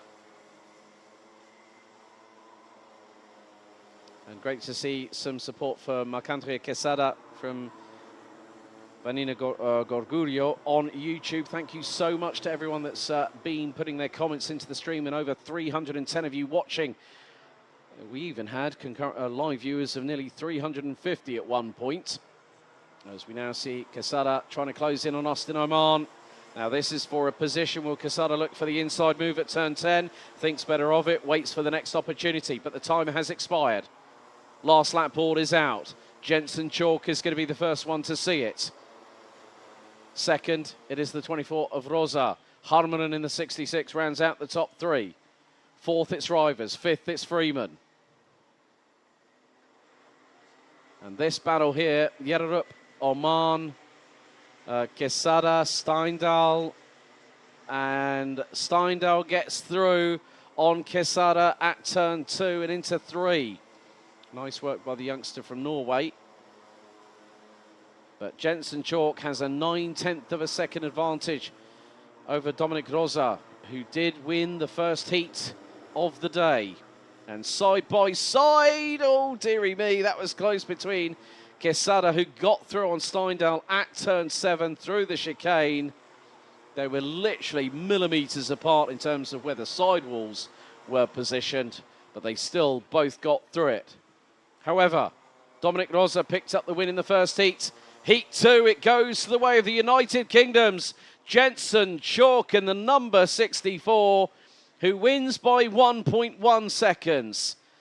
Dominic Rosa takes second. Ilari Harmonen from 6 on the grid to finish P3, with Ryan Rivers fourth, Jack Freeman fifth. And what's more, folks, Jack Freeman on the last lap of the race set the fastest lap of anybody, 1 minute 1.864. Andreas Jellerup, Austin Oman, Marc-André Quesada, Theo Steindal, and Lithuania's Jokubas Vaskelis rounds out the top 10. Jonathan Otterson, Daniel Ferguson, Max Moore, Marius Reinhold, Maximilian Kiel, Leon Herboz, Julian Duma, Benediktas Masiokas, Mikhail Kumas, Nicholas Zelensky, and Tristan Abeels round out the 21 drivers that all made it to the checkered flag after 8 laps of racing. But it's Rosa 1, Jensen Chalk 1. Who's going to pick up the win in Heat 3 later on today?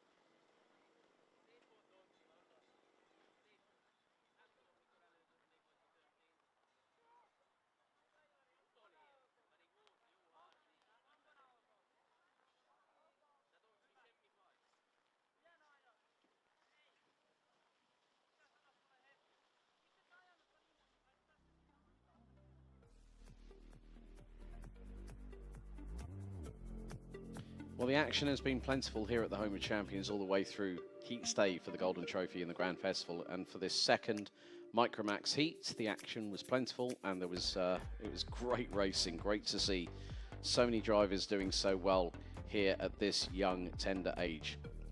As the lights went out, we went racing. Did notice just then that Masiokas might have possibly incur a penalty for breaking formation before the red lights went out.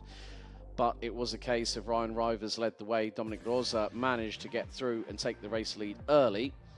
Ilari Harmonen was definitely one to watch, along with Witten under edges, Jensen Chalk in the 64. Also along with that, Jack Freeman definitely thought, well, you know what, if everyone else is going to be starting squabbling, I'm going to try and see what I can do. And he did really show a few he got some bravery points there, did Jack Freeman, when Ryan Rivers tried to squeeze him a little bit onto the Europlan, but then things started to emerge in the fact that Dominic Rosa would not be completely infallible, because Jensen Chalk, first of all, managed to get through on Ilari Harmonen by completely committing with full beans up the inside of turn 8 on the Finnish driver on the CRG chassis, and then would start hunting down the race leader. Then you'd have the likes of Jack Freeman, Marc-André Quesada battling away a little bit further behind with Austin Oman just in front, and Quesada nearly had the front axle up in the air with a slight touch with the right rear wheel of the number 16. But another winner, and it's Jensen Chalk from the UK, calmly winning by just over 1.1 seconds.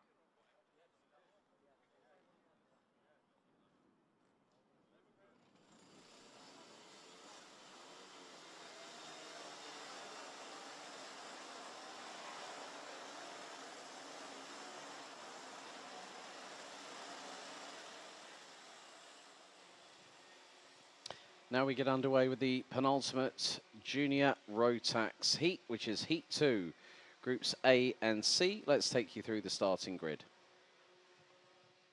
So on pole position, it will be Timo Jungling in the number 265. He'll have Zane Quaker alongside on the front row. Armand Hamilton and Noah Janssen will be on row 2. Tom Strehler and Max Cuthbert, row 3. Cameron Nelson and Matthias Jellerup on row 4, with Julian Kovacevic and Tino Sidler completing the top 10. Lewis Goff, Jake Menton, Jacob Ashcroft, Aaron Vida, Zach Turner, Victor Galmiche, Jon Kasper Joipera, Ethan Carney, Sinje Pers Onvol and Hayam Bourguignon complete the top 20. Viti Veninen, Vlad Tomenchuk, Mika van der Pavert, Ryan Gandor, Mate Kobahidze and Oliver Stedler round out the 26 strong. I have to give a few shout-outs. Ron Lynn saying, good luck, Lewis, Golf and Junior from all at Alchemy Car Care. Good to hear from you guys over there. Isaac Barker giving shout-outs to DHR, Dan Holland Racing, and also let's see a masterclass performance from Jacob Ashcroft in his first junior race. Effie Mary Joyce giving support to Zane. Once again, Isaac Barker 13 to 1 odds on Jacob Ashcroft. Barry, I hope you heard that. But we have got the fact that we have 26 drivers, of course, as with Micros, DD2 and Masters. They are all running in 2 of 3 heats. So some, like Zane Quaker, like Noah Janssen, Max Cuthbert, will have completed their 2 heats at this point.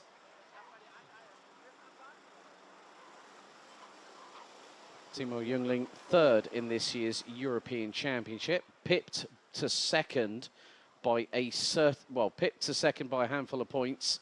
Kenzo Craigie from Argenti Motorsports, and then was also on the same podium as Matej Radenkovic. But 7 minutes on the timer, plus an additional lap here for this second and penultimate junior Rotax heat. Into the tram lines, revs rise, lights are out. We are underway and racing, and it's wheel to wheel between Jungling and Quaker going into turns 1 and 2. But Armand Hamilton might have gotten through. Quaker drops to 4th place initially, as Cuthbert has got a bit of a drama in his own right. He started on the outside of row number 3. He's well outside of the top 10. They're all squabbling for positions as Quaker's getting defensive ahead of Janssen, who's trying to look up the inside through turn number 7. Just behind him was Cameron Nelson in the 241 from the UK. Oh, Ryan Gandor's up and around and into the air. Oh, dearie me. A real shame for the young man from Canada. Got collected and up and spun around, and he's out of the car. I'm not at all surprised. That's a real shame for Ryan Gandor. Has been switching between mini and juniors this year. Good friends with him is a certain Lucas Paunot, but there is the change for the race lead. Armand Hamilton from Hungary gets through on Timo Jungling for the race lead, and coming along with them is the 2:38 of Latvia's Tom Strehler. Now there's going to be a change. Oh, bit of fisticuffs going through turn 6. And now it's a Dan Holland Racing 1-2. Jungling gets back into the race lead. Tom Strehler up the inside of Armand Hamilton through at turn number 6. And now it's 3 in a row. 3 line astern at the front end of the field. But they're going to have to watch themselves. It depends on how close those are. Oh, someone's had a big old drama now. Who was that? Now, I did notice someone going completely sideways through out of turn 9. I think got tagged. Now, Max Cuthbert hasn't had an easy ride. Neither is Zane Quaker. Zane is a little bit further down the order. I think he's going to be just outside of the top 10. Tom Strehler has now been repassed by Armand Hamilton. And Zane Quaker all the way down to 19th. It might have been him that got a little bit of a touch coming out of turn 9, because there was a kart very, very slow.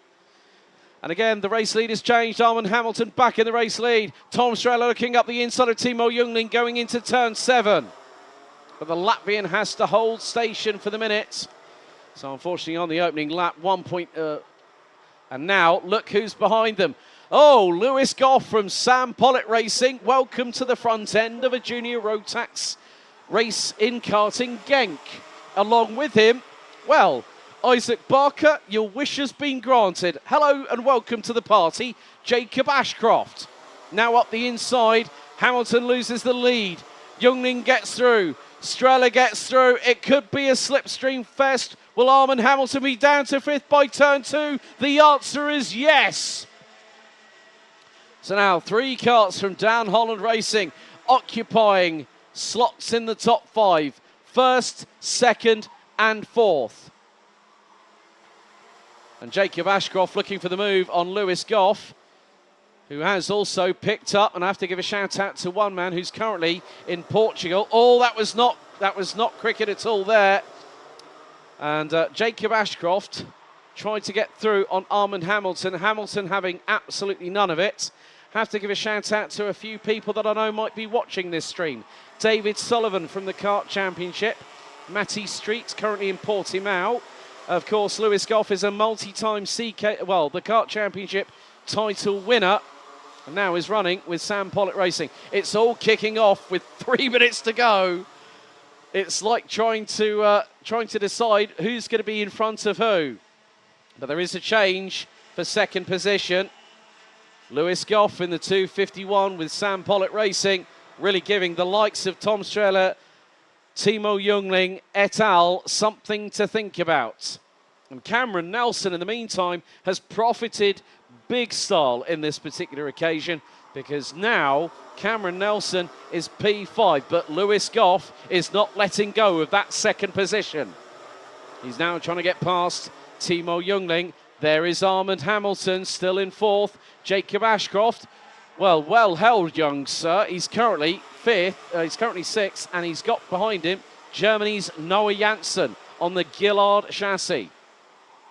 And here goes Lewis Goff up the inside of Timo Youngling. That's 2nd for the 251. Great move. And now he has to start defending. And it's very difficult to try and get through at turn 2. Timo Youngling tries to force the move to happen. Lewis Goff says no. Armand Hamilton says yes. You just left the door open. I'll take back 3rd.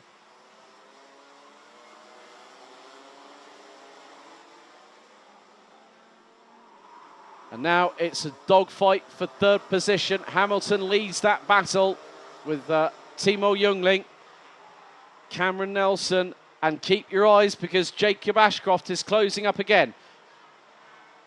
And along with him is going Noah Janssen. Then you look behind. Ryan Bourguignon has had an absolute belter. Started 20th on the grid, is now 8th and climbing forward. Great to see the young driver from France managing to get a little bit further up the order. Rounding out the top 10, Max Cuthbert and Tino Sidler. Zane Quaker, unfortunately, folks, has dropped all the way down to the back end of the field, as now Armand Hamilton has been passed by Timo Youngling for 3rd place. Lewis Goff now away and clear by the tune of about a 2nd. Now, let's see what happens here. Oh, Cameron Nelson saying to Jacob Ashcroft, keep it careful. Ashcroft round the outside at turn 7 on Cameron Nelson, and he got through. Wow. I know, Barry Ashcroft, you've got the defibrillator on standby. I need it up here in the commentary position. Great move there. Oh, now that's a bit rambunctious there. I think that was from Ryan Bourguignon on Max Cuthbert. So someone has just dropped a big amount of positions coming out of turn 10. 2 more laps to go as our race leader starts lap number 8, and that is Latvia's Tom Strella. Lewis Goff now puts in his fastest lap of the race and is 9/100ths off Tom Strella, who's just put in the fastest lap of anybody, 57.152. So Timo Youngling is still having to battle with Armand Hamilton for 3rd place. And Jacob Ashcroft is battling, well, is now actually up into 5th position, and he's pulled away from Cameron Nelson. What's more, he's closing in on the 2 in front. Time has expired. 1 more lap to go after this. And Youngling goes defensive into turn 10. Ashcroft is catching. He had a big old run of momentum through that right-hand sweeper at turn 10. Darren Beavers, I hope you're keeping well, mate, because remember the Winter Cup a few years ago? Someone started stone dead last and came back to win his class at Wilton Mill. Well, he's on the verge of getting his first ever top 5 finish in his junior Rotax debut, and he's wanting to go higher than that. And Ashcroft trying to go round the outside of Armand Hamilton at turn 6. And now he's in the slipstream of the 242 from Hungary. Right behind them is Tino Sidler, with Cameron Nelson stuck between Sidler and Ashcroft. Leader now making his way through out of turn number 11. The Latvian superstar that is Tom Strela is going to lead the field across the start-finish line to take the win in the second heat. Congratulations, well done, Lewis Goff. You have arrived, good sir. Third place, Ashcroft trying to go around the outside of Armand Hamilton. It's going to be third for Youngling, fourth for Hamilton, and well done, Jacob Ashcroft. You were 29 thousandths away from taking a top 4 finish in your first ever junior Rotax race. Absolutely fantastic performance from the young man from Western Supermare. Cameron Nelson, Max Cuthbert, Tino Sidler, Noah Janssen and Julian Kovacevic round out the top 10. 11th, it was Matthias Jellerup, Signe Pez Ornball, Adam Vida, Jake Menton, Hyam Bourguignon, Victor Galmiche, Zach Turner, Oliver Stedler, Mika van der Pavert, Vitti Väinänen completes the top 20. Ahead of Vlad Tominchuk, Jord Kasper Joipera, Zane Quaker finishing in 23rd. Mate Kobahidze, Ethan Carney rounding out the 25 finishers. And also, unfortunately, Ryan Gandor not having a good one. The Canadian out by the approach into turn 8 on the opening lap. But, well, if that's something to go by, keep your eyes peeled for the final junior Rotax heat later on today.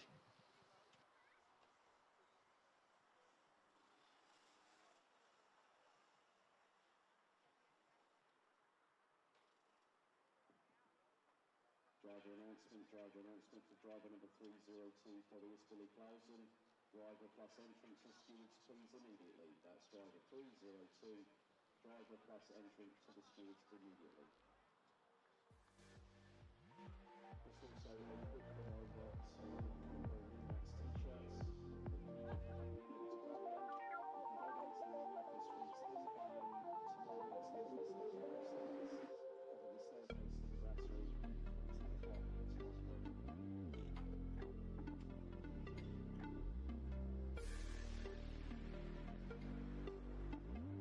So the second junior Rotax heat was set to be a pretty good one, and what's more, it definitely delivered.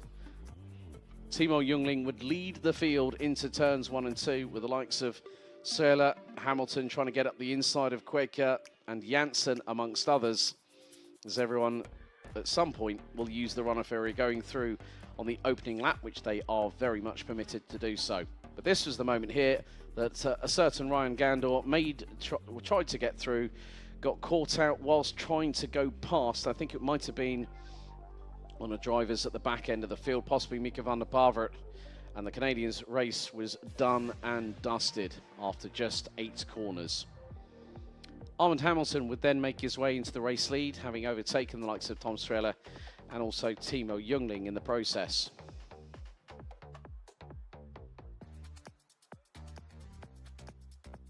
Strela would then make his own move up the inside on Hamilton to get through into P2. Hamilton would then return the favour to Youngling and get through at turn 6 a little bit later on in the race, where the likes of Lewis Goff and Jacob Ashcroft would start catching along with Cameron Nelson.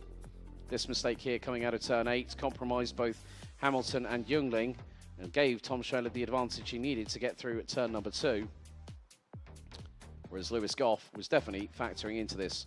Jacob Ashcroft making his junior Rotax debut in the 212 very much was something to a joy to behold, in other words, because his moves were sublime. Then you saw Noah Janssen going wheel to wheel with Tino Sidler coming out of turn number 10. Then this move here secured second position for Lewis Goff from Sam Pollock Racing in the number 251. He made sure that he gave as good as he got and managed to pull away. But then everyone started squabbling. And then this move here, Jacob Ashcroft, Hail Mary round the outside of Cameron Nelson, his own teammates thereof, at turn 7 off of the Unipolan, and still made it stick. That just goes to show how quickly you can make a decision and it can pay off or it can go completely wrong. But, however, it was a win for Tom Strella from Latvia, Lewis Goff taking a second place finish, and rounding out the top 3 would be one of the drivers behind, and it would end up being Timo Jungling. And Jacob Ashcroft, on his junior Rotax debut, takes a welcome 5th place.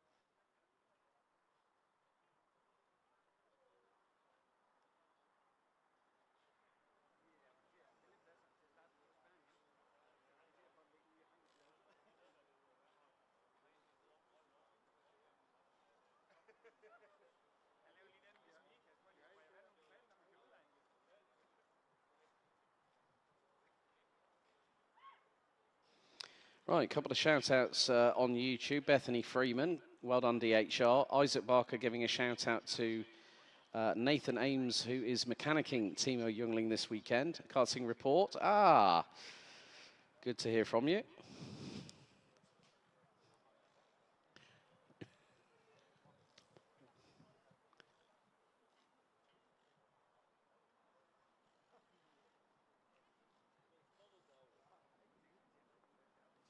So also good to hear from Bartosz from Karting Report, who's also cheering on David Maslakovic as we are about to get through the second and penultimate heat of DD2 and DD2 Masters.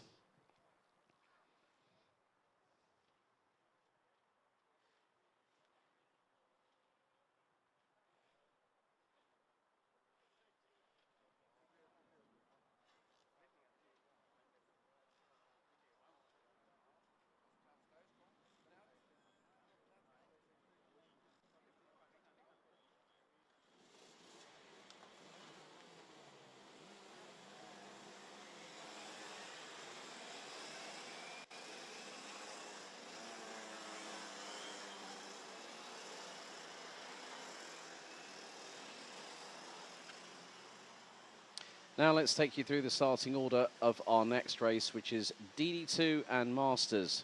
Heat number 2, groups A and C. The starting order is as follows. On pole position, the fastest driver in time qualifying yesterday evening, Nikita Genza from Germany, with Victor Frostbay alongside him on the front row. David Maslakovic starting on the inside of row 2 has got Vili Viliainen alongside.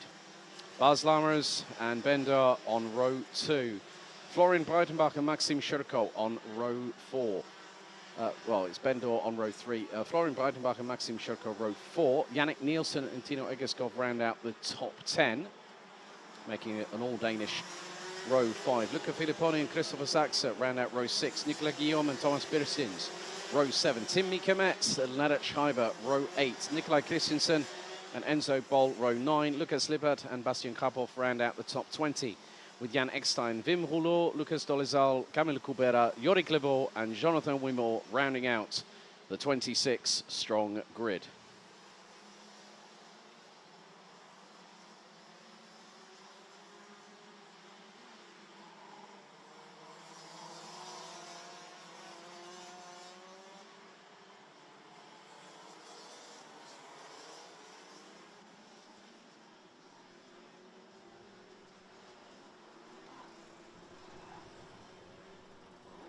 And support for the legend that is the one and only Baz Lammers coming in.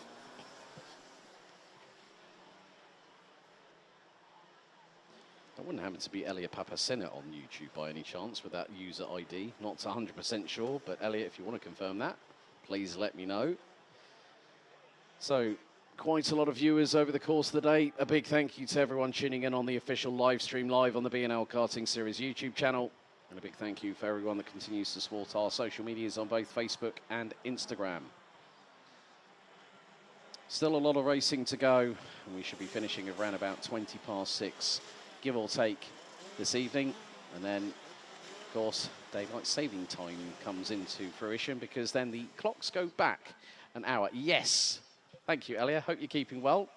I hope you qualified for Bahrain, because if so, I'll see you there. So again, the mind games come into play.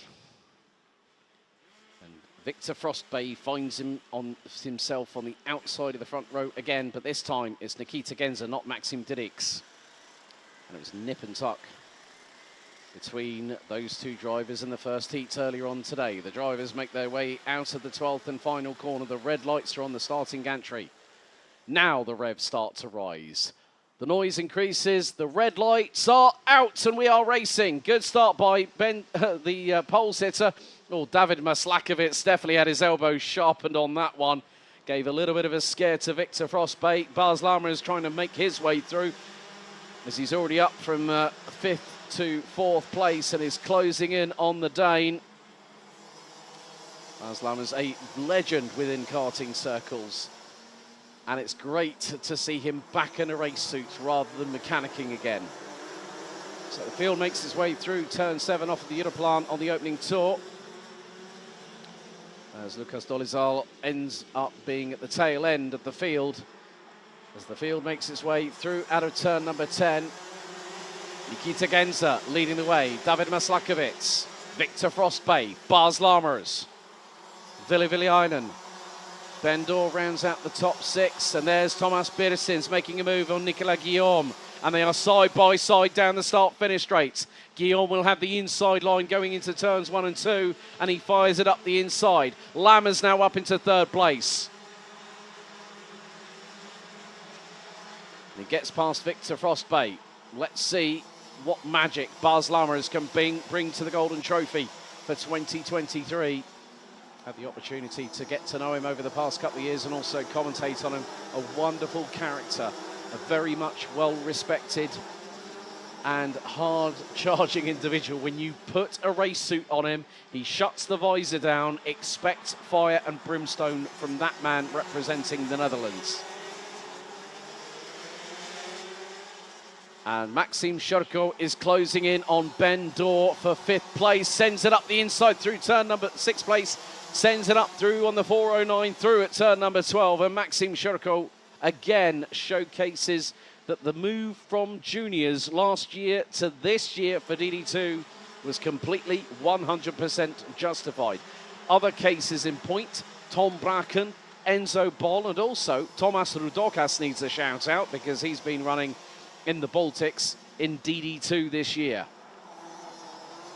Bas Lammers now reeling in David Maslakovic, and what's more, Bas Lammers with the fastest lap of the race, 54.603 from the man from the Netherlands, and the 4:08 running with MKC Motorsport. And Maslakovic is going to find, it's going to be between a rock and a hard place very, very shortly.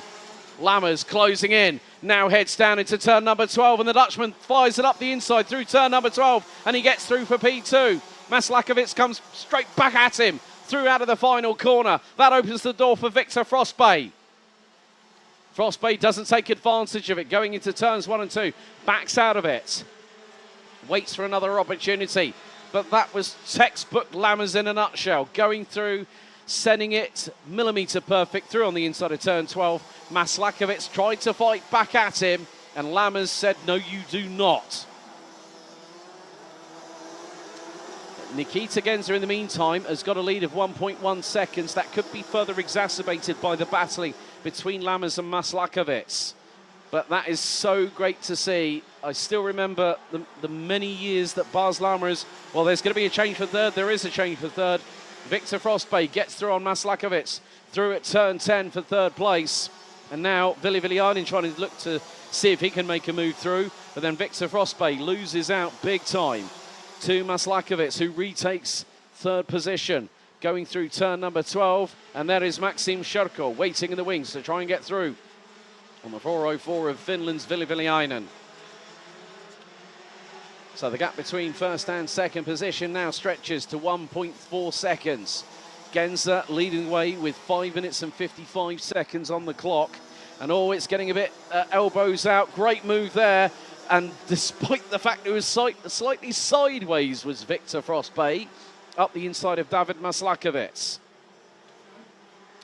So that is now another change for P3.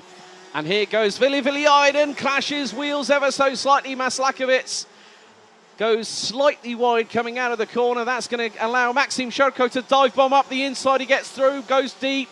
Maslakovic responds, and there is Yannick Nielsen.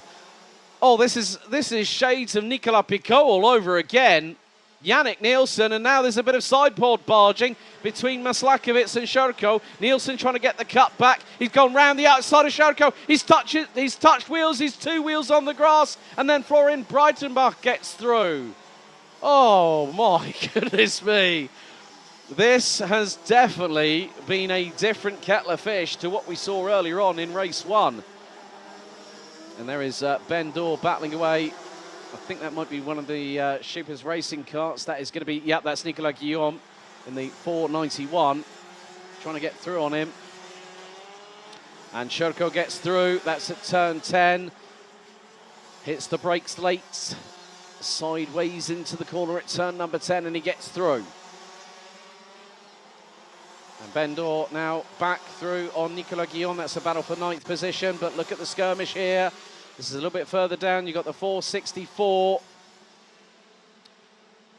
And that's Tim Mikametz going side by side with Enzo Boll, runner-up this year in the Euro Trophy and the BNL Karting Series.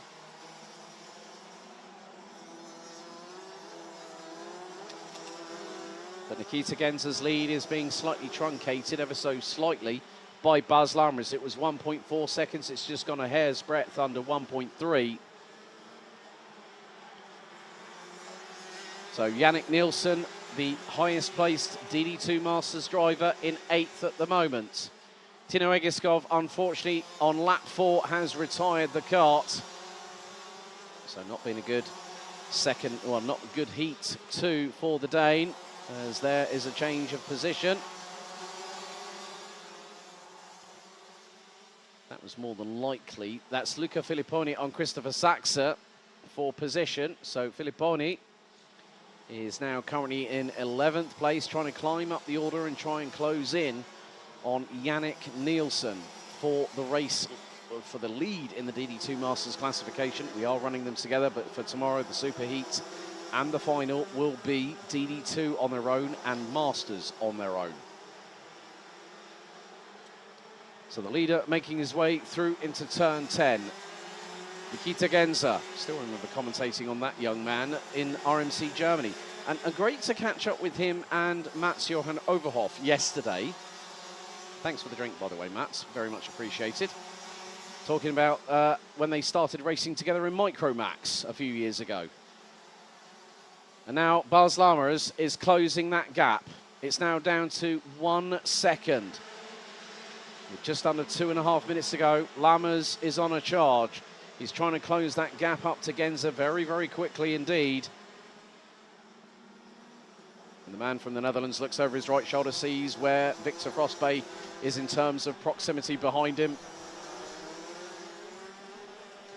So Victor Frostbay has the fastest lap of the race, and he's only 7/10 behind. It might not even be that by the time we get to the conclusion of the next lap, but Ben Dorr closing in on Nicolas Guillaume. That is the battle for 9th position. So they have been battling away. I just saw Tino Egiskov's kart by the sidelines. It's actually just off of the exit of turn number 9. Gap has now stabilised between 1st and 2nd position as Nikita Genza goes slightly quicker, sets his personal best. A little bit further back, there is Yannick Nielsen and David Maslakovic. And that is the battle for 6th position overall. Picture in picture, you can see the drivers making their way out of turn 6 and onto the famed Europolan stretch, the back straightaway here at Karting Genk. Maslakovic really being put under pressure by Yannick Nielsen. Now, Nielsen was originally entered as a DD2 driver, but then decided, well, you know what? I'm going to go for Masters. That's going to be a little bit better for me, I think. And he is closing in on the Polish driver, coming out of turn 11. Maxim Shurko has a little bit of breathing space between himself and Maslakovic. Oh, Yannick Nielsen runs a little bit deep. Maslakovic tries to get the crisscross coming out of turn 12, and Yannick Nielsen does not let that happen and does an absolute doozy up the inside and gets through on him. 35 seconds on the timer still to go. And, oh, Yannick Nielsen has now got a 5-second time penalty. 5-second time penalty handed to Yannick Nielsen. Now, where does that put him in comparison with Luca Filipponi? Well, Yannick Nielsen, at the moment, has got enough time. However, oh, this is getting a bit hairy. Florian Breitenbach up the inside. That was on the 455 of David Maslakovic. So that is a change for position. Florian Breitenbach, for those that might remember, used to run with Nice Racing. Now, well, still runs with the Maranello overalls on, but running with Kilian Kraft and his team at Kraft Motorsport on the Tony kart. Final lap underway. Nikita Genza, 0.769 up the road from Bas Lammers as we go on to the 12th and final lap. Victor Frostbay has been closing in. He's currently running P3 ahead of Ville Villainen, Maxim Shurko, Yannick Nielsen, who is leading in DD2 Masters. And by the way things stand, I'm just wondering, it's going to be a bit tight. I think Yannick Nielsen might lose out that DD2 Masters victory in this race, but it just depends on how hard he can push and put some distance between himself and Luca Filipponi, because between Maslakovic, yeah, it's going to be close, to be honest with you. But the final lap is about to come to a conclusion, and the winner for race 2, oh, Nicolas Guillaume is out, but Nikita Genza wins in DD2 by 6.5 tenths of a second ahead of Bas Lammers. Victor Frostbay rounds out the top 3 with Ville Villainen, Maxim Shurko, Yannick Nielsen, David Maslakovic, Florian Breitenbach, Luca Filipponi, Nikolai Christensen round out the top 10 overall. Ben Dorr in 11th, head of Leonard Schreiber. Christopher Zaxa, Thomas Birstins. Oh, it looks like there's been a couple of karts also possibly involved. I've seen that Nicolas Guillaume, Yuri Klebor and Jan Eckstein have all tumbled. And that was on the exit of turn 7. So Nicolas Guillaume walking away from the kart despondently. I'm not at all surprised. So they have dropped down all the way. Well, Yuri Klebor crosses the line in 23rd. I think Jan Eckstein will be might not have made it to the checkered. Yep, has taken the checkered. So Nicolas Guillaume finishes a lap, well, on lap 11. His race comes to a premature end. But Nikita Genza wins Provisionally in DD2 at the moment. I'm looking to see if there is going to be any change. So Yannick Nielsen, 1.8 seconds ahead of Maslakovic. Oh, it's close. It's very, very close. It's going to be, yeah, it's going to be Luca Filipponi that's going to take the win in DD2. About 4.8 seconds. And Elliot, very much impressed by Baz's performance in that heat. But there are your results. That is the penultimate heat for DD2 and Masters. They will close out the show at 6:05 this evening. But that is it for DD2 and DD2 Masters Race 2, Heat A and C.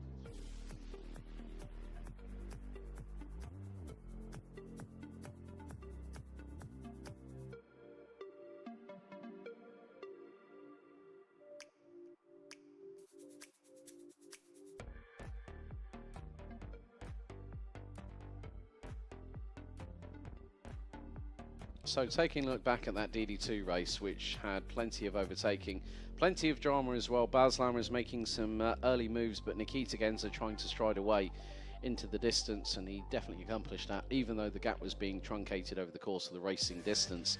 There was Lammer's move over David Maslakovic going through the final corner, and Maslakovic gave chase. Victor Frostbay also tried to get through on the Polish driver in the 455, and managed to make it through at turn 7. Also, Vili Viliainen decided to throw his 2 cents into the ring. A little bit of a sidewall clash between him and the 455, which then gave the opportunity and the impetus for Maxim Shirko to get through. And hello to the drone can. Yes, there you go. That was unexpected. Thanks, Dave, for pointing that out to me. I completely forgot we had a drone on site. And a big thank you to Noreen for doing some great shots at the moment here at the Home of Champions. But Nikita Genza winning in DD2. I think Luca Filipponi has ended up. Yep, Luca Filipponi taking the win in DD2 Masters by just under 0.2 of a second after the 5-second time penalty for the Dane. There's the move up the inside that he did on David Maslakovic. But when it was all said and done, Luca Filipponi wins the DD2 Masters, and in DD2, Nikita Genza.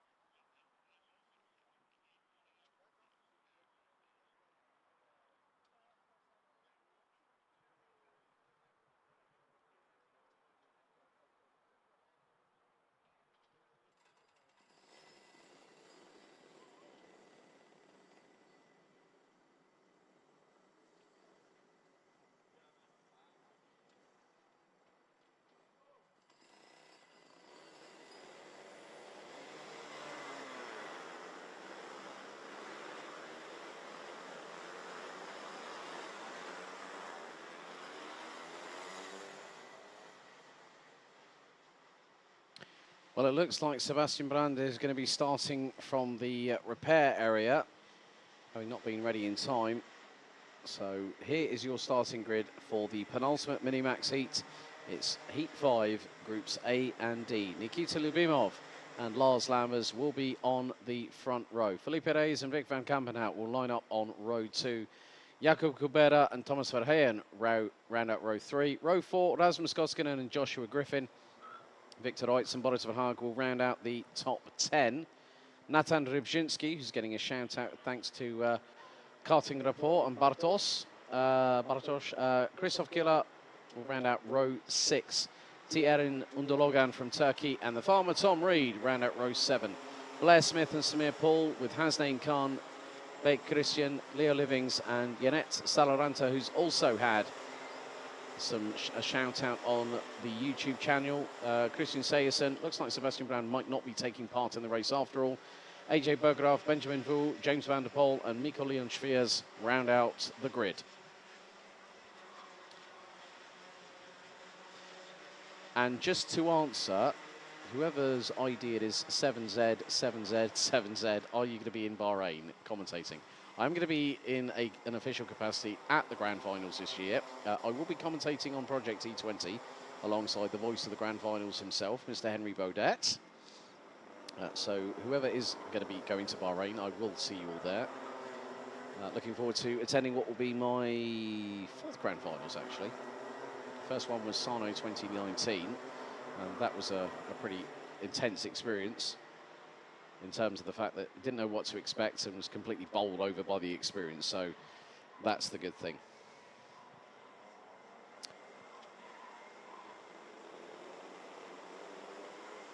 So Albert Friend has taken 2 wins, Nikita Lyubimov has taken a victory, and so has Thomas Verheyen. Right, 2 heats to go, folks. And will Albert Friend make it 3 in a row?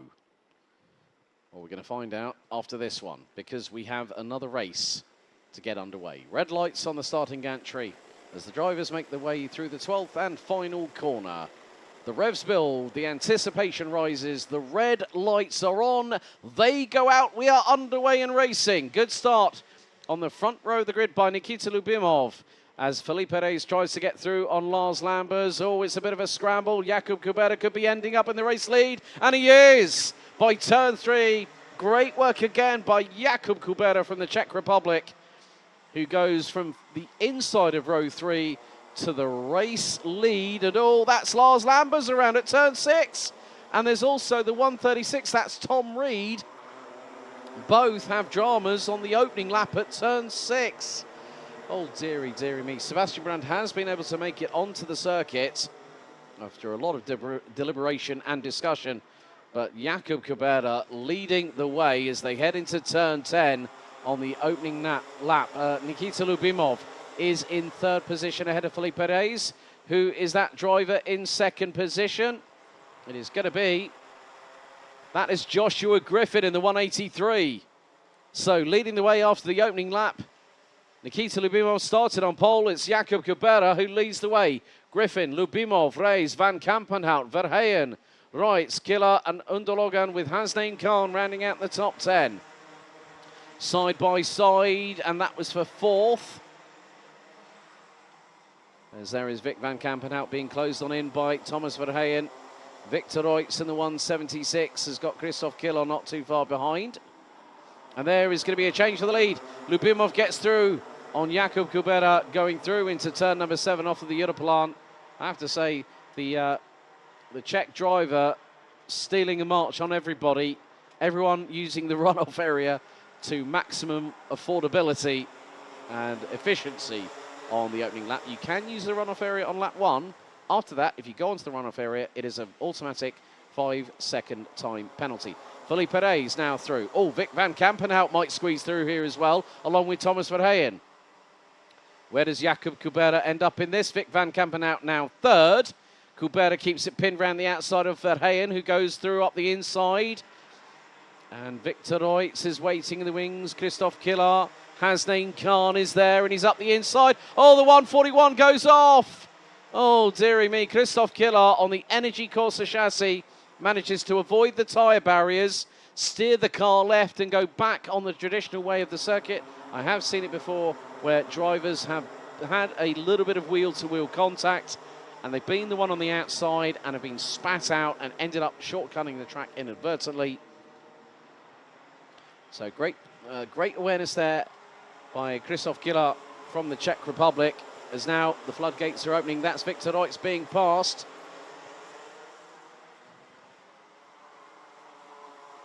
As all, the 101 is not having a great one either. Benjamin Vu from Germany on the Fernando Alonso chassis is going to be out of the race, I'm afraid. Spinning the left rear wheel excessively. So a lot of changes have been happening in this race, and great to see that a few of the regular drivers who come into this circuit, well, Jakub Kubera goes through on Thomas Verheyen. That is for 4th place. And Verheyen looking towards the inside into turn 7 off the Europolan. Hasnain Khan now up into 7th, or is that now 6th? Trying to wait until I see the 180 come into shot. And Hasnain Khan is, I think, yeah, is trying to move up the order. The timer is counting down. We've got 3 minutes still to go, plus an additional lap in this race. And that is Boris Verhaag going through. So Lubimov leads, Felipe Perez second, Vic van Kampenhout, Jakub Kubera, Thomas Verheyen, and then the 102 of Thierry Undologan, followed by Boris Verhaag, Hasnain Khan, Victor Reutz, and then Joshua Griffin round out the top 10.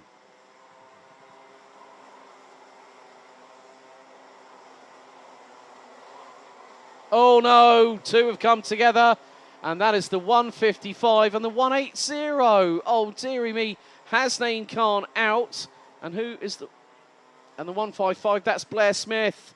Oh, dearie me. And Blair Smith trying to pull the cart off. That now rearranges Hasnain Khan's Nassau panel into the correct position. Oh, dearie me. I'm not too sure what happened there, but it just goes to show that there are, as I said, sense of urgency, sense of desperation. 2 sort of practical applications, but 2 completely different mindsets in that respect. But Lubimov still continuing to lead with 1 minute and 45 seconds on the clock still to go. So Hasnain Khan, Blair Smith, and I think, Victor Reutz might have also been unfortunately involved in that incident, which has dropped the 176 from Belgium right the way down to the back end of the field. Now, there is a marshal. I think that might be, there is a cart there. Medical team are rushing to the site of possibly Hasnain Khan off of the Europlan. So medical team is on site at the moment with the driver. They've just gone over to him. So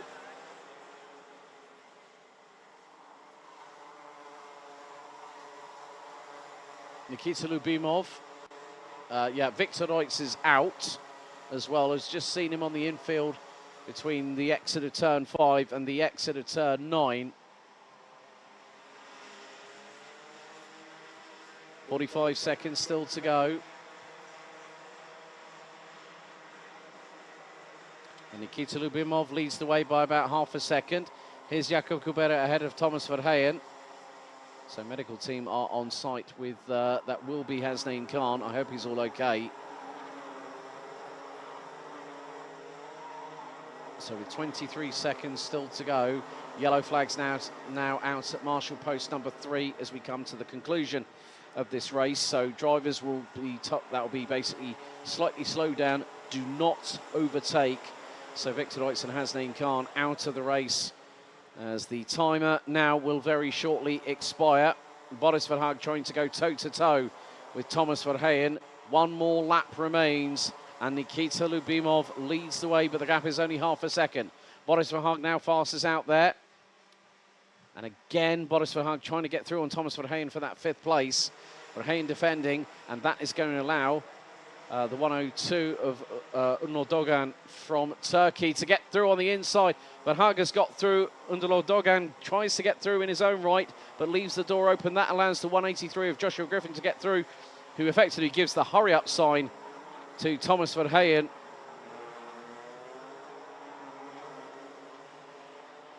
But the leaders coming through out of turn number 9 again. Unlo Dogan still trying to make the best of it and staying behind Griffin as our leaders now make their way through turn 10, out of turn 11. One more corner to go, and it's going to be 2 wins today for Estonia's Nikita Lubimov, who caps off what might be a possible pole position for a superheat tomorrow. Felipe Reyes takes second. Third, Vic van Kampenhout. Great work by the 124 from Belgium, run by his dad, Steven. A true lad and dad operation over here in continental Europe. Boris Verhaag, Thomas Verheyen and Joshua Griffin ran at the top 7 positions. 8th, it's Tierin Unlo Dogan, Lars Lambers and Nathan Rybczynski rounds out the top 10 positions after that race. Christian Sejersen, James van der Poel, Rasmus Koskinen, Samir Paul, Leo Livings, Christoph Killer, Mikko Leon Schwiers, AJ Berggraf, Tom Reed, Janette Salaranta from Finland, Christian Beck from the Czech Republic, well, I'm trying to remember which nation Christian is from, Sebastian Brand, and I think we might have Blair Smith coming around to complete this final lap of racing. Unfortunately, that incident on lap 4 eliminating Victor Reitz and Hasnain Khan. Medical team is on site still with him at the moment. So I imagine we're going to have a slight delay whilst that occurs. Well, we're due to start things back up in around about 8 minutes' time. But that is the conclusion of the penultimate heat for Heat 5 for Minimax.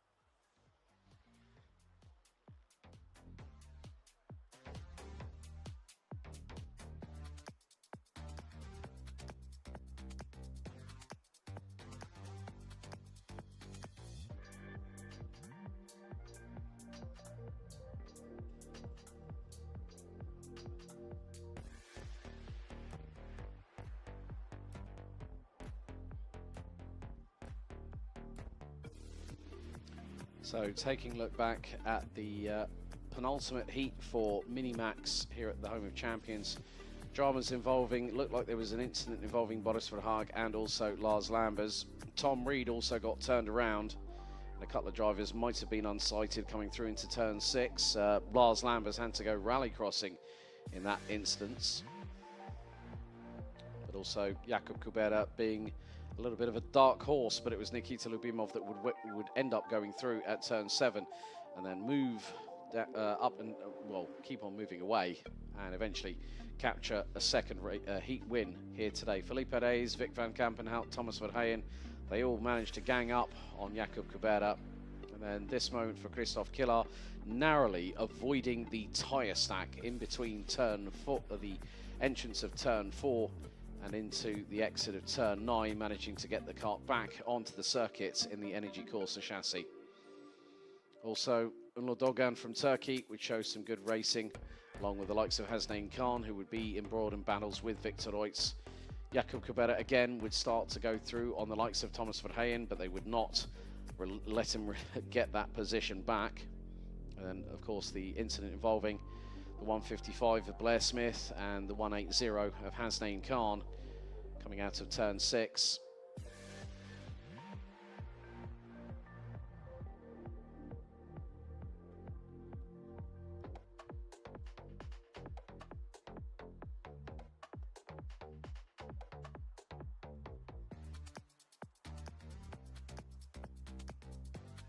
Of course, more racing carried on as that incident sort of took a little bit of a slowdown on proceedings with the yellow flag at Marshall Post number 3, but Umlo Dogan against the likes of quite a few other drivers, but Nikita Lubimov would end up taking the win in the 5th and penultimate mini-max heat of the Grand Festival in 2023.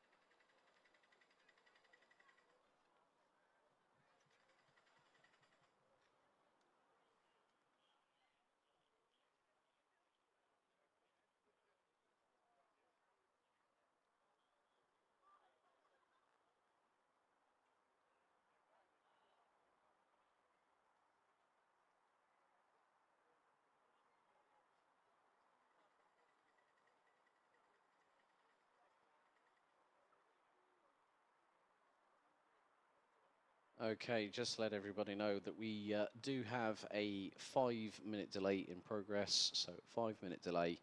So we'll be getting back underway very, very shortly with regards to our final mini-max heats, and then we'll get going with the final 2 senior Rotax heats with Micromax Junior and DD2 and DD2 Masters. Closing out the first day of action here for the 2023 Golden Trophy and the Grand Festival here at Karting Genk.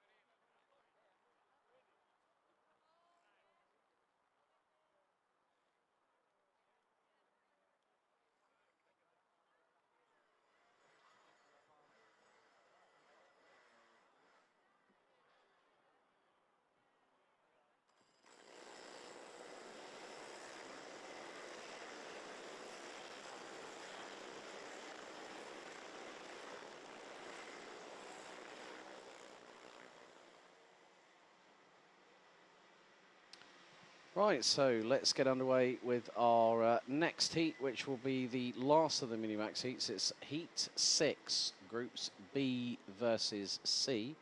Here is your starting grid. Albert Friend and Denny Babacek will be on the front row. Vince van der Hallen and Maxime Becker due to start on row 2. Michael Zayak and Bran van der Weken, row 3. Then we've got Kai Clark and Alex Goodson on row 4, with Alexander Van Meeuwen from Belgium and Denmark's Finn Albert Jorgensen completing the top 10. Daniel Minto and Albi Lapper round out an all-British row number 6 ahead of Lieke van Berkel, Noah Zak, Luca Holmes-Balak, Lewin Seidel, Unto Olavi Lakonen, João Maria Pereira, Boris Maligranda, Eric Brandsborg, Pauline van Breet, Mason Yering, Ivan Chernega, Asmi Heiser, Juris Glucksner, and Miyazaki rounding out the 26-strong grid.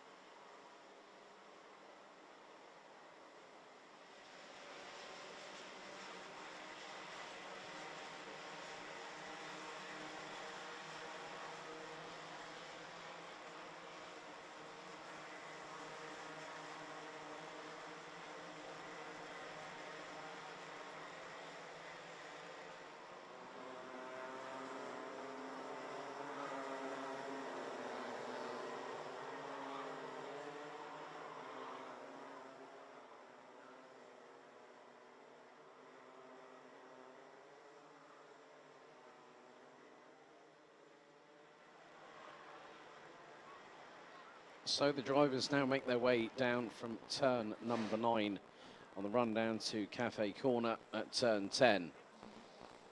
So if Albert Friend makes it 3 from 3, who's going to stop him this year as a Minimax driver in the Grand Festival?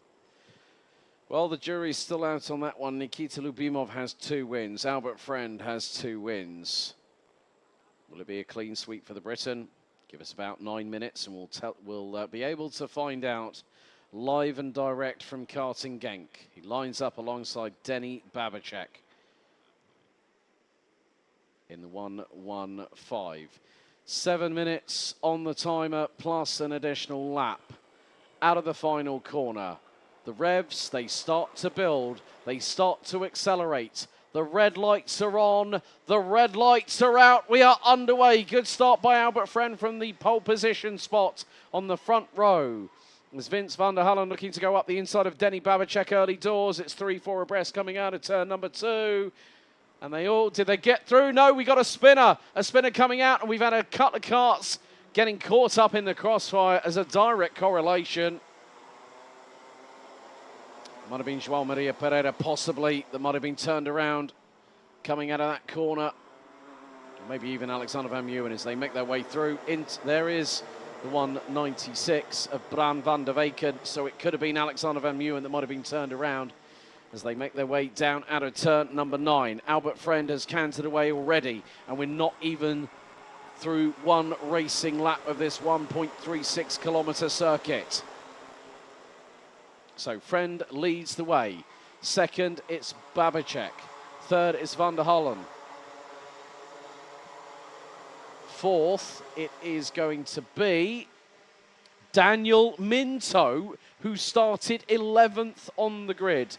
And I thought it might have been the case. Alexander Van Meeuwen drops all the way down to 22nd position. Pauline van Breet and Ivan Chernega have also dropped down. I think Ivan Chernega is out of the race. The youngster in the 147 is being accompanied by one of the marshals. Big thank you to the team here at Team MKG for their efforts, as always, for helping us run every single event here at the Home of Champions. It's greatly appreciated. But Denny Babacek is not hanging around. He's got some pace as the 115 from the Czech Republic. And he's closing in on Albert Friend. This is the battle for the race lead. Babacek's going to look for the inside move into turn 12. He runs deep, but collars the apex nicely.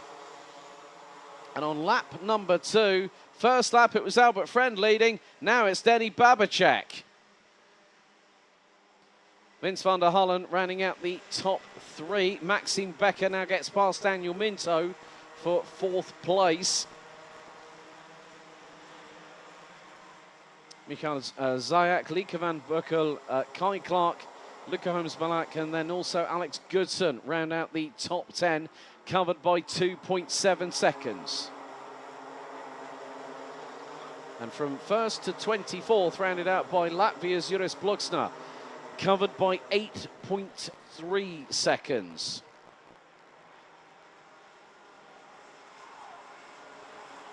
So 4.25 minutes to go, plus an additional lap. And Albert Friend, if he gets 2 firsts and a second, he's definitely going to be very, very happy indeed. And, well, he might want the clean sweep. I know what him and his... George, I know you're probably more than likely here. I haven't seen you this weekend. But some great shots on the drone. Big thank you to Noreen for her help with that this weekend. As we see Albert Friend go for a late lunge through into turn 6, and that's him through past Babicek for the overall race lead. And they're battling behind as Babicek looks to return the favour through the very next corner. He retakes the lead through at turn 7, but look at the momentum carry from Albert Friend, and he's slung shot past him through at turn 8.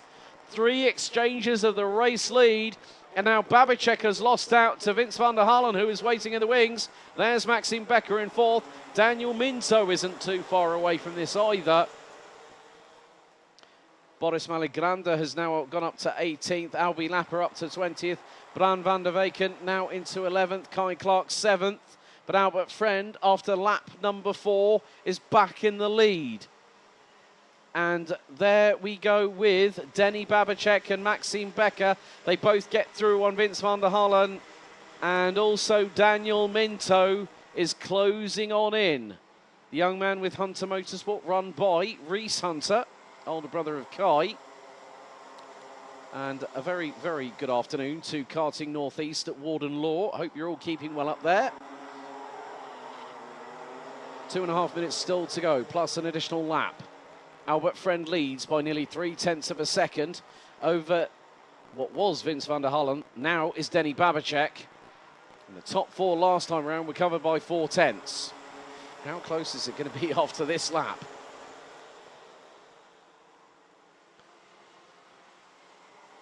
So it looks like Kai Clark has got past Daniel Minto. There's the 128 of João Maria Pereira, battling away with Denmark's Finn Albert Jorgensen. Top 4 now covered by 6.5. Kai Clark now up to 5th. Minto down to 7th, so has been passed by Michael Zayak at the moment. But Albert Friend getting closer and closer to maybe getting that 3rd successive win in 3 heats. Let's not forget, he's the outgoing Micromax Grand Festival winner from last year. Maxime Becker looks for a possible late lunge on Denny Babicek, but had to back out of it right at the last second. Vince van der Hullen right on the back bumper of the 157 from Germany, coming out of turn number 11. Through into turn 12, van der Hullen pulls to the inside, gets through for 3rd. But is Becker going to have the cut back? Yes, he is. And returns the favour through the final corner. 2 more laps to go. And Denny Babicek has got the fastest lap in his pocket at the moment, 59.399 for the 115, representing the Czech Republic. And now is gunning after Albert Friend. You can see that Albert Friend is looking everywhere. And van der Hullen again goes up the inside, this time through turn 6 onto the Europalan past Maxime Becker. Now pulls towards the inside to cover off the 157. And there is Kai Clark, the 106. Very, very close to the back of the 157 as they head into turn 9. 20 seconds on the timer remains. Albert Friend still holding on for the race lead.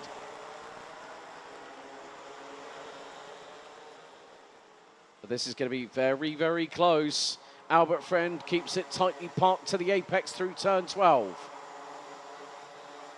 Last lap board out for the final Minimax heat of the Grand Festival.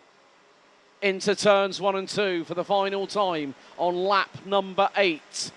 Albert Friend is still holding on by a strand of string. And now Babicek look for the move up the inside through at turn 5. Maxime Becker gets back through on, well, keeps ahead of Kai Clark. Vince van der Hullen is piggy in the middle in all of this, right smack back in, bang in 3rd place. But what is going to happen between turn 9 and turn 12, where we're now going to find out. Up the inside through turn 9 goes Maxime Becker on Vince van der Hullen. That allows Kai Clark to close. But is it going to be enough that Denny Babicek has something in the tank right here, right now as they head into turn 12? It's not going to be the case, because out of the final corner, it's a clean sweep for Albert Friend from the UK. The 191 from Strawberry Racing takes 3 successive heat wins and is the one that they've all got to beat tomorrow. 3 wins today. That is a mighty performance from the young man from the United Kingdom. Earlier on this year turned just 10 and has showcased that he is one of those drivers you need to be on your A game to battle with. Wins by just under a 10.5 ahead of Denny Babicek. Vince van der Hullen, Kai Clark and Maxime Becker round out the top 5 positions. Bran van der Weken, Luca Holmes-Black, Mikael Zayak, Alex Goodson and Lieke van Berkel round out the top 10. João Maria Pereira in 11th head of Daniel Minto. Finn Albert Jorgensen, Alexander Van Meeuwen recovering after that early scare to finish 14th head of Noel Zack. Luan Seidel finishes 16th head of Boris Maligranda. Albi Lapper 18th unter Olavi Lakonen. Eric Brandsborg, Juris Pluxner, Mason Yering, Asmi Heiser, Miyazaki and Pauline Van Preet round out the 25 that finished the race. And unfortunately, on the opening lap, Ivan Chanega was out by turn 5.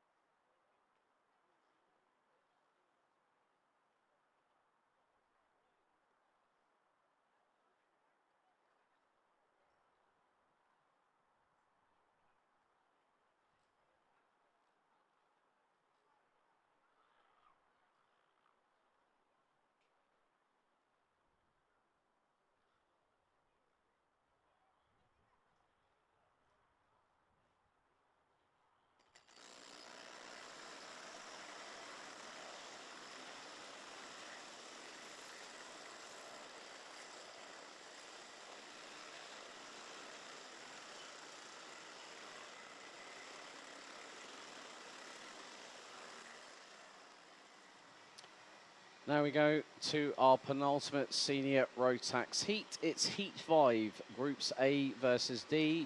Here is your starting grid. On pole position, it'll be Austin Lee. Alongside him on the front row will be Lewis Gilbert. Ethan Jeff Hall and Mario Sidler will be on row number 2. Row 3, Kai Hunter and Montego Masson. Sam Bergstein and Dion van Verven at row 4, with Scott Westhovens and William Hoogstrand rounding out the top 10.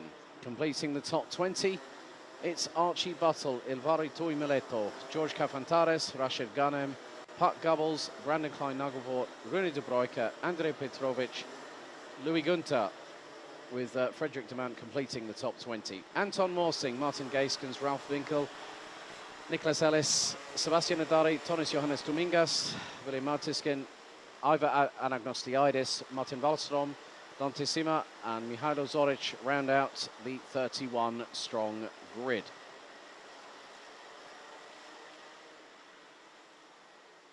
Mihailo Zoric, actually from Croatia, if I remember correctly. I should recognise that flag. Same nation as a certain Leon Zelenko, who will be up in the next race for senior Rotax. So, including this one, we have 5 races to go to conclude what has been a very, very action-packed and very, very busy schedule of what will be 21 heats at the end of this race day.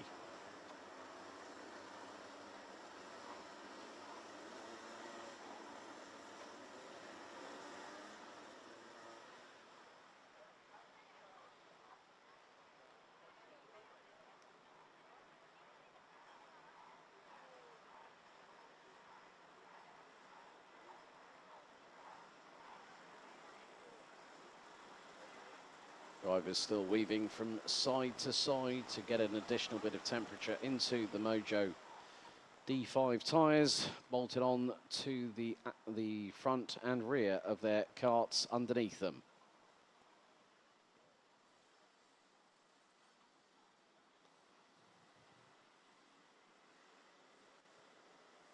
So the last few drivers get into formation at the back end of the grid. Drivers make their way out of the final corner. The red lights are on the gantry. They go out. We are underway straight away, first time, into turns 1 and 2 here at the Home of Champions. As they make their way through into turn 3, as drivers trying to make it through, too wide at some point between turns 3, 4 and 5.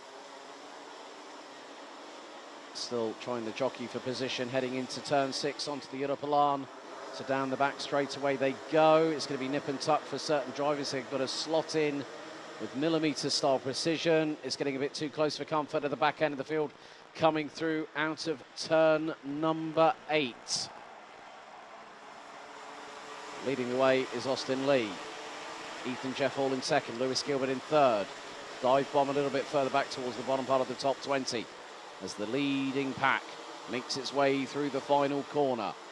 Kai Hunter is rounding out the top 4 ahead of Mario Sedler, who completes the top 5. And there's the move from Lewis Gilbert and from Kai Hunter, who then both are able to drop Ethan Jeff Hall from second in the field to 4th, coming out of turn number 2, using the momentum carry down that very long start-finish straight. Now they're all starting to jockey for position. Dion van Verven trying to find a move round the outside, through at turn 7 on Montego Masson, and he's just scraped through and got it. Again, Van Verven is taking more chances than you can shake a stick at the moment. He's doing it again in that Sodi kart.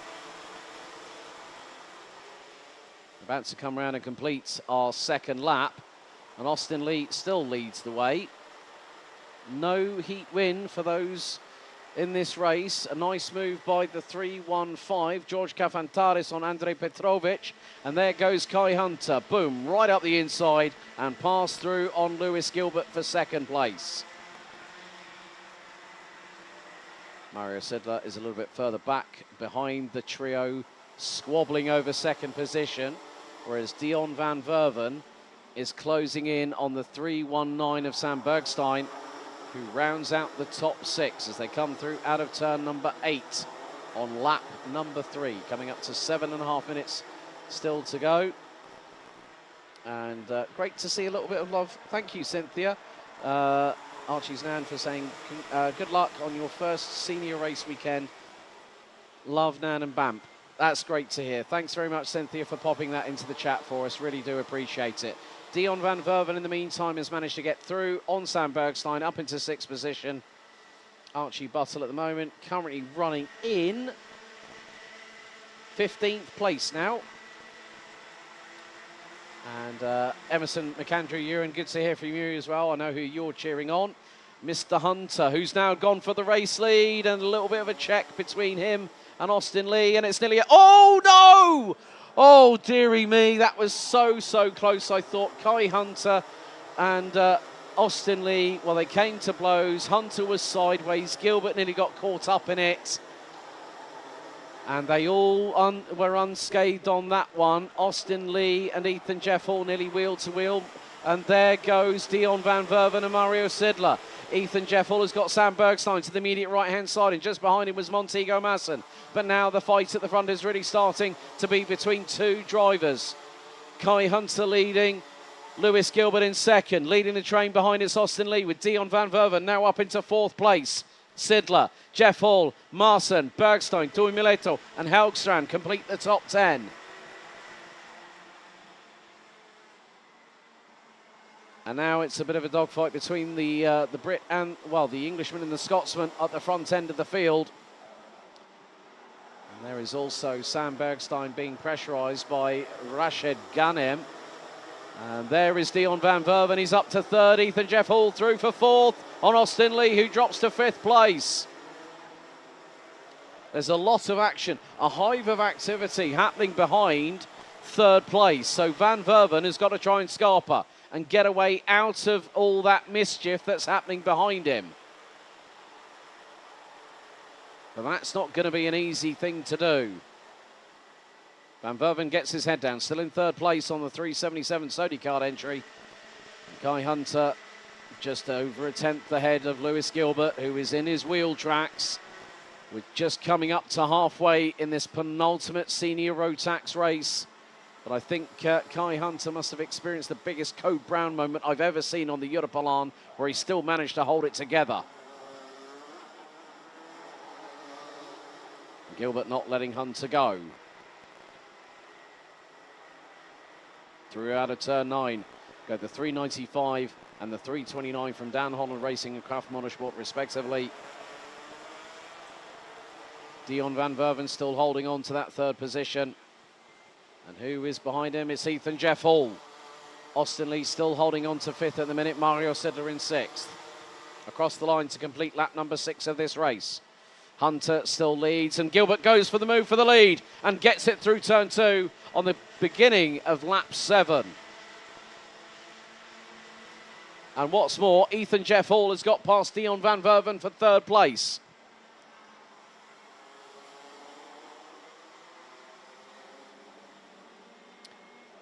And Montego Marson rounds out the top 7 behind Mario Sidler, who's in 6th.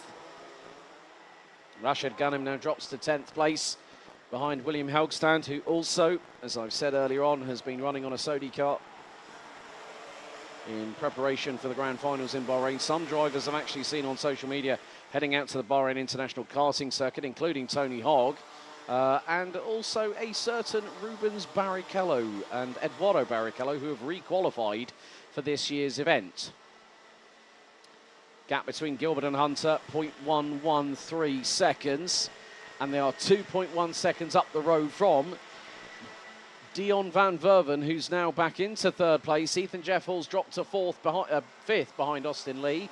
Is trying to see if he can get past him very shortly.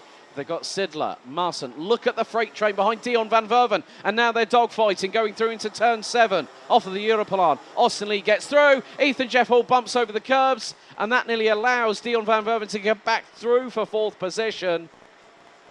Ethan Jeff Hall was the complete opportunist at that point. Austin Lee sent it, had complete right of way to do so. The door was open. And Ethan Jeff Hall just went, right, Let's send it, shall we? Oh, lunge here. That was from the 383 of Toimileto from Finland. Rashid Ghanem and Helgstrand are not too far behind the Flying Finn. With 2.5 minutes still to go, it's anyone's guess as to who is going to end up third after all of this. Sam Bergstein has Montego Marson up the inside and past. So very, very close quarter battling. And just behind them is the 315 of George Cafantares. And also the 393 of Brandon Klein-Nagelvoort, who did have a technical failure on his kart in the previous heat. So for him to be on the doorstep of the top 10 is very, very refreshing after drama for him earlier on in the race. 1 3/4 minutes remain plus an additional lap. The leaders are away and clear by probably the best part of 3 seconds. It's 2.9. Fastest lap of the race by Montego Marson, 54.832. Gilbert still holding on to the race lead with 1.5 minutes remaining on the timer, plus an additional lap. And still, there is a possibility that Kai Hunter will wait and bide his time to go for the move when it suits him best. And that might not be on this lap. He's within 2/10. He's not even that now as they come out of turn 11. Gap was about half a kart length. Into turn 12, Gilbert and Hunter. Line astern coming out of the final corner. On to lap 11 out of 12 with 45 on the timer remaining. Gap now stretches to 2.5 tenths. Rashid Ghanem, unfortunately, has dropped down to 10th position. Cynthia Bustle, you'll be happy to know that Archie's made up another place. He's up to 14th at the minute. Still, the squabble over 3rd position continues, and now it's being contested by 3 individuals. Austin Lee, Ethan Jeff Hall, and Dion van Verven. And Van Verven looks to be closer to Jeff Hall than Jeff Hall looks closer than Jeff Hall looks in comparison with where Austin Lee is. There's a bit of a gap developing between 3rd and 4th, and this could put Jeff Hall into the clutches of Van Verven. As now we head on to the final lap of this race. Lewis Gilbert, the Pride of Scotland, leads the way ahead of the Pride of Sunderland. Kai Hunter through into turn 2 for what is the final time on lap number 12.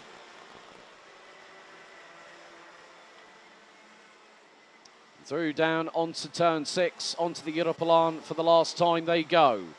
Pushing north of 110 kilometres an hour. Hard on the brakes, turn it right. Then a quick flick to the left and then another flick to the right going into the turn 8 right-hand sweeper. 3 more corners to go after this one.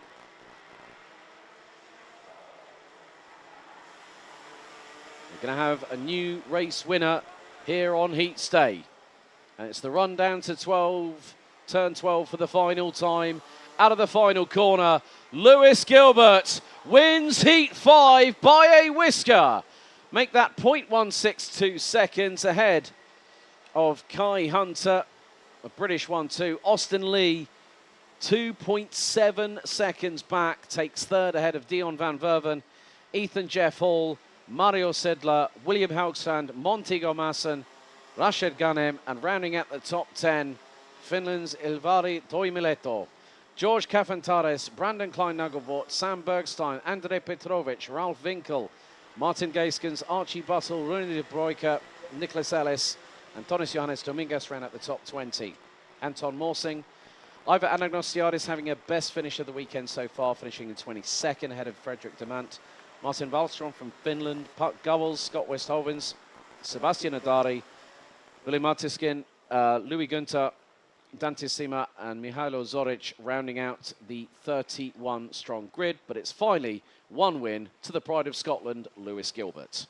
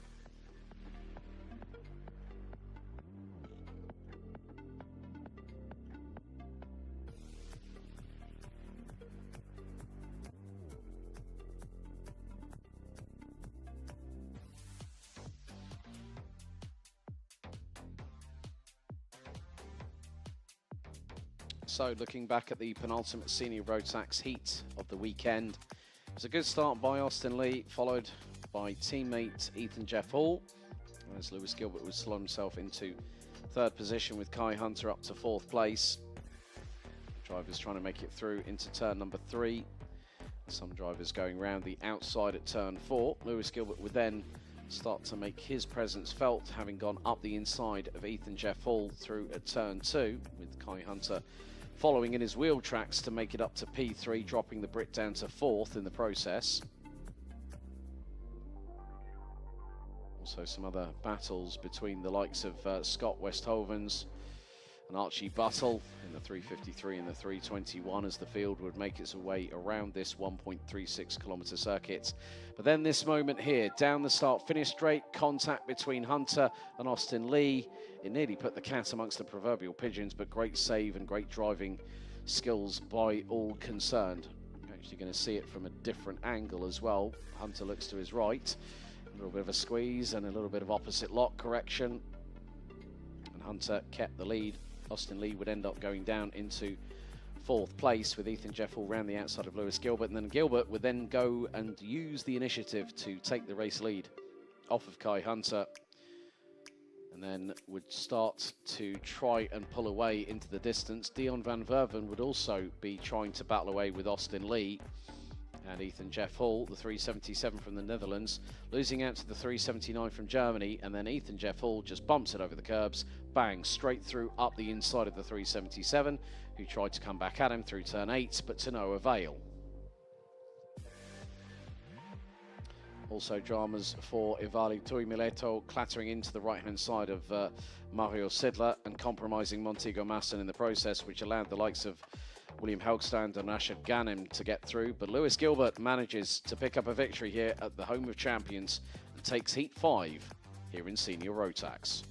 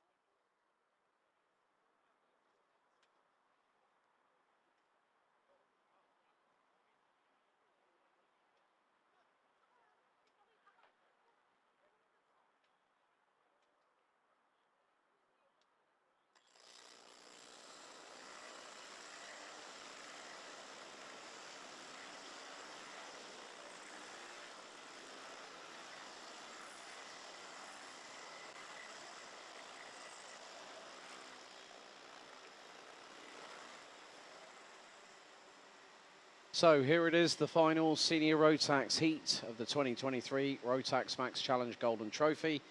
It's Heat 6, Groups B versus C, and here is your starting grid. On pole position, it'll be Vic Stevens. Alongside him will be apparently Jaden Teen on this one. Kai Hulitz and Thomas Strauver will be on row 2, with Mitch Hainert and Sverre Ubben, row 3. Row 4, Jort van Wyk and Lawrence Herboz, with Martin van Leeuwen and Boluets rounding out the top 10. Lotus Tveen, Fredrik Zevis Christensen, Leon Zelenko, Krit Knorren, Miska Kaskinen, William Christensen, Tobias Billy Clausen, Emily de Hoys, Matteo Richter and Martin Ernesto Varga round out the top 20. Completing the 30-strong grid, Sebastian Koch, Christoph Sala, Alexander Volta, Henry Beaumont, Zach Heslop, Paul Christian Hamburg, Giorgio Markenstein, Ivan Lapatsin, Jake Bezelbeck and Jimmy Kokalainen bringing up the rear of the field.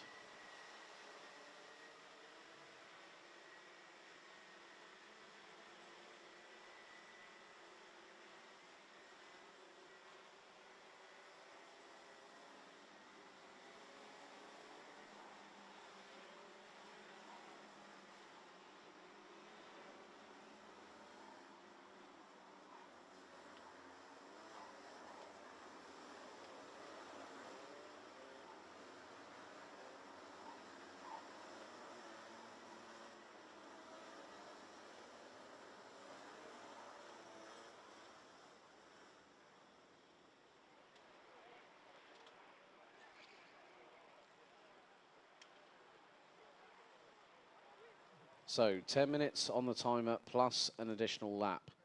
So far, in terms of senior Rotax, Jaden Teen has already taken a win. So is Ethan Jeff Hall. Lewis Gilbert becomes another race winner. But the big question is, will it be 3 for 3 for Kai Hillertz in the 374? He starts from the inside of the second row. And judging on past form, the final round of the B&L Karting Series back earlier on this month, and also what he's been able to do today, well, never count him out, but also look at who is surrounding him. Vic Stevens, Jaden Teen, Thomas Strauver, Mitch Hainert on the TB Kart Netherlands chassis has been doing a great job as they come out of the final corner. Revs rise, and it's a full start. So around for another lap go, the 30-strong driver lineup.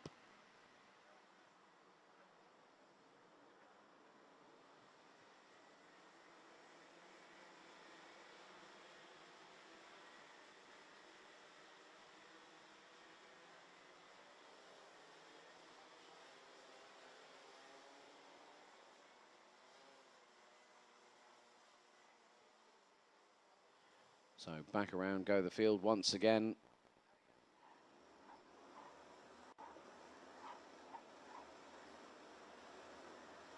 And after today, with regards to the heats that have taken place, according to the race format through the official regulations, that the ranking after the heats will decide the the actual grid positioning for the super heats. If there are 2 super heats per class, then obviously they will take that into account, as in the ranking after the heats.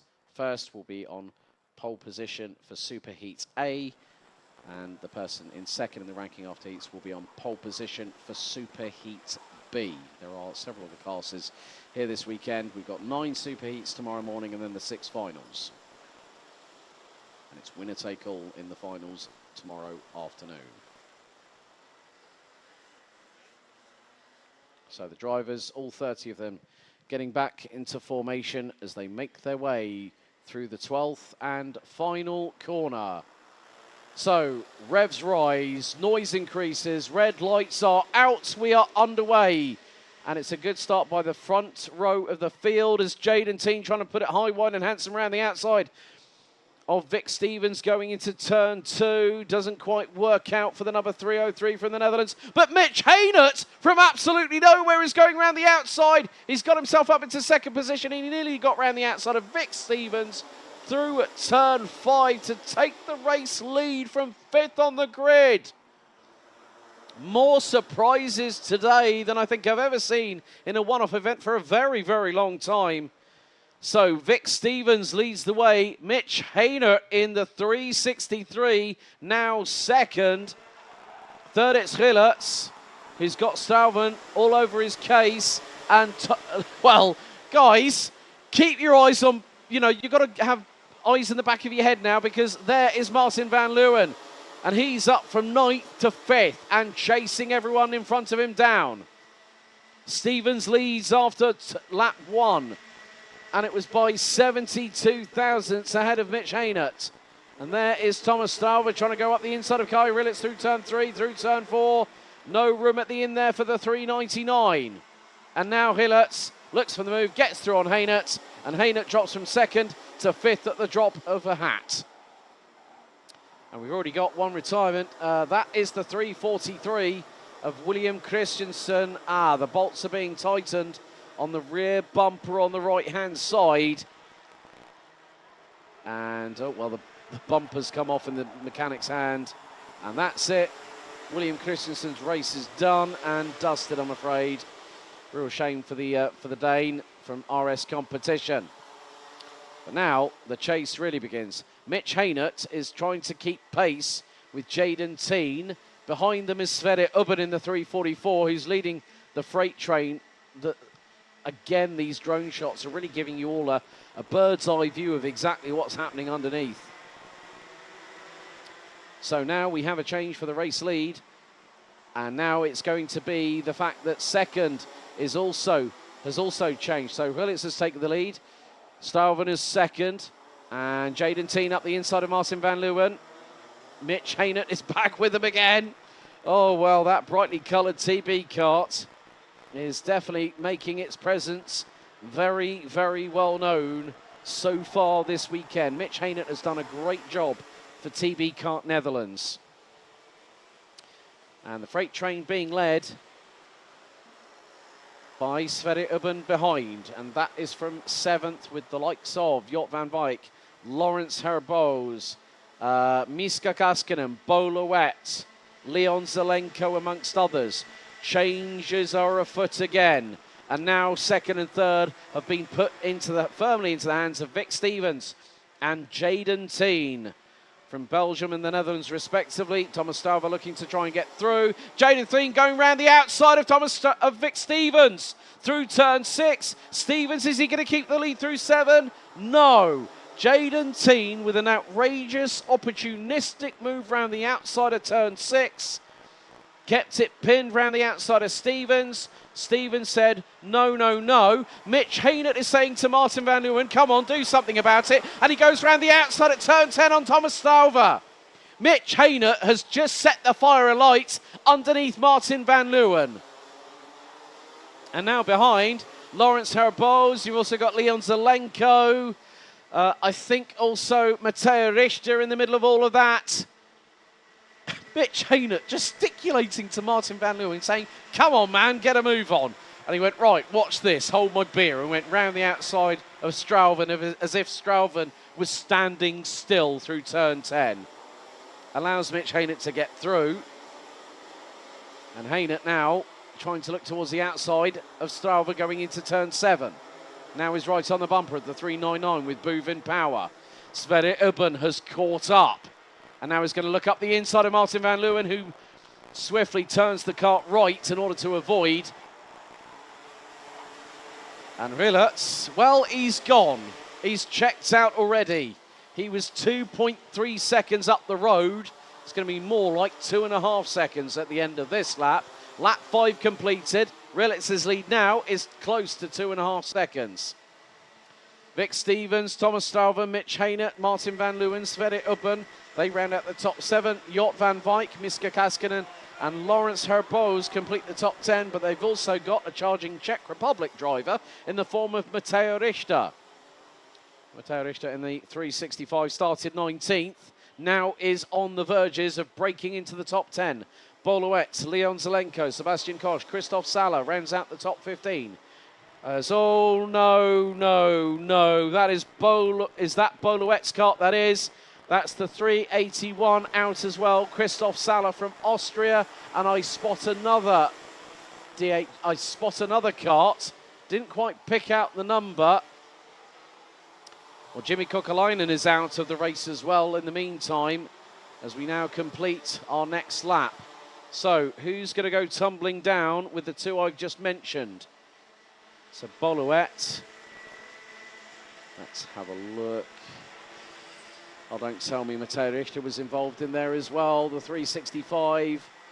Yep, bit of carnage off of turn number 3.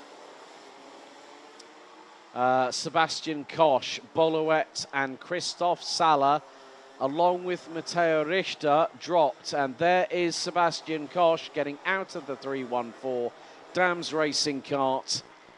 And, well, that just goes to show how hard and how cruel racing can be, especially in senior Rotax. But in the meantime, keep your eyes on what's happening in the battle for second position. Thomas Stauber now back ahead of Jaden Teen. Martin van Leeuwen now up to 4th. So, Mateo Richter, Bolowet, Sebastian Koch and Christoph Sala out on the spot. We are down to 24 drivers. And that's being rounded up by Denmark's Tobias Billy Clausen. So Rillerts has a lead of 2.5 seconds. Battle for P2 is between Stauber and Teen. Sverre Ubben now ahead of Martin van Leeuwen for 4th place. Mitch Haynett, Vic Stevens, they round out the top 7 positions. Well, Stevens now ahead of Haynett going out of turn number 9, I've just spotted. So a lot of changes up and down this order. And there is Leon Zelenko ahead of Lawrence Herboz, who's got the 333 of Jort van Wijk and Frederik Zebis Christensen in the 322, not too far behind. So Kai Rillerts is going to put himself on pole position for Superheat A tomorrow morning, because he was very well. He did say to me, I think, well, I didn't have the best lap in qualifying. Well, words to that effect. But he's done exactly the business where he's needed to do it, which is on the racetrack. Qualifying is one thing, racing, we all know, is something completely different. So 1 3/4 minutes still to go. Rillerts has the lead. It's now 2.2 seconds. Sverre Ubben now in fourth. Has the fastest lap of the race, 55.107. Well, please Edgar and the team at GKS. It's still a great battle between the likes of Zelenko, Herboz, Van Wijk and Christensen. They round out the top 11. There is Martin van Leeuwen ahead of Vic Stevens and Mitch Haynert.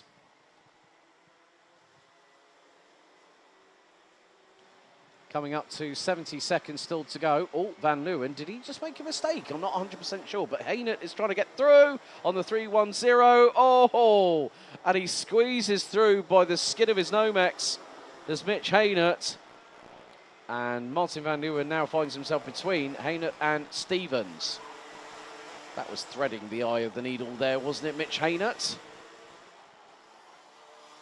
Sverre Ubben, in the meantime, is catching up with Jaden Teen. Now this starting to get interesting as we head on to our penultimate lap of the senior road tax heats. So heat 6 out of 6. So out on lap 5, 4 karts on the spot. Matteo Richter, Boluet, Sebastian Koch and Christoph Sala. Jimmy Kochleinen out on the very first lap. And William Christensen also out very, very quickly indeed. So 24 out of 30 drivers will take the checkered flag as the timer hits 0 now. So Kai Rillerts will now makes his way out of turn number 11 into the 12th and final corner. And the 17-year-old from Tremelo in Belgium has also had success in the 24-hour series championship, 24-hour series, especially with, I have to give a shout out to Red Ant Racing, who put him in for the 12 hours of Monza, and they went out and won the thing. Sverre Ubben closing in on Jaden Thien for the final position in the top 3. Sverre Ubben sweeps to the outside, tries to get the undercut. Oh, that was a bit of a nerf from behind on Jaden Thien. So you can see that Sverre Ubben is very, very hungry to get that 3rd place back. But he's got to be very, very careful that he hasn't incurred the clips going in on the bumper, because that's straight away a slam dunk 5-second penalty that you cannot contest.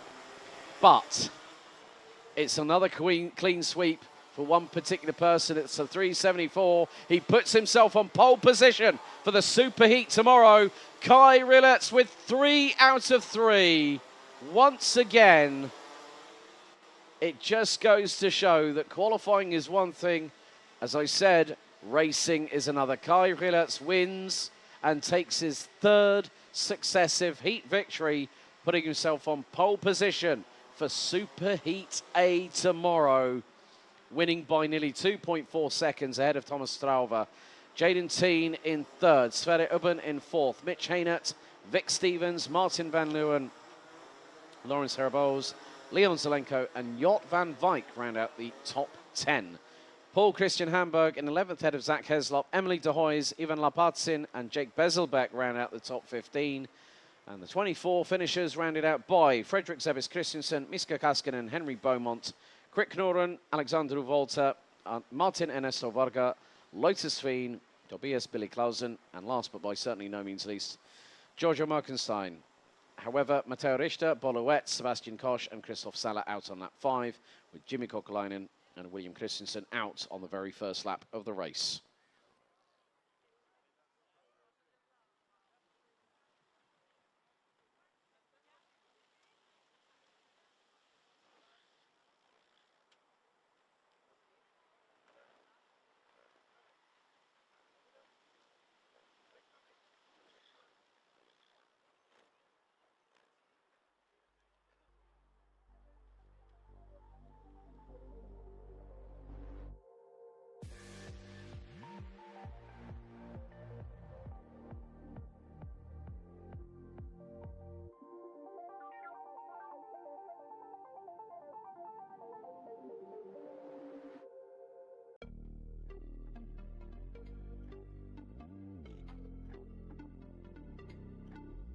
So taking a brief look back at that senior Rotax final heat, it was all for themselves, and of course at this point you're trying to get as little points as possible in terms to get yourself up the ranking after heats ready for tomorrow's super heats. But it was a case of Vic Stevens was leading things early doors, but Mitch Haynett was trying to do his level best. Rilletz would then take the lead from Vic Stevens, and again, as we've seen in the previous two heats, he really hasn't had to look back.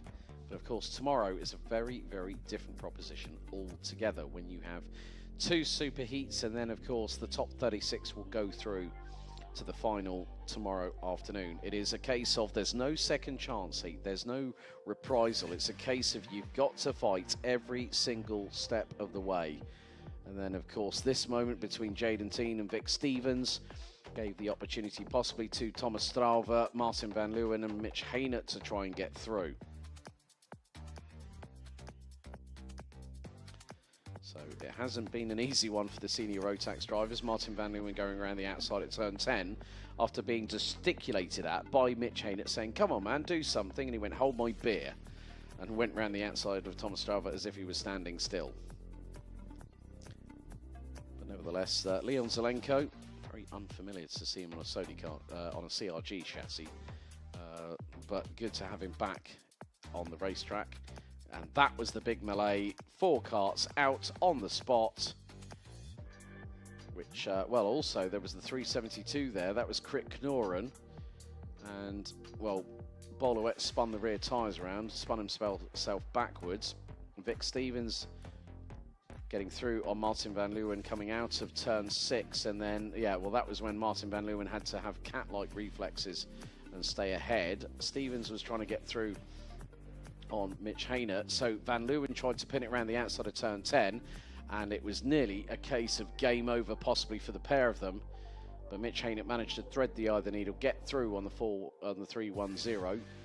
Sverre Ubben in the meantime had this attempt, this to say to Jaden Teen a little bit earlier on, but there is a slight delay at the moment, folks, as we are having an extrication in process with the multi-kart incident, but Kai Rilletz puts himself on pole position for Super Heat A tomorrow morning. So we have 3 more races to go. Local time 5:25 p.m. here, Central European Summertime, of course. From tomorrow, we're going to be winding the clocks back an hour, so everyone gets a little additional lay-in. Which will be quite well and truly needed, even though your body doesn't normally feel like it. And there is the circuit here at Karting Genk, thanks to the drone shots that we've been getting all the way through the day. Absolutely wonderful to see it from this vantage point. And there on the top left of your screens for those watching at home on the official B&L Karting Series YouTube channel. Thank you very much for everyone that has joined us for all the action, everyone that's put in the comments over the course of today. Really has been greatly appreciated. There you see the dummy grid. Also Park for May, where karts are being brought in. And we still do have 3 more races to go. There's the dummy grid there. There are the 22 drivers that will be going out very, very shortly for their final race of Heat Stay. Ryan Rivers shuts the visor down.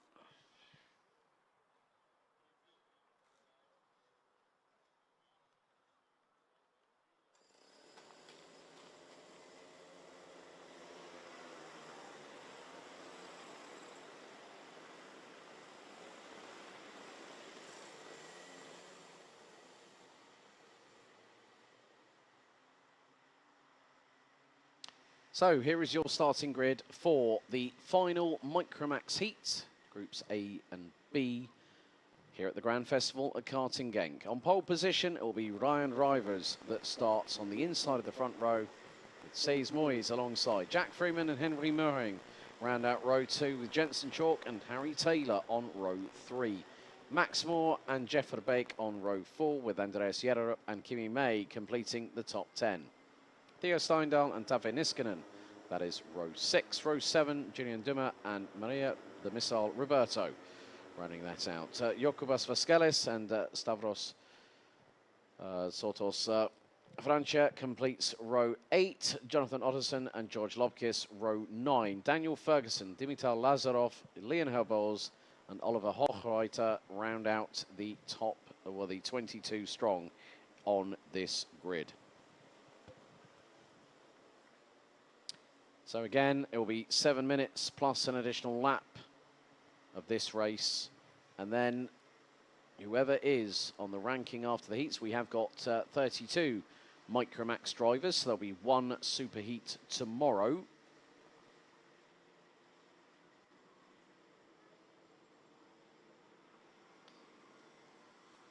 So whoever is the leader in the ranking after the heats, because the first superheat gets underway at 10 past 10 tomorrow morning, and we have 9 of them, which will take us up to the lunch break. We'll also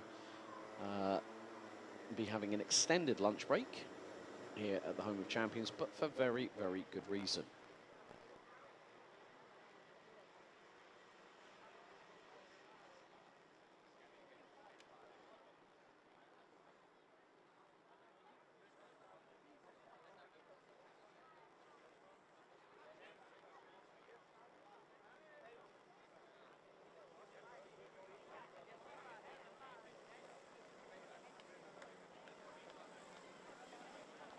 So the drivers make their way slowly at snail's pace through turn number 10 of this 1,360 metre 12-turn circuit.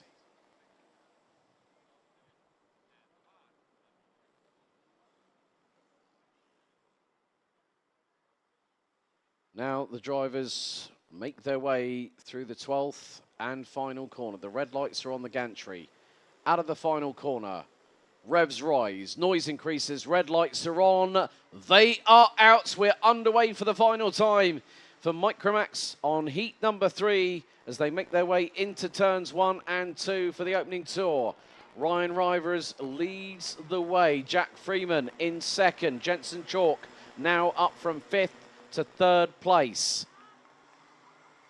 Sees Moyes now looking for the move up the inside of Jensen Chalk into turn 6. The number 34 unable to facilitate that as the drivers make their way down the Europalan for the first time.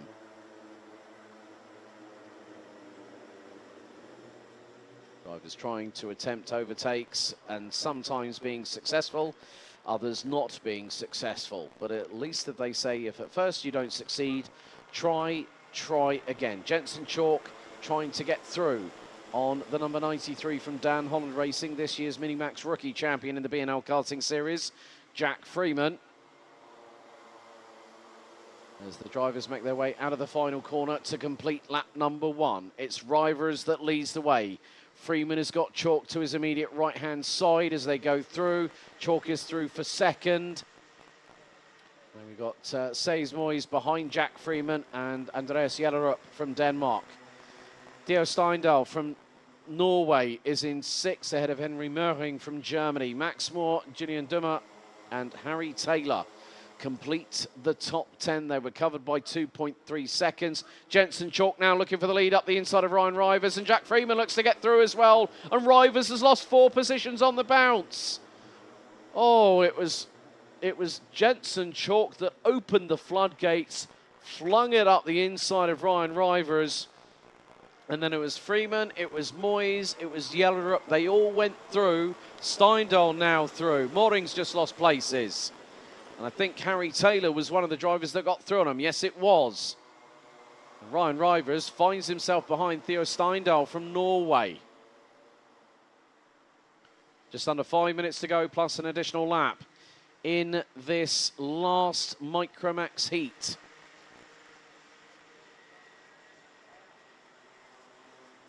Jensen Chalk now has a lead over Jack Freeman to the tune of about 4 and a bit tenths of a second.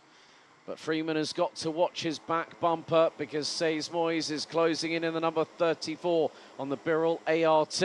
Henry Möhring trying to go toe-to-toe with, I think, Jokubas Vaskelis heading into turn 7. And the German gets through on the Lithuanian down the back stretch.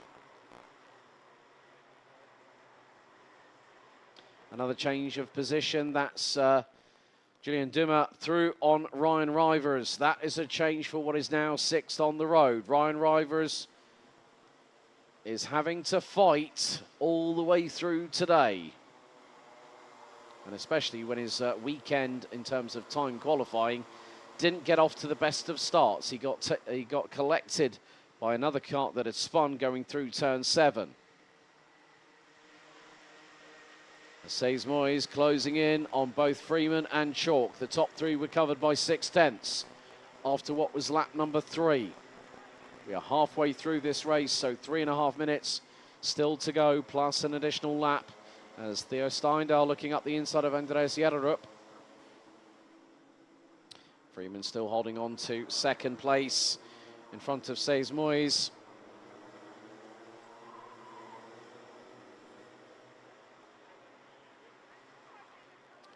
So Jokubas Vascalis drops down to 10th. Julian Dummer now up to 6th. Harry Taylor now up into 9th. Other changes. George Lobkis past Maria Roberto. Stavros Sotos Francia from Germany ahead of Tave Niskanen for what is 17th. And Leon Hobos past Jonathan Otterson from Denmark for 19th place. Gap between the top 3, half a second. And Harry Taylor now gets up into 6th place and has the opportunity to close the gap between himself and Theo Steindal, which is now around 1.4 seconds. But Harry Taylor more than capable of being able to chase them down. And Andreas Jerrup has lost out to Theo Steindal. So Steindal now up into 4th place and trying to close in on the 3 in front. But there's going to be a gap of around about 1.4, 1.5 seconds between 3rd and 4th position. 2 minutes to go, plus an additional lap. And still the top 3 cannot be pretty much separated. Bethany still cheering on DHR. Of course, Bethany, the elder sister of Jack Freeman, who is closing in on Jensen Chalk. That gap was 0.287 of a second. It's now 0.169. Freeman is starting to get closer and closer, and he's put in the fastest lap of the race. And he was only 3/1000ths quicker than the driver in behind him, Moyes. 1 minute 2.265 for Jack Freeman. 1 minute 2.268 for the 34 representing the Netherlands. And there through goes Jack Freeman on Jensen Chalk at turn 6 to take the lead. But there's going to be a little bit of a rub between the pair of so briefly heading into turn 7. And Freeman makes good his intention. Moyes trying to get the crisscross and attempts and does so through out of turn 8 on Jensen Chalk, who now drops to P3. A minute still to go, plus an additional lap. Let's not forget, folks, that it ain't over until the checkered flag waves, and Jack Freeman now has a bit more daylight at the end of the tunnel. The gap between him and Jensen Chalk after lap 5 was just under 0.17 of a second. This is going to be a significant pendulum swing in his favour, and the lead now is 0.6. That's nearly an 0.8 of a second pendulum swing in favour of Jack Freeman, and Jensen Chalk now finds himself in 3rd place. And with 28 seconds on the timer remaining, there'll be one more lap after this. You can bet your bottom dollar that Jensen Chalk has got to bring out his magic wand to try and do something, but it's going to be to no avail. Andreas Jerrup still battling away with Theo Steindal. They've swapped places, so the Dane now up into 4th place, the Norwegian down to 5th.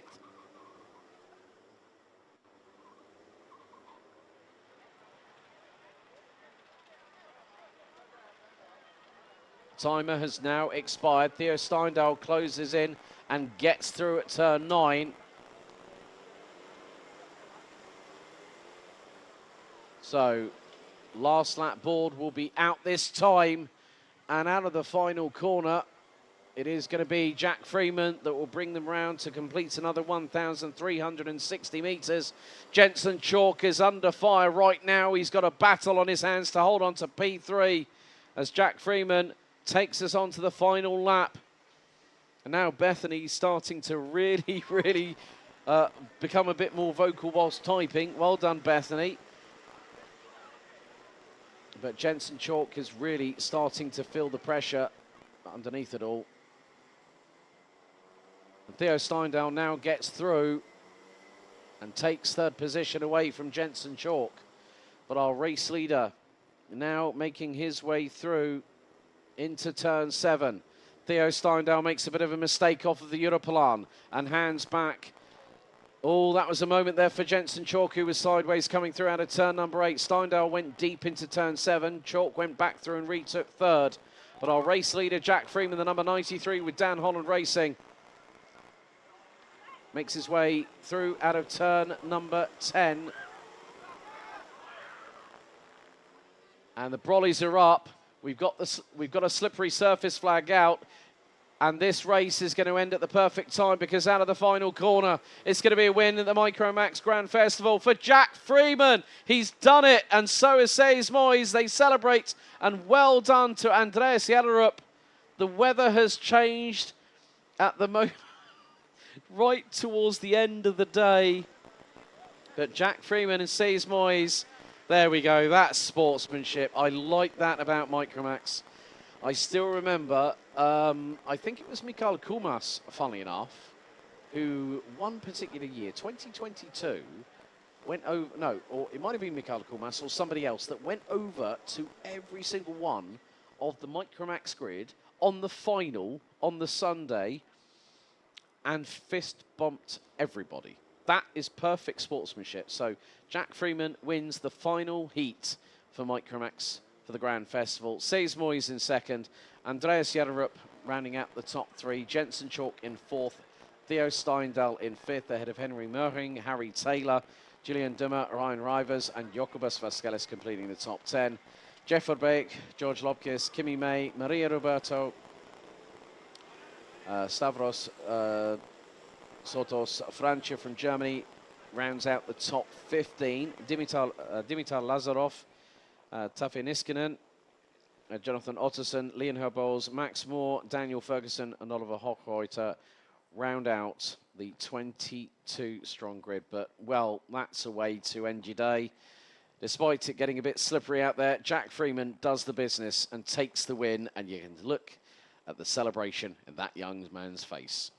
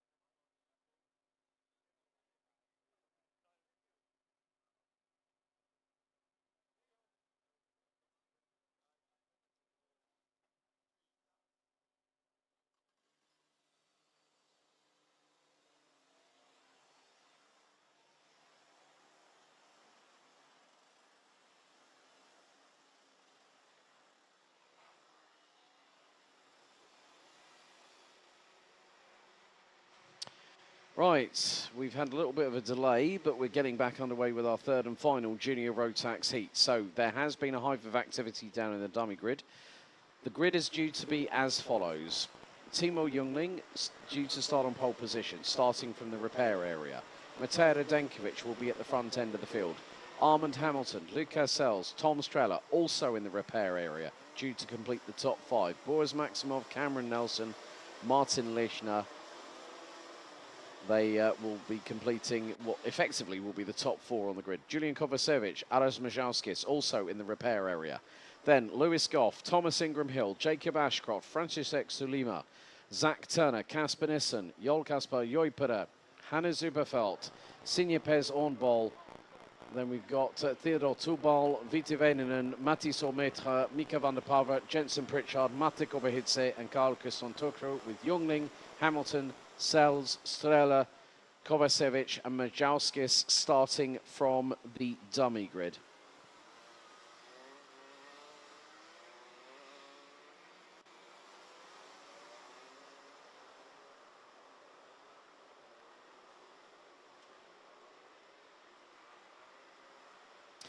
Alchemy Car Care giving a shout, giving a lot of love in the chat for Lewis Goff. Ron Lynn saying, same as last heat, please, Lewis.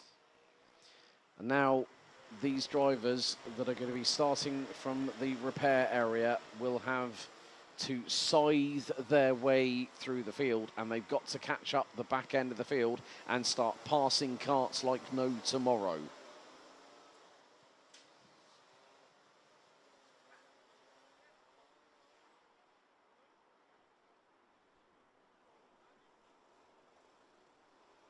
So the red lights are ignited on the starting gantry ahead of the last heat. 7 minutes plus an additional lap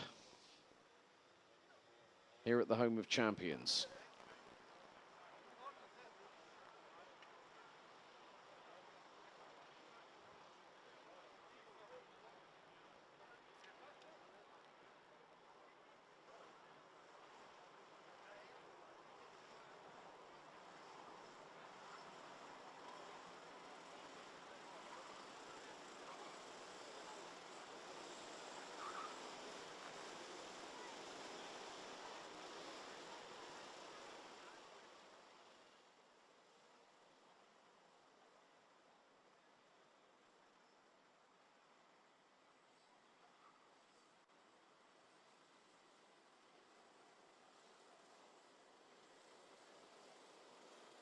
So the field that will be starting on the racetrack will be going into the tram lines now. Revs rise, noise increases. It's going to be a full start. So they're going to have to go round again. So the 6 drivers waiting in the repair area will have to wait their turn. So Jungling, Hamilton, Sells, Strela, Kovacevic and Majalskis, if that has been for an infraction within the 3 minutes before going out and being on the dummy grid. So as I said, there are going to be 20 out of the 26 drivers that will take the traditional rolling start 2x2 formation. The others will then be released.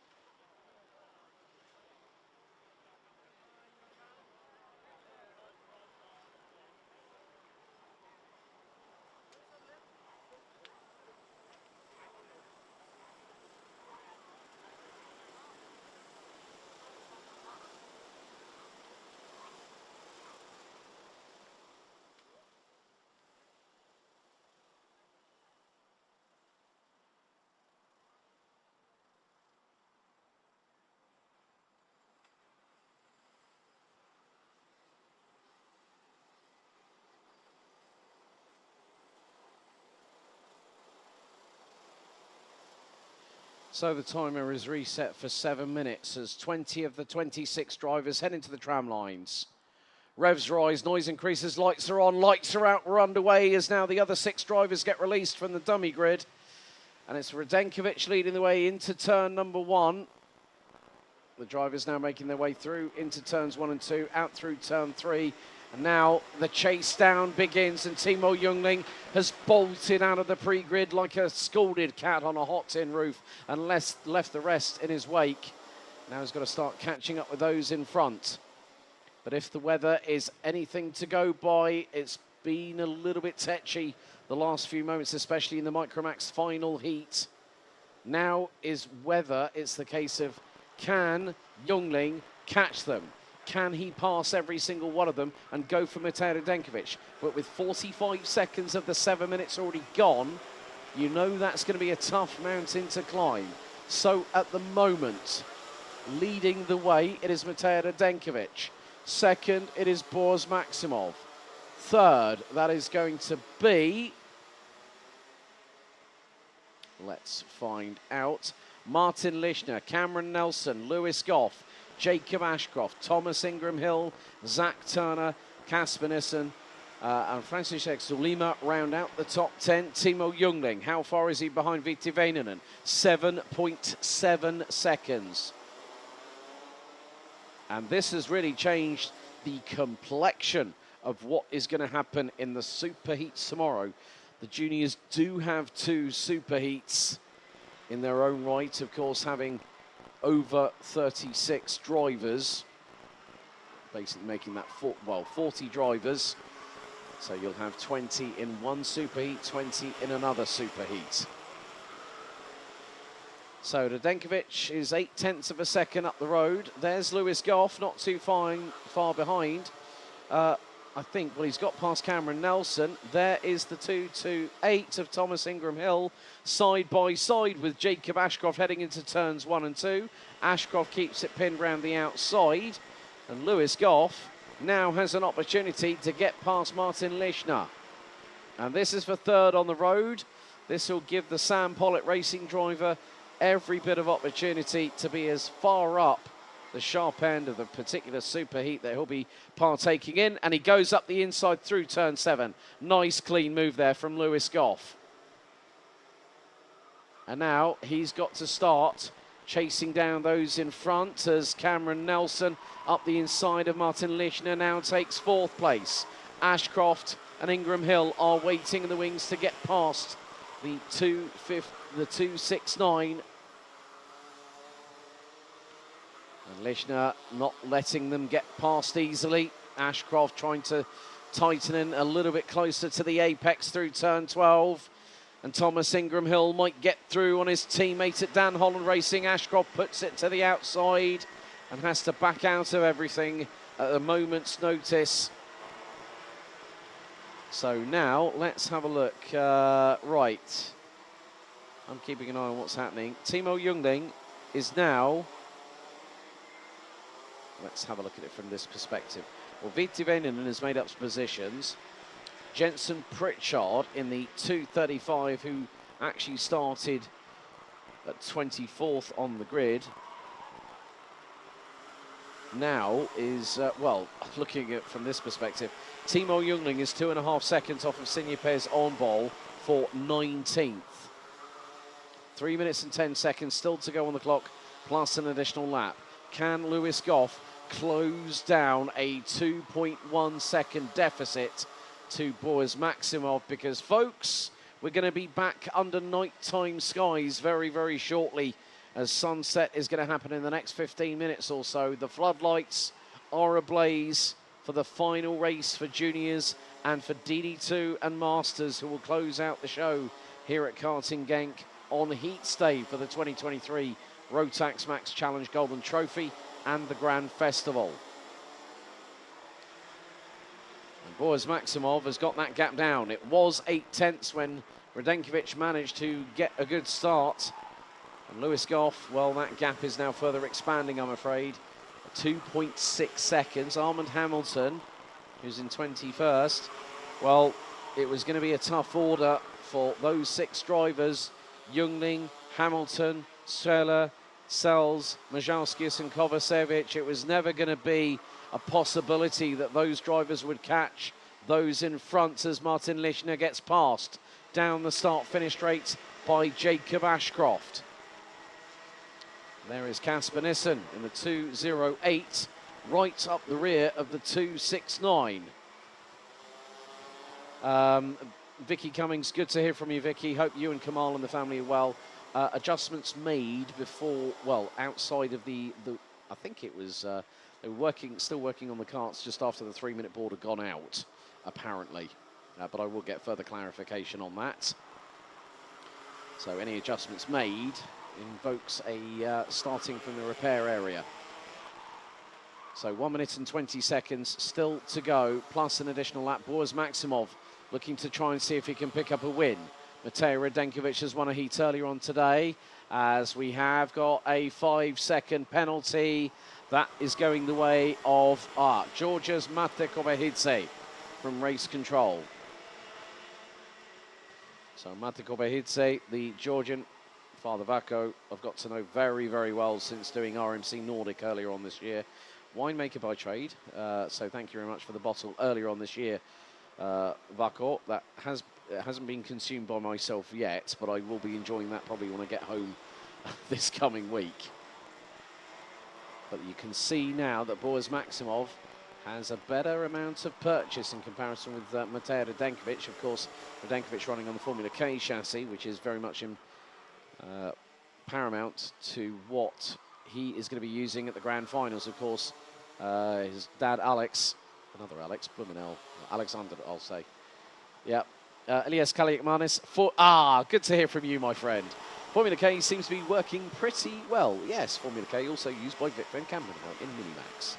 How's about that one? Timer now about to expire, so after this, one more lap to go, and Boris Maximov is closing in again on Matej Radenkovic. The gap was 0.2 of a second after the previous talk. We are on lap number 8, and the timer has expired in this race as our leaders make their way through turn number 8.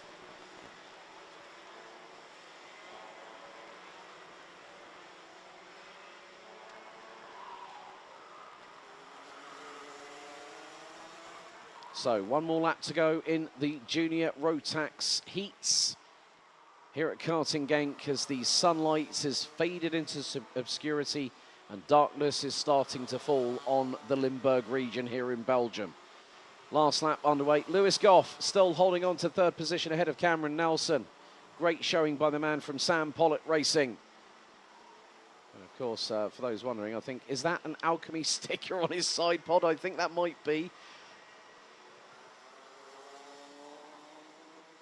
So into what is the, Cameron Nelson trying to go high, wide and handsome around the outside, nearly threw the Hail Mary towards Lewis Goff, and Goff reacted accordingly and kept it pinned on the racing line.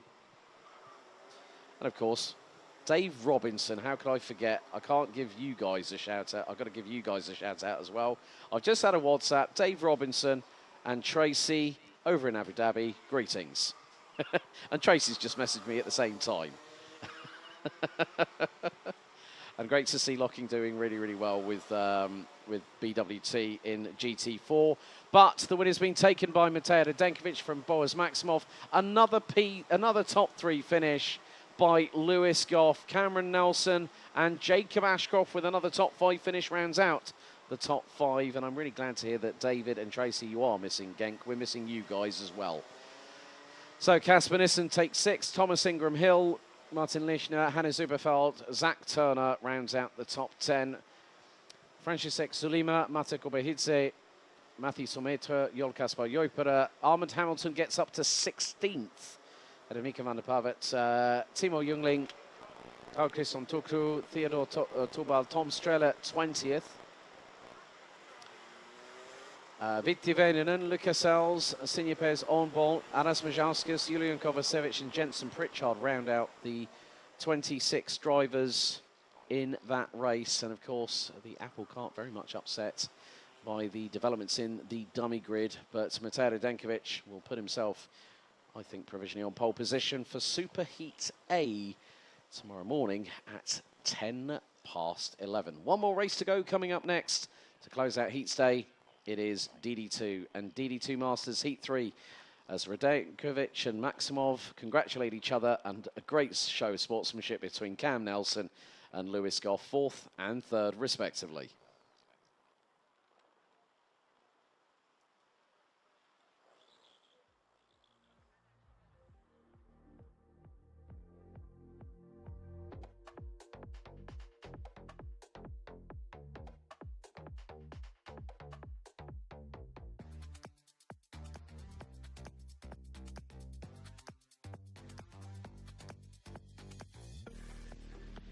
Well, I would go through the replay of what's happened in juniors, but we've got our last race of the day, folks. It's DD2 Masters. So we are going through the highlights first of all, very briefly. But now we're going to go to DD2 and DD2 Masters. Race 3, Heat 3. It's A versus B. Here's your starting grid. Nikita Genza and Maxim Dirix on the front row with Genza on pole. David Maslakovic and Jules Cousin on row 2. Bas Lammers and Karl Borgard, row 3. Florian Breitenbach and Patrick Snolls-Lochmelis round out the... Well, let's start that again. So, shall we? Nikita Genza starts on pole position with Maxim Dirix alongside in the front row. David Maslakovic and Jules Cousin, row 2. Bas Lammers, Karl Borgard, row 3. Florian Breitenbach and Patrick Snolls-Lochmelis, row 4. Yannick Nielsen and Mats Overhoff complete the top 10 with Nielsen on DD2 Masters pole. Luca Filipponi, Fabian Bock, that's row 6. Nicolas Guillaume and Manuel Tenchert, row 7. Timmy Kametz, Brian Anker, Nikolai Christensen, Igor Mukin, Lucas Lippert and Tristan Rennie complete the top 20. Rounding out the 26-strong grid, it's Jan Eckstein, Adrian Nynestad Kirko from Norway, Lucas Dolizal, Dimo Noto Francesco, sorry, I nearly tripped myself up with that one, I did actually. Yori Klebort, and from South Korea, SH Moon. There we go. So, 10 minutes on the timer plus an additional lap here to conclude Heats Day for the 2023 Rotax Max Challenge Grand Festival and the Golden Trophy. It is a winner-take-all event, folks. The reason being, after today, we'll have the confirmation of the ranking after heats. We'll also be on our social medias later on telling you who are the class leaders in each of the classes heading into tomorrow. And Vicky, you're more than welcome. I still remember you and Tracy getting your moon boots in Portimao at the International Trophy in 2020. That was a week to remember. And I know, Tracy, for a fact, Tracy and Vicky, you've all got, I think you've both still got your set of moon boots that you bought in Portimao when the weather took a turn for the worse, let's say.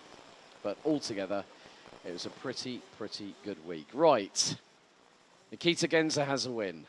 Maxim Dirix has a win. Either one of these two takes a win right now. They are on pole position for the Superheat tomorrow morning. Well, 12:30. It's tomorrow afternoon, actually. 12:30 for DD2 and the Masters Superheat at 12:50. So let's see what happens here. Genza and Dirix on the front row.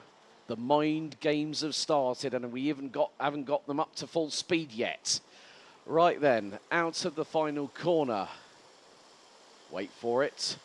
Here we go. The revs rise, the noise increases, the red lights are on, the red lights are out, and it's a good start by Nikita Genza, who immediately looks to his left-hand side, and Maxim Dirix tries to go high, wide, and handsome around the outside. Maslakovic up the inside, gets through.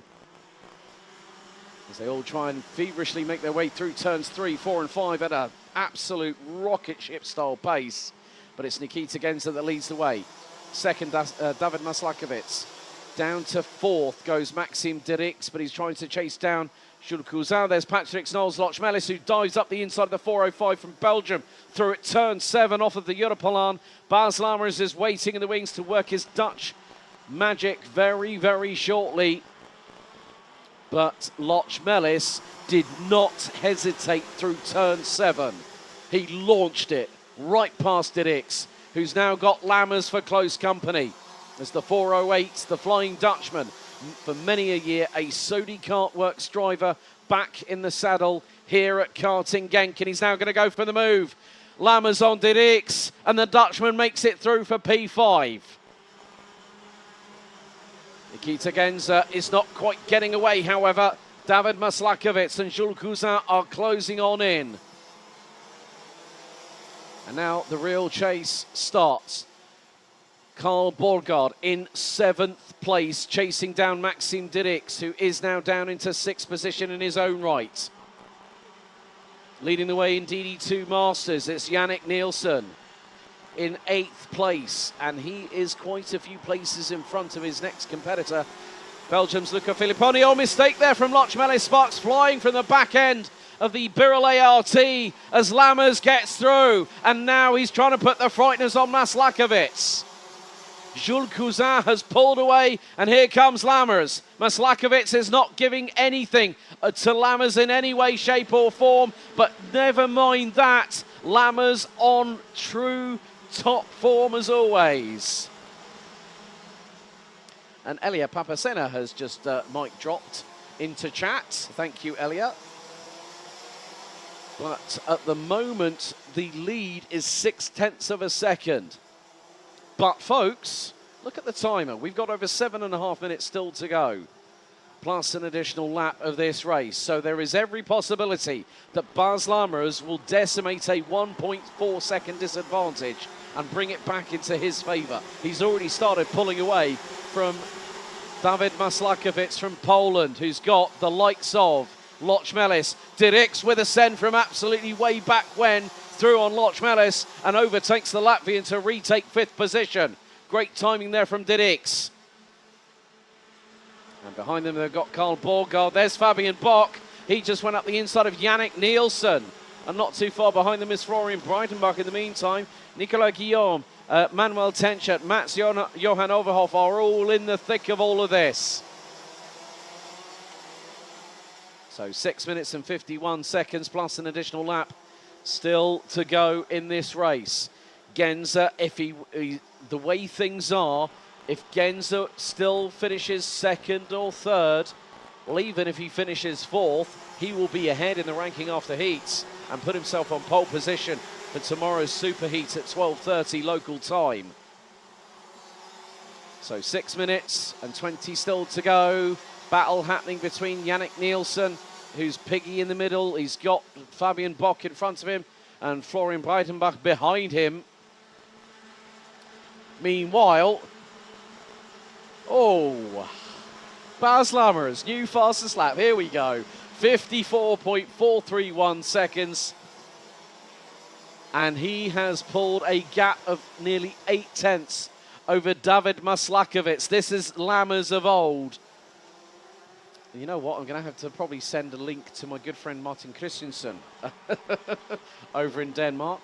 One of my good friends through the Classic Kart Race 100cc European Grand Prix, organised at the Boyens Motorsport Arena earlier on this year in late August. But you can definitely bet your bottom dollar the fireworks and the sparks from the underneath of the chassis are going to be showcased in this battle here. Great move by Dirks on Maslakovic, and now he's getting assaulted from all sides, because through goes Loch Melis, and now is Carl Gustav Borgard going to make it through on the Polish driver? Not quite, but gets the cut back through turn 3. Borgard using a little bit of assist with the curbs. Absolutely epic stuff from the 4.37. So Bas Lammers is the quickest out of the top 3. He's a 10th quicker than the race leader through sector 1. 21.809 for Lammers, 21.908 for Genza. Jules Cousin is slightly slower. Lammers has beaten them again in the 2nd sector, so Lammers is trying to really up the pace, but of course he's got the superheat to consider tomorrow. And this is where that ultimate bit of strategy, you've really got to sort of look at where your strategy is going to be best placed, especially for tomorrow's superheats. And we've got 9 of them in total, folks, so expect the unexpected tomorrow morning. From around 10 past 10 local time, we'll be going on to Central European time, as of 3 o'clock CEST tomorrow morning. So, yep, that's going to give you an hour's extra laying in bed.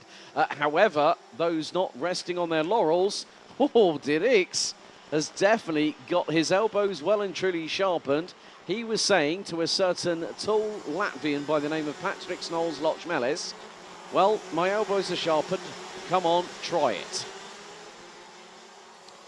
In the meantime, well, Bas Lammers a new fast... Well, he's just equalled his fastest lap of the race. Bas Lammers twice in 3 laps has put in, and he's gone quicker again.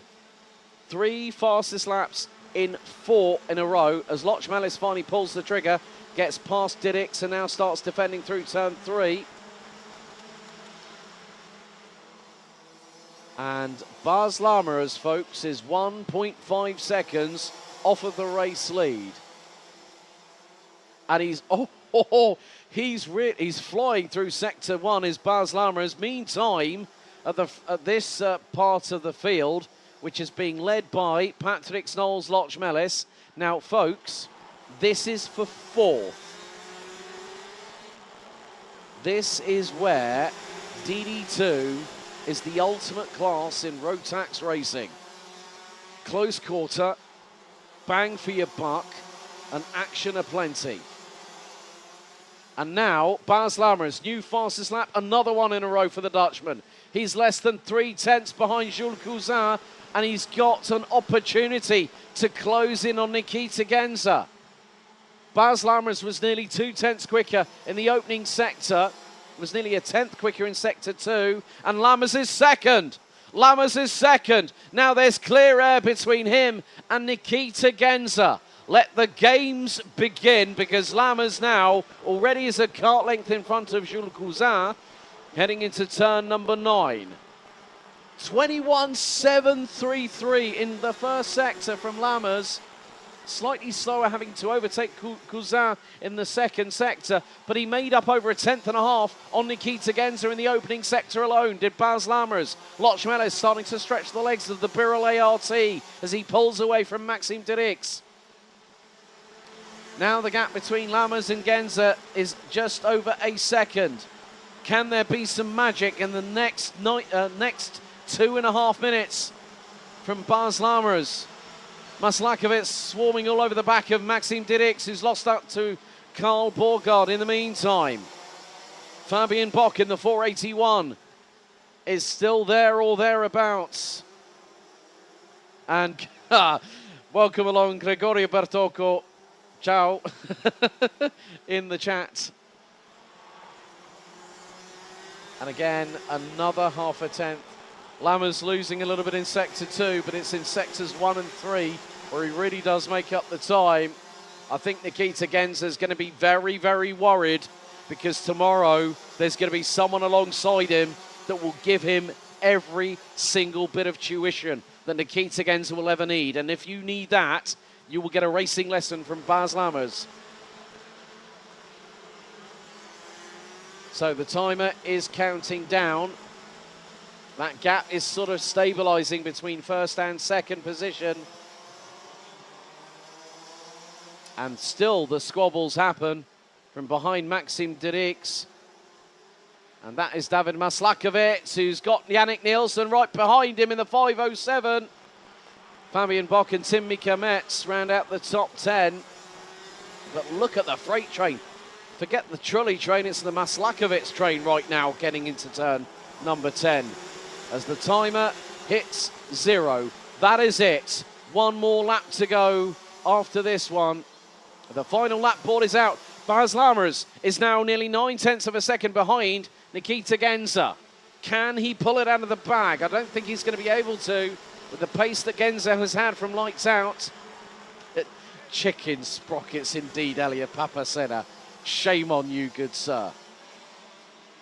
But Lammers has been pretty much throughout the majority of this race getting closer and closer to Nikita Genza. It's been an absolute textbook from the man from the Netherlands, the Flying Dutchman, Bas Lammers himself. He's still very much very capable behind the wheel, but out of turn 11, it's going to be 2 wins and it's going to put him on superheat pole position for tomorrow.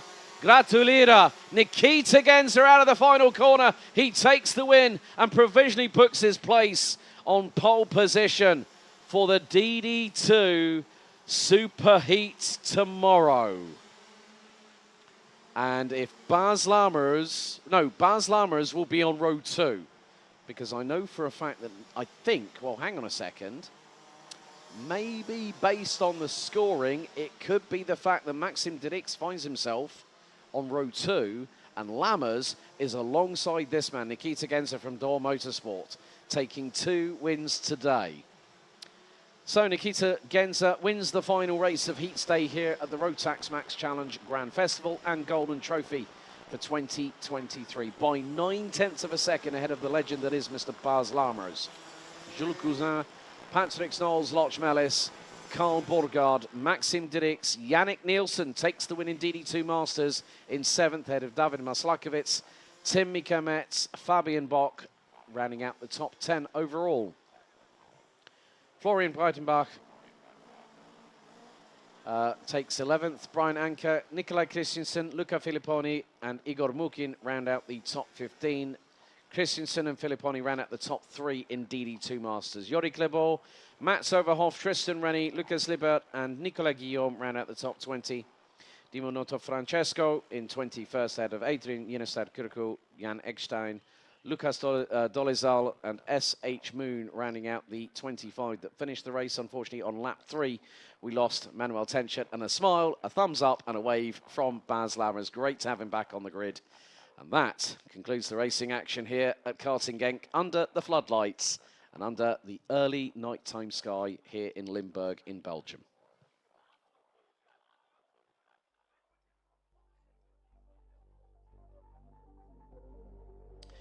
Well, it was going to be a duel at the front end of the field, especially when we had two young but very, very hungry individuals at the front end of the field. When the lights went out, it was Dirix versus Genza, and we got a very early indication of what we might see in the super final and the superheat and the final tomorrow.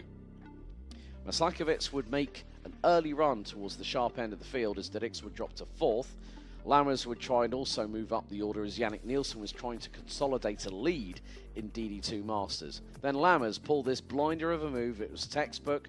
Both gave each other respect and racing room, and that is what counts in DD2 and DD2 Masters.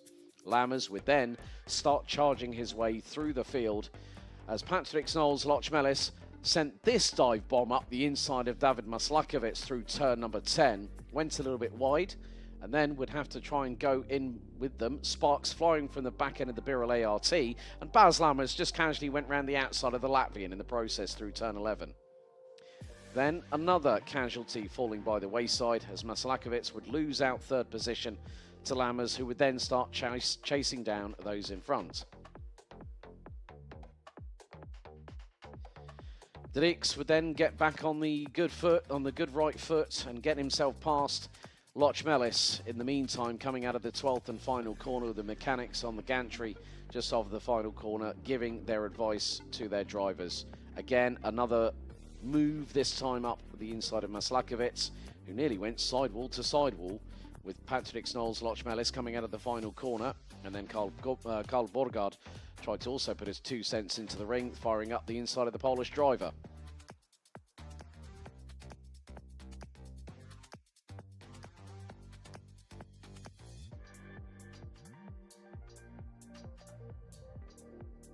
But it was all for themselves in this final race of the heat stay, and then there was the move that would mean that a certain Baz Lammers would make his way past Jules Cousin and then start to try and chase down what was a significant disadvantage to the best part of nearly a second and a half for Baz Lammers.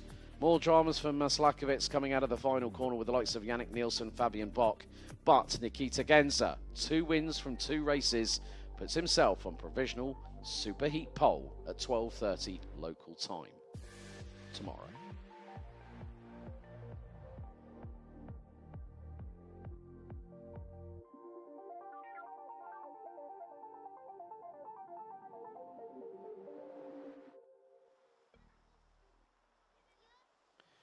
Well, folks, that's it for the Heats Day of the 2023 Rotax Max Challenge Grand Festival and the Golden Trophy.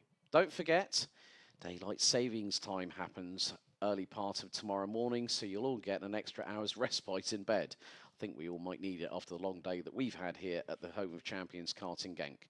But tomorrow morning at 10:10 Central European Time on the 29th of October, we get into the business end of this one-off event. We'll have 9 super heats where all 224 drivers from 29 different nations will be competing. After that, we whittle it down for several classes, including juniors, minis, and seniors, to 36 apiece. And then those drivers will go all out for the overall victory, because the winner of the final is the winner of the event tomorrow. The Grand Festival champions will be crowned, thereby giving one Micromax driver and one Minimax driver a ticket to the Grand Finals, and also Golden Trophy crowns up for grabs. So thank you very much for joining us on the official B&L Karting Series YouTube channel all the way through the day. Thank you very much for your support as always. We will see you bright and early tomorrow morning at around 10 o'clock Central European Time tomorrow. Until then, good night.